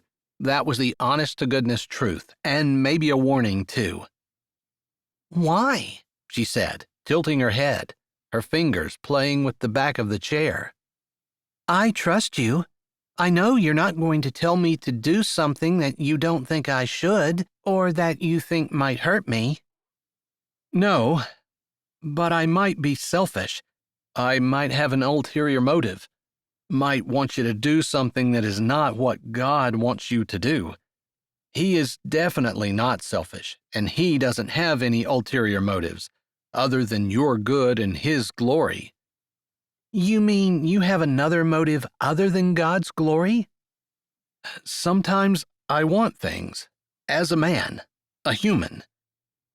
I didn't know pastors had feelings. He knew she was joking, and they chuckled together. I suppose you get that in your ministry as well. People seeing that you write and speak for the Lord and assume that you don't struggle with selfishness and pride and any kind of sin, that you're perfect. I think that's a problem with ministry. There is that fine line where you need to be living the things that you preach, but you're still human, and you're never going to be perfect. She looked down. I guess that was part of the reason that I put my daughter out of sight and out of mind. I didn't want to ruin the illusion of perfection. I worked hard at it. Not that I ever claimed to be perfect, she said quickly. But people expected that from me. They wouldn't be very happy or supportive if they found out about the sin in my past. I think they would relate to you more. A lot of times, especially if you've grown from your mistake, if you can call it that. I mean, God takes our mistakes and makes something beautiful out of them. Dabney, I know that the night you spent with that guy was sin, but the fact that Dabney is here just underlines the fact that God could use your sin and make something beautiful out of it. It still bothered him, the idea of her with someone else, but he shrugged it off. That was something he couldn't change. He couldn't do a single thing about it, and while he figured he would always have some jealousy in that area, he needed to push it aside. I suppose that's part of what I've been learning, that I don't have to be perfect, that maybe there are lessons I could share with people about mistakes I've made, what I've learned. But I also think that maybe my learning process isn't complete. He held his breath. When she didn't say anything more, he prompted her. What do you think you still need to learn? I'm still thinking on it, she said. Then she turned back toward the oven. I think my next tray of cookies is done. You haven't tried them yet. How am I supposed to know if they're any good? I can tell you they smell divine, he said as he picked up a cookie, disappointed she wouldn't continue to talk to him. He bit into it, and he figured he should have known that if Mertie did it, it would be perfect, but it was definitely the best chocolate chip cookie he'd ever had, although he would never tell his mother that. He had just swallowed when his phone started to ring. Mertie looked over her shoulder. Do you need me to leave? No. He pulled his phone out, looking at it before he spoke to her. It's Vera Miller. I hope everything's okay, he said as he put the phone to his ear. Hello? Garnet, I'm sorry to be bothering you on Sunday afternoon. Vera sounded like she was out of breath. It's okay. I just wanted to let you know that I'm at the hospital, getting ready to have a C-section. Congratulations. Do you need help? No, actually, they won't let anyone except Dominic in. But I was supposed to meet with Norma Jean tomorrow morning for Bible study. I'm not going to be able to make it, and I would cancel, but I think she really needs it. Maybe even her husband. I was hoping you could go. Sure. They live out on the road by the store? Yeah, that road. What time? He asked, hoping that she would be able to get it out, because it sounded like she was in distress. Obviously, if her twins were ready to arrive, she was probably excited, even in labor. He wasn't sure how that worked with a C-section. 9 o'clock tomorrow morning. Also, I'm looking for someone to watch our kids. I have Skylar doing it, but she already has Gertie and her own child, and I don't know who to ask. I'll see what I can do, he said, knowing that a small-town pastor often did things like this, and even though he wasn't hired yet, he racked his brain to think of who might go and watch Vera's 4 small children that she was in the process of adopting with her husband. Does she need something? Mertie asked softly, obviously hearing at least his side of the conversation. She needs someone to watch her children, the kids she's adopting, since she's having a C-section right now. You know of anyone in town who could do that? He couldn't think of anyone. Maybe Amara could. I can do it. Does she need me to go now? He stared at her. Of course she could do it. Mertie could handle anything, even 4 small children, but he had wanted to spend the afternoon with her, had wanted to get to know her, talk to her, convince her that she should stay in Raspberry Ridge and be a mom, and be more than a friend to him. But if that wasn't what the Lord wanted for her, he didn't want her doing it.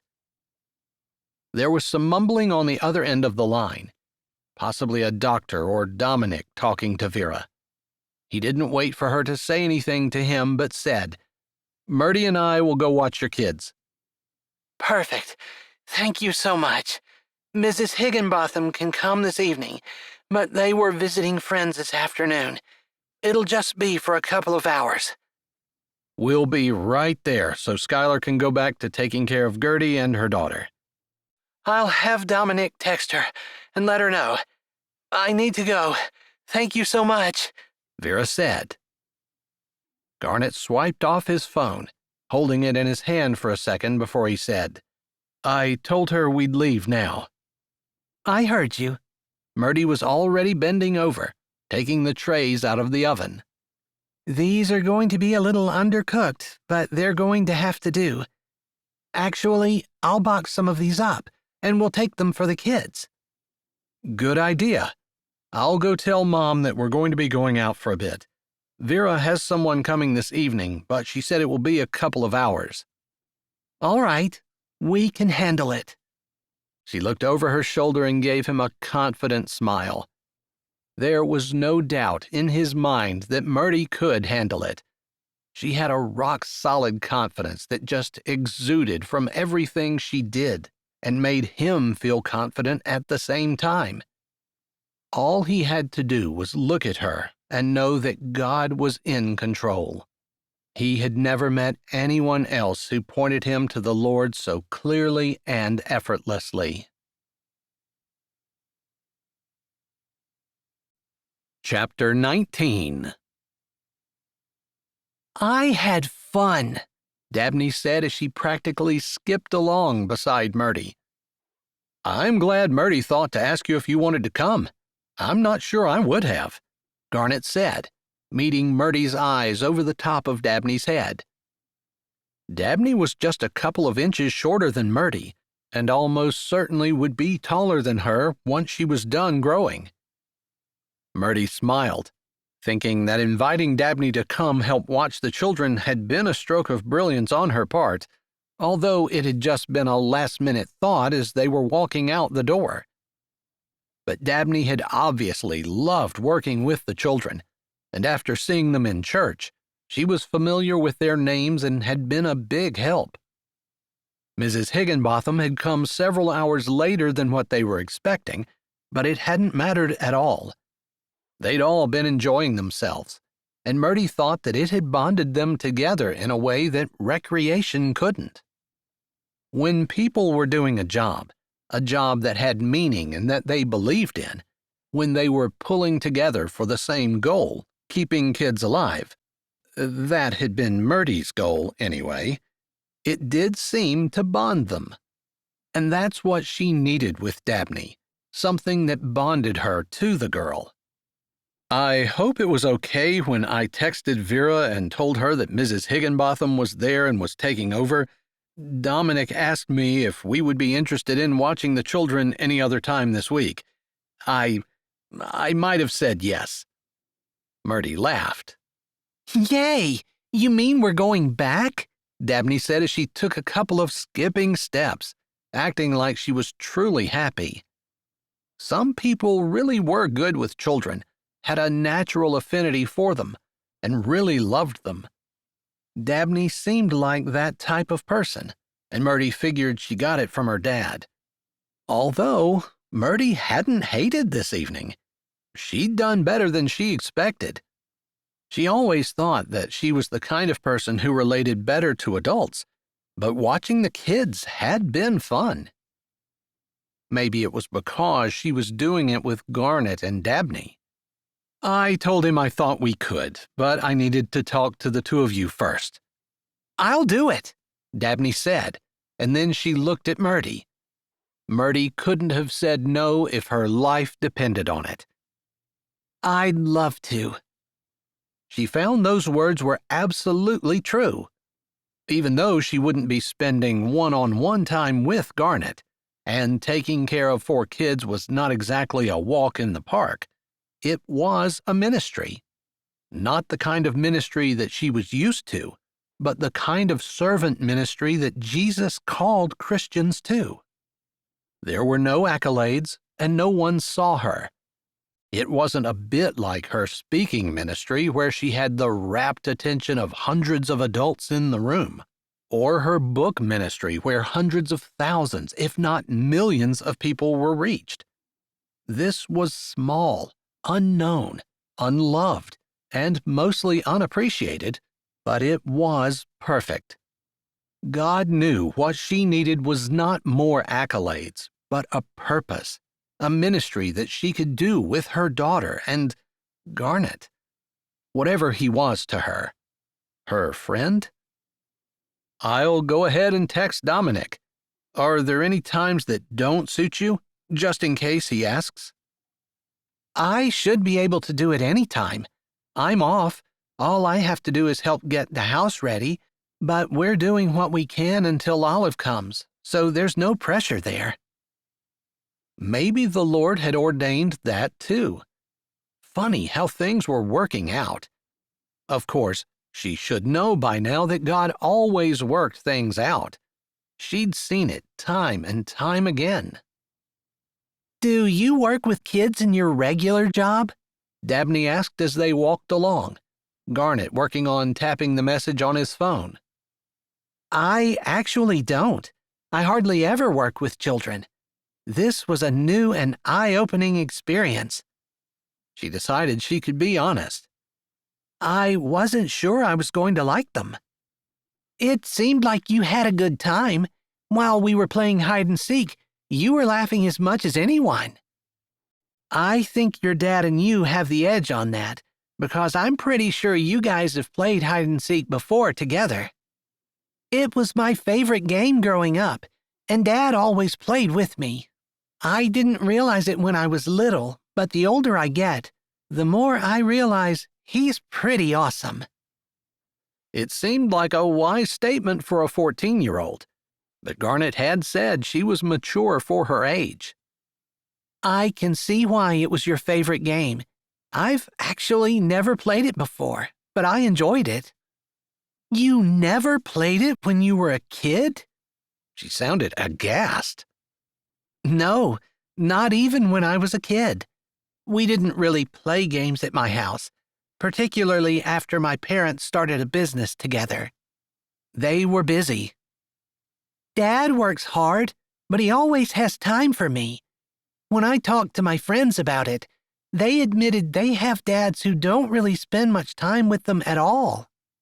I felt bad for them, but it made me realize how good Dad is. He kind of has to be mom and dad for you, doesn't he? Mertie said, and she hoped she wasn't skating too close to what she really wanted to talk about, which was Dabney and how she felt about having a mom. He tries. I don't want to say it too often, especially as I've gotten older, how much I wish I had a mom, because I know Dad has done the best he can. She looked over her shoulder at Garnet, who was following a couple of steps behind, since his phone had rung and he had answered it, and it sounded like he was talking to Dominic. It sounded like the twins had been born and they were healthy. But Mertie was mostly focusing on the girl in front of her daughter. That's very thoughtful of you. I don't think that most children your age are quite that thoughtful. Well, for a long time it was just Daddy and me. I heard my homeschool teachers sometimes say that when kids spend a lot of time with adults, they have a tendency to mature more quickly, because that's their role model. When they spend a lot of time with other kids in the classroom, they all kind of hold each other back, because they imitate their peers rather than the adults, because that's who they spend their time with. Her daughter sounded so intelligent, but she was probably absolutely right, although Mertie had never really thought about it. I'm glad your dad homeschooled you. I'm glad he did too. I don't think he really did it because he wanted to, but I think he did it because he was afraid of the things I might learn if he sent me to school. There are a lot of schools and teachers who are really good, Mertie started. But the chance that you might get someone who's not gets bigger and bigger every year. I think Dad said something to that effect, but I just know I would rather be with Dad than be in a whole classroom full of kids who aren't interested in learning, with a teacher who wants to teach me things that aren't true. The twins are born, and they're healthy. Garnet took a couple running steps to catch back up with them. Dominic sounds like a proud father, although I think he's a little overwhelmed. They have 6 children now, and he couldn't quite get over that. They'll be a little crazy, Mertie said, heartfelt. She couldn't imagine having 6 kids. Couldn't begin to imagine. She felt a little overwhelmed sometimes when she remembered that she had a daughter who was 14. What if she had 6 kids she had to get to know? She shivered at the thought. That would be awesome. To be in a family of 6 kids. I wish that were our family. Dabney spoke softly, almost as though she knew her words might upset her dad, but she couldn't keep from saying them. You want siblings? Mertie asked, hearing the longing in her voice. Oh, I do. So much.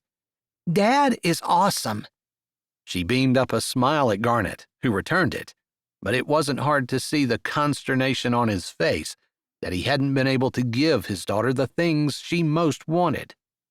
But I wouldn't want to have a whole bunch of siblings who didn't have a mom. It stinks. One more thing Garnet couldn't give her, but Mertie could. Of course, Garnet could get married, but he wouldn't want just anyone to be Dabney's mother. He would be particular, careful, and if Dabney wasn't interested, Garnet would walk away. Mertie was sure of that with her whole heart. You know, sometimes God has a way of giving us the things that we most want. Mertie heard the words coming out of her mouth, but she wasn't quite sure why she was saying them. It wasn't like she was going to do anything to change the situation, at least not with siblings. Except, she wasn't too old to have children. They made it down to the main street of Raspberry Ridge and turned right up the street, heading toward Garnet's parents' house. No one said anything much, and when they got to the house, Dabney hurried in, calling out to her gram and starting into a story about what they had done. Garnet had stopped on the porch, and Mertie stopped with him. "Can I walk you home?" he asked softly. She hadn't even thought about that. She should have walked to her own house instead of walking to his. But the conversation with Dabney had been so interesting, the evening so perfect, she hadn't even thought about going home. Your parents and your daughter might need you. She didn't want to take him away from his responsibilities. I'll let them know where I'm going. It won't take long. He was right about that, so she waited on the porch while he called in that he was going to walk her home, and then the door closed softly behind him as his hand slipped into hers, and they walked off the porch together. She wanted to make a comment that he was holding her hand now, but hadn't done it in front of Dabney. But she didn't know what it meant and didn't know whether it was something that he would be sensitive about. She didn't want to tease him about anything that might make him self-conscious or feel bad. That wasn't her goal in life. I had such a good time tonight, and I think you can see that Dabney did too. Yeah, and I think you saw that I did as well. I thought you were, but I wasn't sure if that was your happy face or if that was you truly having a good time. That was me truly having a good time. I'm happy to hear it. Are we still on for tomorrow? She asked, knowing that she needed to get to bed because they had to be at Norma Jean's house at 9 o'clock the next morning.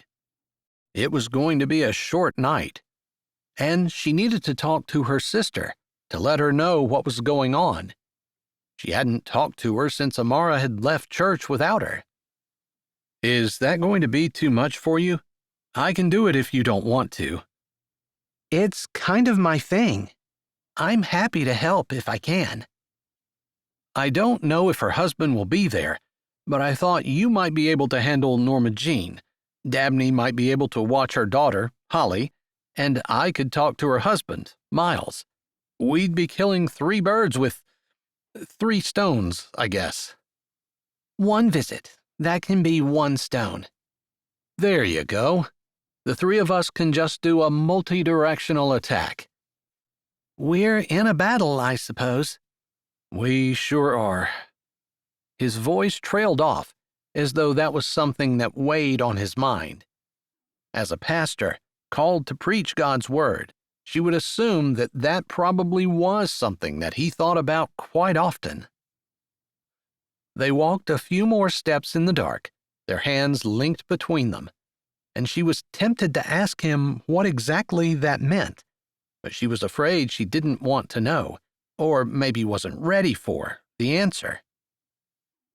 Have you thought about whether or not you want Dabney to know that you're her mother, and how it might look when you tell her? His words came out on the air and landed heavy and hard on her ears, even though he said them gently.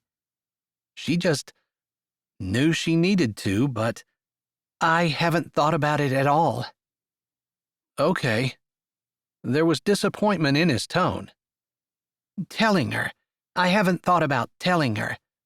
All I can think about is being her mom and what a great dad you are. You were on the phone, but she was telling me how awesome you were, how she knew from the other kids she talked to that having a dad like you was unusual. Really? He asked, surprise and hope in his tone. Yeah, it's kind of a mature sentiment from a 14-year-old. They're supposed to be rebelling against their parents, not talking about how wonderful they are, but she is mature for her age. It's because we homeschool. She laughed. Dabney told me all about how superior homeschooling is to other forms of schooling. Sorry. It's okay. I wasn't offended. I just know there are good teachers, but also homeschool is probably best. I don't know that I could have done it, though. I admire you. I couldn't have done it, except God helped. That's pretty much the story of my life. God did it, and I just kind of held on and did my best. That was the best kind of life. It truly was. A life that was completely surrendered to the Lord, where He guided it, and she would just work as hard as she could at whatever He put in front of her. Whether that was speaking engagements in front of hundreds of people, or babysitting for adopted children while their mother had twins at the hospital. Thank you for tonight. I think that might be the first time in the history of the world that anyone has ever thanked anyone else for dragging them along to babysit 4 children. I meant it. I enjoyed spending time with you and Dabney. You have a bond, and it's special. I'm not sure I would fit in. You would. Are you trying to convince yourself or me? We can ask Dabney. She had a feeling he might be right about that. She might see that she would fit in. You just have a way about you.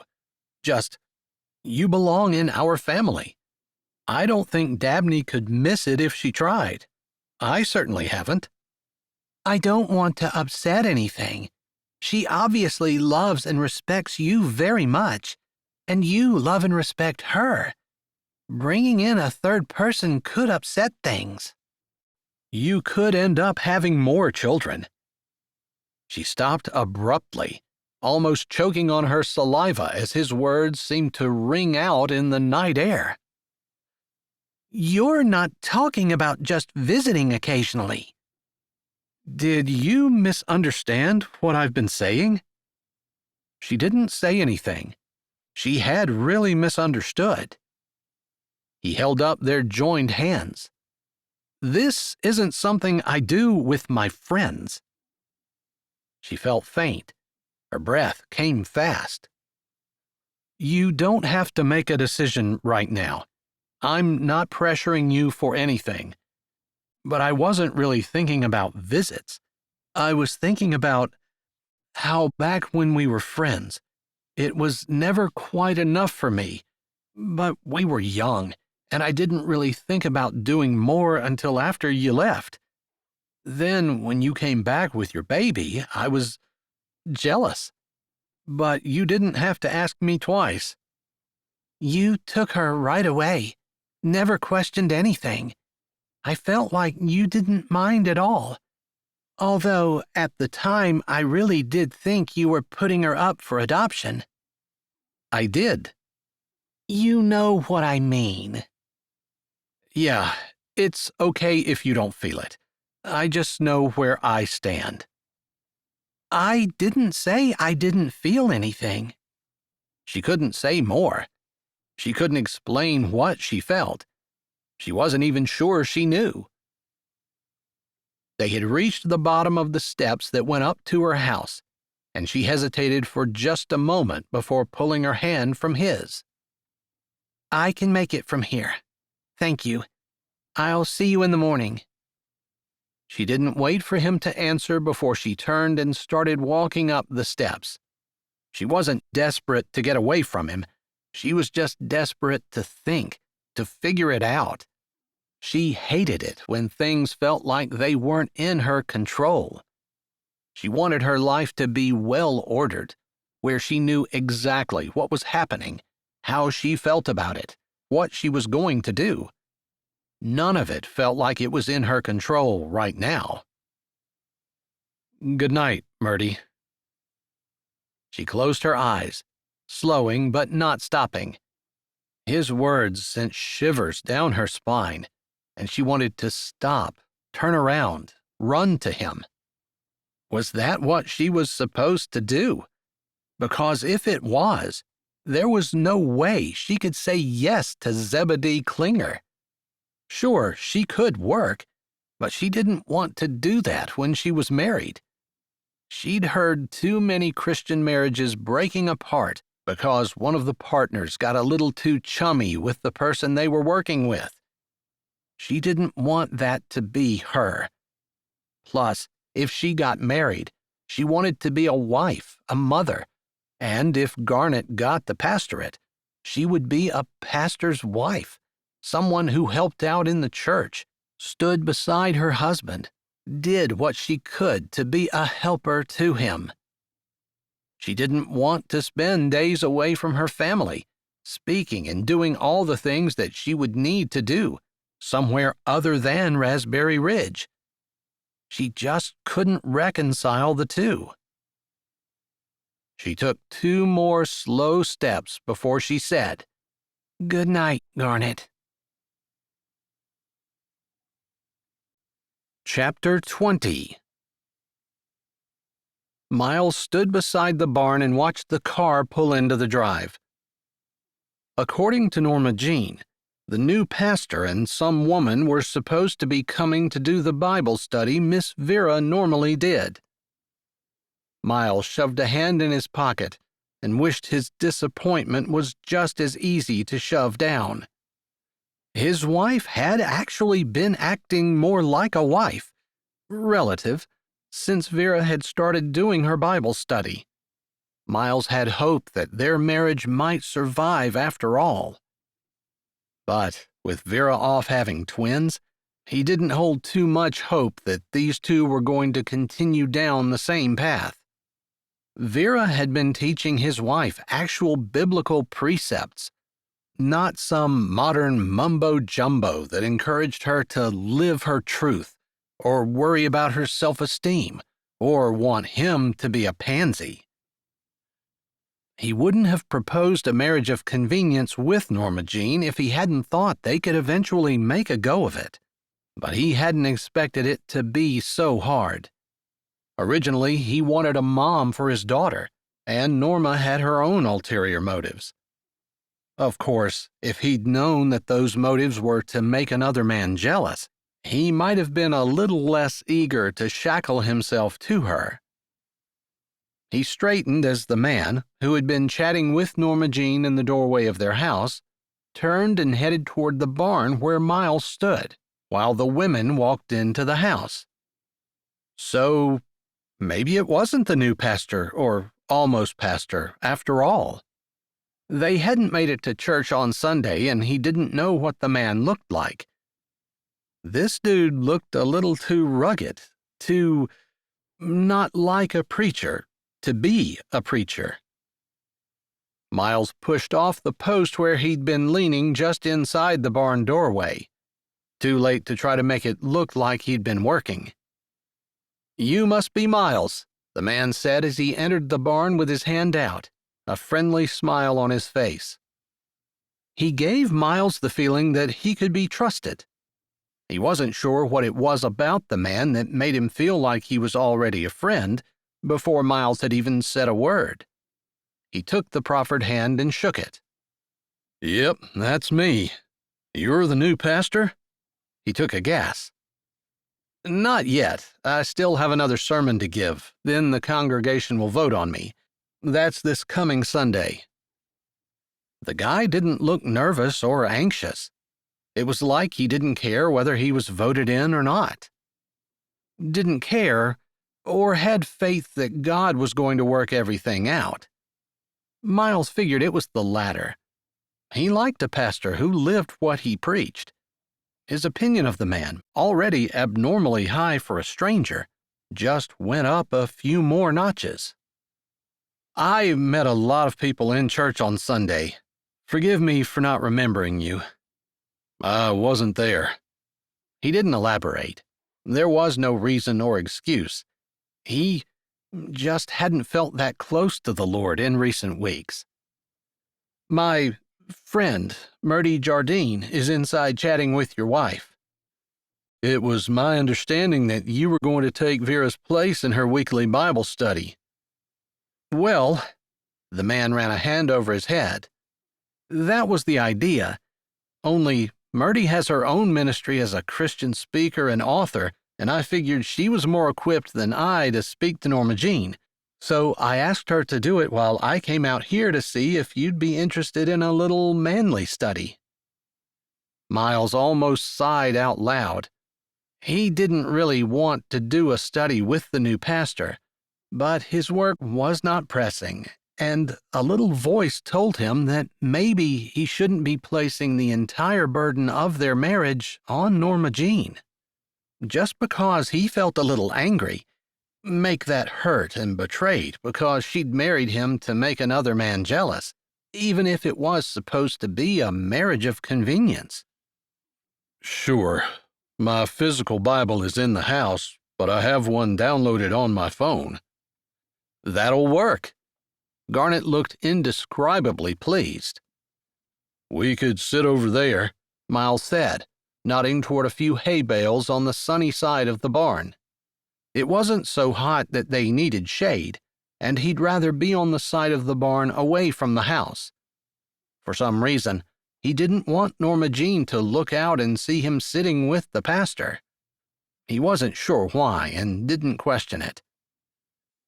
They walked around the side of the barn, the smell of freshly made hay filling the air with its down-home goodness. He'd never get tired of the scents of the farm. They reminded him of home and made him feel good the whole way to his soul. When Norma Jean had suggested they sell the farm and move to town, he'd almost told her she could leave and good riddance. Not that he hated her, but after she admitted that she'd been trying to impress another man, married him out of spite and to induce jealousy, and then she didn't even love the home of his heart like she'd pretended to, yeah. He still found her attractive, but wasn't sure he'd not made the biggest mistake of his life by marrying her. The pastor settled himself and prayed, while Miles wondered if he was going to get dismissed before noon. He hadn't thought that the man was going to keep him for hours, but he seemed to be settling in like it was going to be a while. "Is there any part of your marriage that you'd like to talk about?" Not to pry, but I figured I'd ask first, before I started in with something that might not be as helpful or relevant to any issues you're having. "No." Miles knew his word was short, but even though he liked the man right away, he didn't want to talk about his marriage with him. Why not? The little voice was soft but insistent in his head. Why not indeed? If his wife was taking the time to meet with ladies who were trying to help her, he could put forth the same kind of effort, couldn't he? He thought of Holly, his daughter who had already lost her mother. She deserved his best effort. She had warmed to Norma Jean, and a divorce would rip apart her world. "Sometimes I resent my wife." The pastor's brows went up, but he didn't look shocked. Rather, he seemed thoughtful. "Why?" "She lied when she married me." He didn't put the hurt in his heart in those words. They seemed kind of cold, even though that was the farthest thing from what he felt. Oh. He thought he would have to explain what the lie was and all of that, but, to his surprise, the pastor didn't ask. Rather, he said, "Have you ever lied?" "I have," he said, "but I couldn't tell you the last time." "I see. Do you want God to forgive you for your lies?" "Of course." That was common sense. If you want God to forgive you, shouldn't you forgive your wife? Miles stared at the pastor, thoughtful. He knew he needed to forgive his wife, but don't you want to know what she lied about? It doesn't matter. But it has to do with why she married me. You're married now. How you got that way doesn't matter. The pastor twirled the hay stem he held in his hand. You can't hold on to the past. But she might do it again. She might. Have you ever sinned twice with the same thing? Of course. There were a few sins he struggled with on a daily, sometimes hourly basis. Does God give you a hard time because you did it again? Does he refuse to forgive you because he's afraid that since you did it twice, you might do it a third time? Miles took a breath. It was more like since he'd done it 10,000 times, and he might do it 10,001. No. He didn't want to speak the truth, but any other answer would be a lie. Forgiveness is hard, I know. But your responsibility as a husband is to love your wife, provide for her, and know her as best you can, giving yourself for her as Christ gave himself for the church. It doesn't really matter what she does. What? It didn't matter what his wife did? Maybe the pastor saw the look on his face. What? Did I say something you can refute with a Bible verse? Oh boy, of course he could. But as he sat there thinking, he realized that, no, he couldn't think of a single verse that said that his wife had to ask for forgiveness and be remorseful and start to love him before he did what he had been commanded to do. Ouch. I know, it's hard. Believe me, I looked for an out for a long time after I first heard that. I grew up hearing that marriage is a partnership, and each partner has to do the work, and it's 50-50 or 100-100.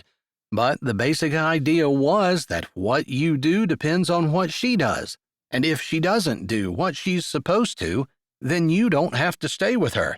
Because how can you be happy with someone who doesn't try to be a good wife? The whole thing was just absurd. Miles couldn't figure out what was so wrong about it, but he knew that something was. It couldn't be true that his marriage was all his responsibility. Doesn't she have to do anything? He asked, trying not to sound desperate and angry. She has her own commands from the Lord, ones she has to obey, whether or not you obey yours. But it's not your job to hold her to them, regulate her, or make sure she's doing what she's supposed to. It's your job to do you, to love her, to protect and provide for her, to know her as well as a man can know a woman, and to give yourself for her as Christ gave himself for the church. He gave himself for the church long before anyone started to follow him or love him. It was his example, after all, that drew us to him. Everything the pastor said made sense. He couldn't argue, although he wanted to. He huffed out a breath. You don't mess around with bottle feeding. You just throw big hunks of meat at people. The pastor laughed at his half-hearted attempt to paraphrase the Bible. But he was serious. Pastor Garnet had just given him a huge chunk to chew on. All right, I didn't want to keep you from your work. Is there something I can help you with until the ladies are done? And just like that, they stood up from the bales, and the new, almost pastor started tossing 50-pound seed bags from the pallet where they'd been sitting to the back corner of the barn where he wanted to store them for winter. The guy wasn't half bad, and while he wasn't sure about what he'd said, he was going to check out his Bible and see if he could find somewhere it contradicted everything the pastor had laid out. He hoped so, but somehow he doubted it. Chapter 21. Are you nervous? Mertie glanced at Garnet, who looked as cool as a person could. But everything he had planned hinged on this sermon being a smashing success. Not really. I'm comfortable speaking in front of people, and I know what I'm going to say. I hope I can give God the credit he deserves, but otherwise, I'm excited. He looked like he meant every word. Dabney had gone ahead of them to meet a couple of kids from her class, and there were people milling about in the parking lot. Soon Garnet would be chatting, and she would need to step back and allow him to do his job, pastor the people of this church. And he seemed ready for it. She could only wish she had his faith.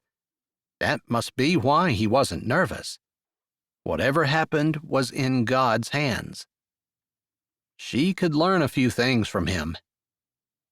So, in another couple of hours, you could be the new pastor. Actually, no. What? She almost shouted it, but lowered her voice just in time. What are you talking about? The Bible says that a pastor is the husband of one wife. I'm not the husband of any. I told the Lord when I applied for this position that if He didn't provide a wife, I wasn't going to accept it. Now, God sometimes cuts things pretty close, and I wanted to give Him all the time He wanted, just having faith that everything would work out. But the fact of the matter is, I'm not going to be a permanent pastor if I don't have a wife. Oh. Of course. That made total sense to her. She knew the passage he spoke of, although she'd never applied it like that. She just assumed a pastor couldn't be divorced and remarried. It hadn't occurred to her that he needed to be married to begin with. Mrs. Brandstetter headed their way, and she moved back so Garnet could speak with her. Looking around, she was disappointed to not see Becky, whom she'd spoken with the last Sunday. She'd been praying for her, just having the feeling that God was working on her about something and wanted to help if she could. It ended up that Garnet had another amazing sermon. She couldn't explain why she felt so proud of him. It wasn't like she had anything to do with it, but her heart just swelled as he spoke the last words, and the congregation bowed their heads for the altar call.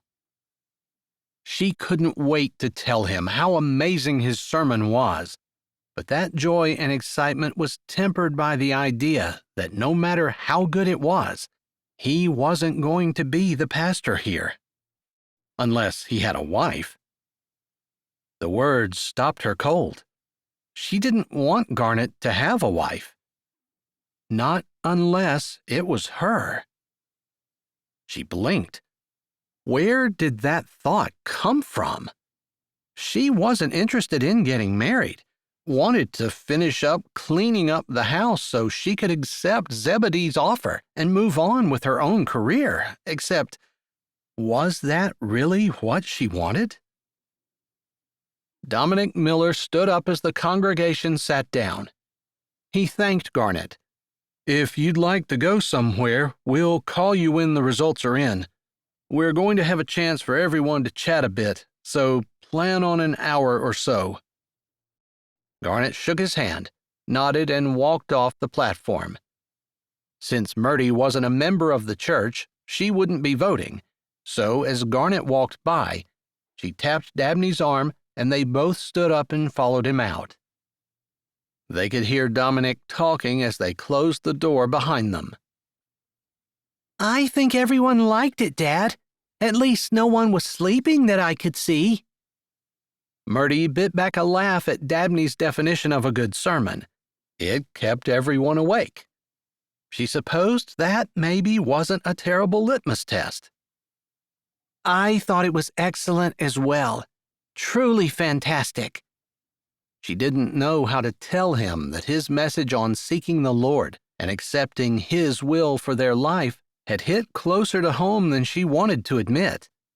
After all, she only really wanted to do God's will when it was her will too, and she wanted her will to be God's will. As Garnet had said, it was often easy to tell what was the Lord's will because it wouldn't be the easy way, and was often not the way they, or the rest of the world, thought they should do things. Thanks. Garnet looked pleased. I'm happy my two favorite ladies enjoyed my sermon. He put an arm around Dabney and an arm around Mertie and squeezed. She allowed herself to be pulled closer and enjoyed standing beside him. A longing deep in her soul to make this her family surprised her with its strength, much stronger than any longing to have a brilliant career. Garnet squeezed one more time, then let go. What do you say we walk home and check on Graham and Pap? Dad? Dabney said, her voice muffled like she was still pressed against his side. Yes, sweetie? When are you and Miss Mertie going to tell me that Miss Mertie is my mom? Mertie froze. So did Garnet, and both of them were absolutely quiet. Where did you hear that? He said, his voice just above a whisper. Does it matter? Mertie asked, pulling away from him and moving so she could see both her daughter and her daughter's dad. No, I guess it doesn't. Graham told me. She said Mrs. Calvin's sister, the nurse who delivered me, told her when she visited Mrs. Calvin to deliver cookies. Dabney looked down for a moment, as though thinking. Mertie was too stunned to say anything, and perhaps that was Garnet's issue too, since neither of them spoke. Finally, Garnet asked, "How long have you known?" Dabney shuffled her feet and pursed her lips, still looking at the ground. Finally, she glanced up. You know the first day we saw her at the Bible study? Mertie swallowed hard. She'd practically run from that Bible study. What must Dabney think? She didn't want her daughter to think she didn't want her. Yes, Garnet said, compassion in his voice. You knew then? Not really. Not at first. But Dabney paused for a moment. She looks like me. I mean, it's not exactly like looking in a mirror, but all my life I've looked at people and tried to see myself in them. She lifted a shoulder. I don't want you to think that you're not a good dad or that I'm not happy with you. That's probably why I never said anything. And when we talk about it, I always say the bad things about the ladies we are looking at, but with Miss Mertie, she looked like me. Like my eyes, like a shadow of the reflection I see every day. And I tried to ask you about her, but I just couldn't come right out and ask. I thought you'd tell me. Garnet's lips pressed together, and Mertie could almost feel his pain, thinking about his daughter wondering about her mother and him never knowing. So, anyway, I just wondered if you guys are ever going to tell me. Graham said to give you time, but I have. At least it seems like I've waited a long time. She twisted her hands in front of her. I know you said you weren't going to take the pastorate here if God didn't send you a wife, and I kept waiting for you and Mertie to announce that you're together, but you don't even seem to be trying. Dabney's voice gradually got louder until she was practically shrieking. Mertie's eyes fluttered, and while her head spun with the thoughts of the offer from Zebedee and her career, her heart felt quiet and at peace. Who else had supported her, stood with her, even if they weren't together, and had always made decisions that were best for her? Garnet had been a friend to her, even when she hadn't realized it, and sometimes when she hadn't wanted it. He'd never wavered in his steadfast support. Do you mind if I talk to your mother alone? Garnet asked softly. So she really is my mother? I am. Mertie cut in, taking a step and reaching the hand out to touch Dabney's arm. She didn't pull away. I am, and I have so much to talk to you about, but the most important thing I want to make sure you know is that I loved you so much and wanted the very best for you. I didn't think I could give that to you. When her hand touched Dabney's arm, Dabney looked up, and as tears filled her eyes, Dabney moved closer before throwing her arms around her. That's what Dad always said. She squeezed tight and held her for long moments. But then she pulled away, wiping a cheek. We can talk later. This afternoon, as soon as I talk to your dad. He loves you. I could always tell that he did. No one else ever caught his eye. Dabney looked at her dad for his approval. Mertie noticed his cheeks had reddened, but he nodded. "Let me talk to her." He ruffled Dabney's hair, and she laughed and pulled away, turning to continue down the sidewalk without them. Mertie waited for her to walk out of earshot before she asked, "Is that true?" His gaze shot to hers and his eyes widened, but he didn't ask what she was talking about. He shifted, moving his hand in his pocket as his jaw muscle twitched in and out. "Yes, it's true." Chapter 22. Garnet forced himself to meet Mertie's eyes. She deserved the truth. "Why didn't you mention that you weren't going to take the pastorate unless God gave you a wife?" That wasn't the question he expected from her. He'd expected her to grill him on the fact that his daughter had just told her that he loved her, and he'd admitted it was true. But Mertie often didn't do the expected thing. He knew her well enough to know that. "I told the Lord I was leaving it in His hands. I'm hardly leaving things in His hands if I'm worrying about it constantly. I honestly tried not to think about it. You know, I could count down the days. Lord, you only have a week to drop that wife in my lap. And in my human thinking, I wouldn't be able to figure out how I could find a woman to agree to be my wife in 3 weeks, 2 weeks, 1 week, 5 days, 3 hours." His voice trailed off. He'd had those thoughts, mostly at night as he was falling asleep, but he always pushed them aside. They were not helpful in any way. Her lips pulled back and she looked away. What? It seemed like she wasn't happy with his answer. She fiddled with a loose piece of her shirt, biting her lip. "If you love me, like Dabney says, why wouldn't you ask me?" She pulled in a breath. "I mean, doesn't it seem like God has just dropped me here and that's what He intended?" You have a career. You mentioned the opportunity you've been offered. A once-in-a-lifetime deal, and you might not have said, but a husband and daughter would hardly help, and, in fact, might keep you from reaching for what you really want. "Maybe you should ask me what I really want?" She lifted her brows and looked like the woman who had arrived in Raspberry Ridge, serene and untouchable. But he knew the Mertie he'd been friends with, had loved, for years, was just under the surface. That cool exterior was just a ruse. "Mertie, what do you want?"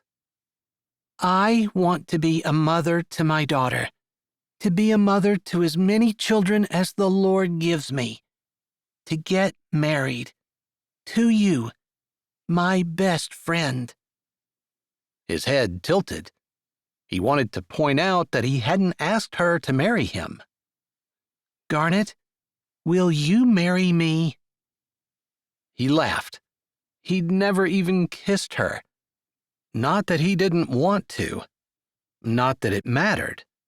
It was what he wanted since she'd brought her daughter and dropped her off with him, for them to be a family together. Yes. He took a step closer, putting his arms around her and drawing her close. "I will. If you're sure." It was his dream, but he didn't want her to have to give up her dream in order for him to have what he wanted. "I'm sure. God could not have been more clear. But beyond that, I realized today that I love you. Maybe I have for a long time. Why else would I give you the most precious thing in the world to me? I trusted you more than I've ever trusted anyone." "I've loved you forever, even back when we were kids, although I didn't realize it." He put his hand on the back of her neck under her hair and felt her shiver. She smiled up at him, and he stared into her eyes before he lowered his head, kissing his best friend and the woman he loved. He wasn't nearly done kissing her when he realized that someone was calling his name. Pulling his head back reluctantly, he blinked a few times to orient himself and figure out what the person wanted. "Pastor Garnet?" It was Dominic. He cleared his throat. "Yeah? Yes? You weren't answering your phone, so I came out to look for you." "Oh, I had my phone on silent for the service." Mertie had pulled away just a bit, but he kept his arm around her. "It looks like the church will be getting a pastor, his daughter, and a wife.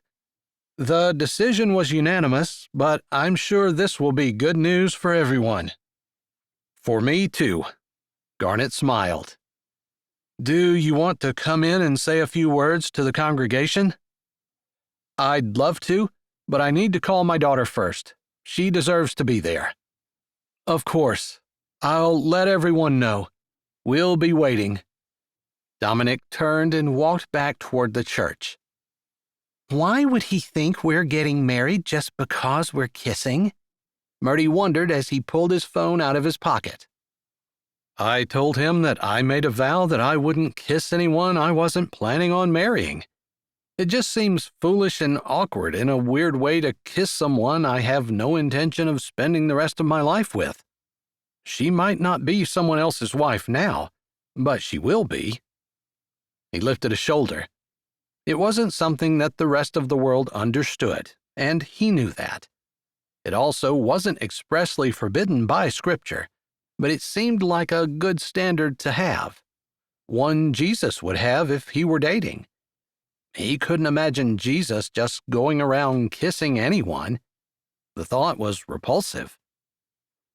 I can't tell you how many times you've inspired me to think harder, deeper, and to look at my life and make changes. He hugged her. "I think that's a good thing." Most definitely a good thing. She smiled.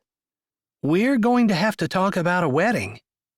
It's enough that we've agreed to it for me to take the pastorate. He could ask the committee to wait to officially hire him until after they were married, even if it took months. They'd figure it out. And I need to talk to Dabney. That is music to my ears. It seemed to me that she was okay, happy, even thrilled that you would be her mom. I just feel terrible that she's been without one for so long. She knows you did what you thought was best. That's all you can do.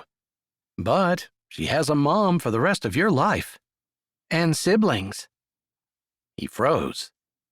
You don't want more children? I hadn't thought about it. Definitely. Siblings for Dabney. And another little girl with your eyes. And your smile and wisdom. He couldn't help it. He leaned down and kissed her again. His congregation was going to have to wait. Epilogue. Olive Jardine parked her car in the church lot and sat with her hands on the steering wheel.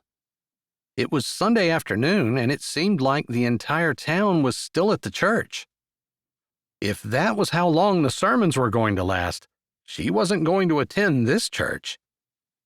But she knew she needed to get back to the Lord. She'd strayed too far for too long. She'd planned to come, to sit in the cool, quiet sanctuary and pray, something she hadn't done for more years than she cared to admit.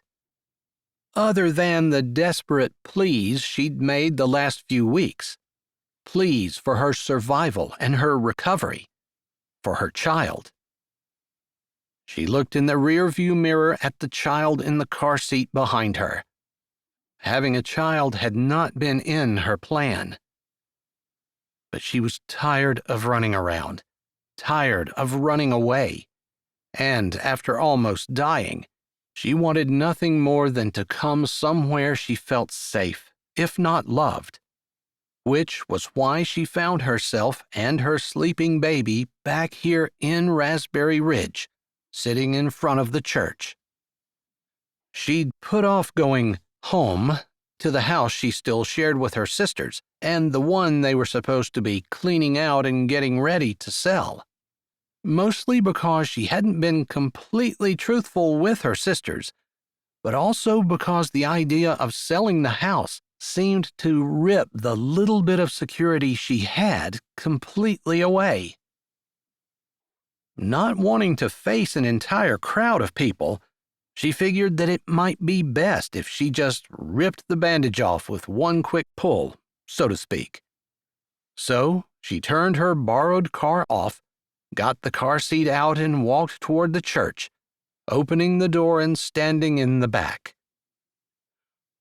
Her sister Mertie stood at the front, perfectly put together as always, a young girl on one side, and it looked like her childhood friend, Garnet Irving, stood with her.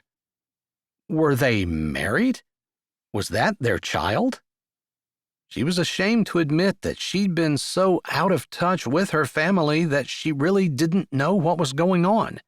Although, as far as she knew, Mertie had a Christian ministry that did not include a husband or a child. Her eyes swept the room, looking for her other sister, Amara, but not finding her right away. Mostly because her eyes were caught on a tall figure, head and shoulders above everyone else, broad shoulders and that bright red hair that was unmistakable. Doyle. Just the sight of him made her want to turn around and run away, although she still felt the same pull that she always had, too. But her days of running were over. She had to remind herself of that as she fought to keep her feet planted on the floor. She would face whatever needed to be faced and deal with it, even if it was hard. She didn't want her daughter to see her cowardly example and emulate it. As though pulled by her stare, Doyle tilted his head, then slowly turned, his gaze meeting hers almost immediately. It took 2 seconds before his eyes widened and the shock of recognition stole over his face. It took one more before he turned to the person beside him, leaned down and whispered something. They moved, and he slipped out of the pew as the man at the pulpit continued to speak. The urge to run became almost uncontrollable as Olive watched the man she'd left 8 years ago walk back the side aisle toward her. She had a lot of explaining to do. That's if he was coming back to talk and not to strangle her. And that's if he was still talking to her after she told him about her child. A lot of ifs. But if she wanted a life for her child in Raspberry Ridge, she was going to have to face them, answer them, and deal with the consequences. Lord, I need you. She whispered those words as she turned to face the good man she'd hurt and betrayed.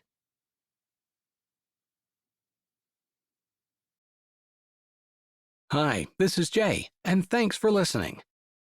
If you're ready for another great audiobook, here's one we think you might like. Or check out the playlist with all our latest releases. Don't forget to subscribe to Say with Jay, give this video a thumbs up, and tell us what you liked in the comments.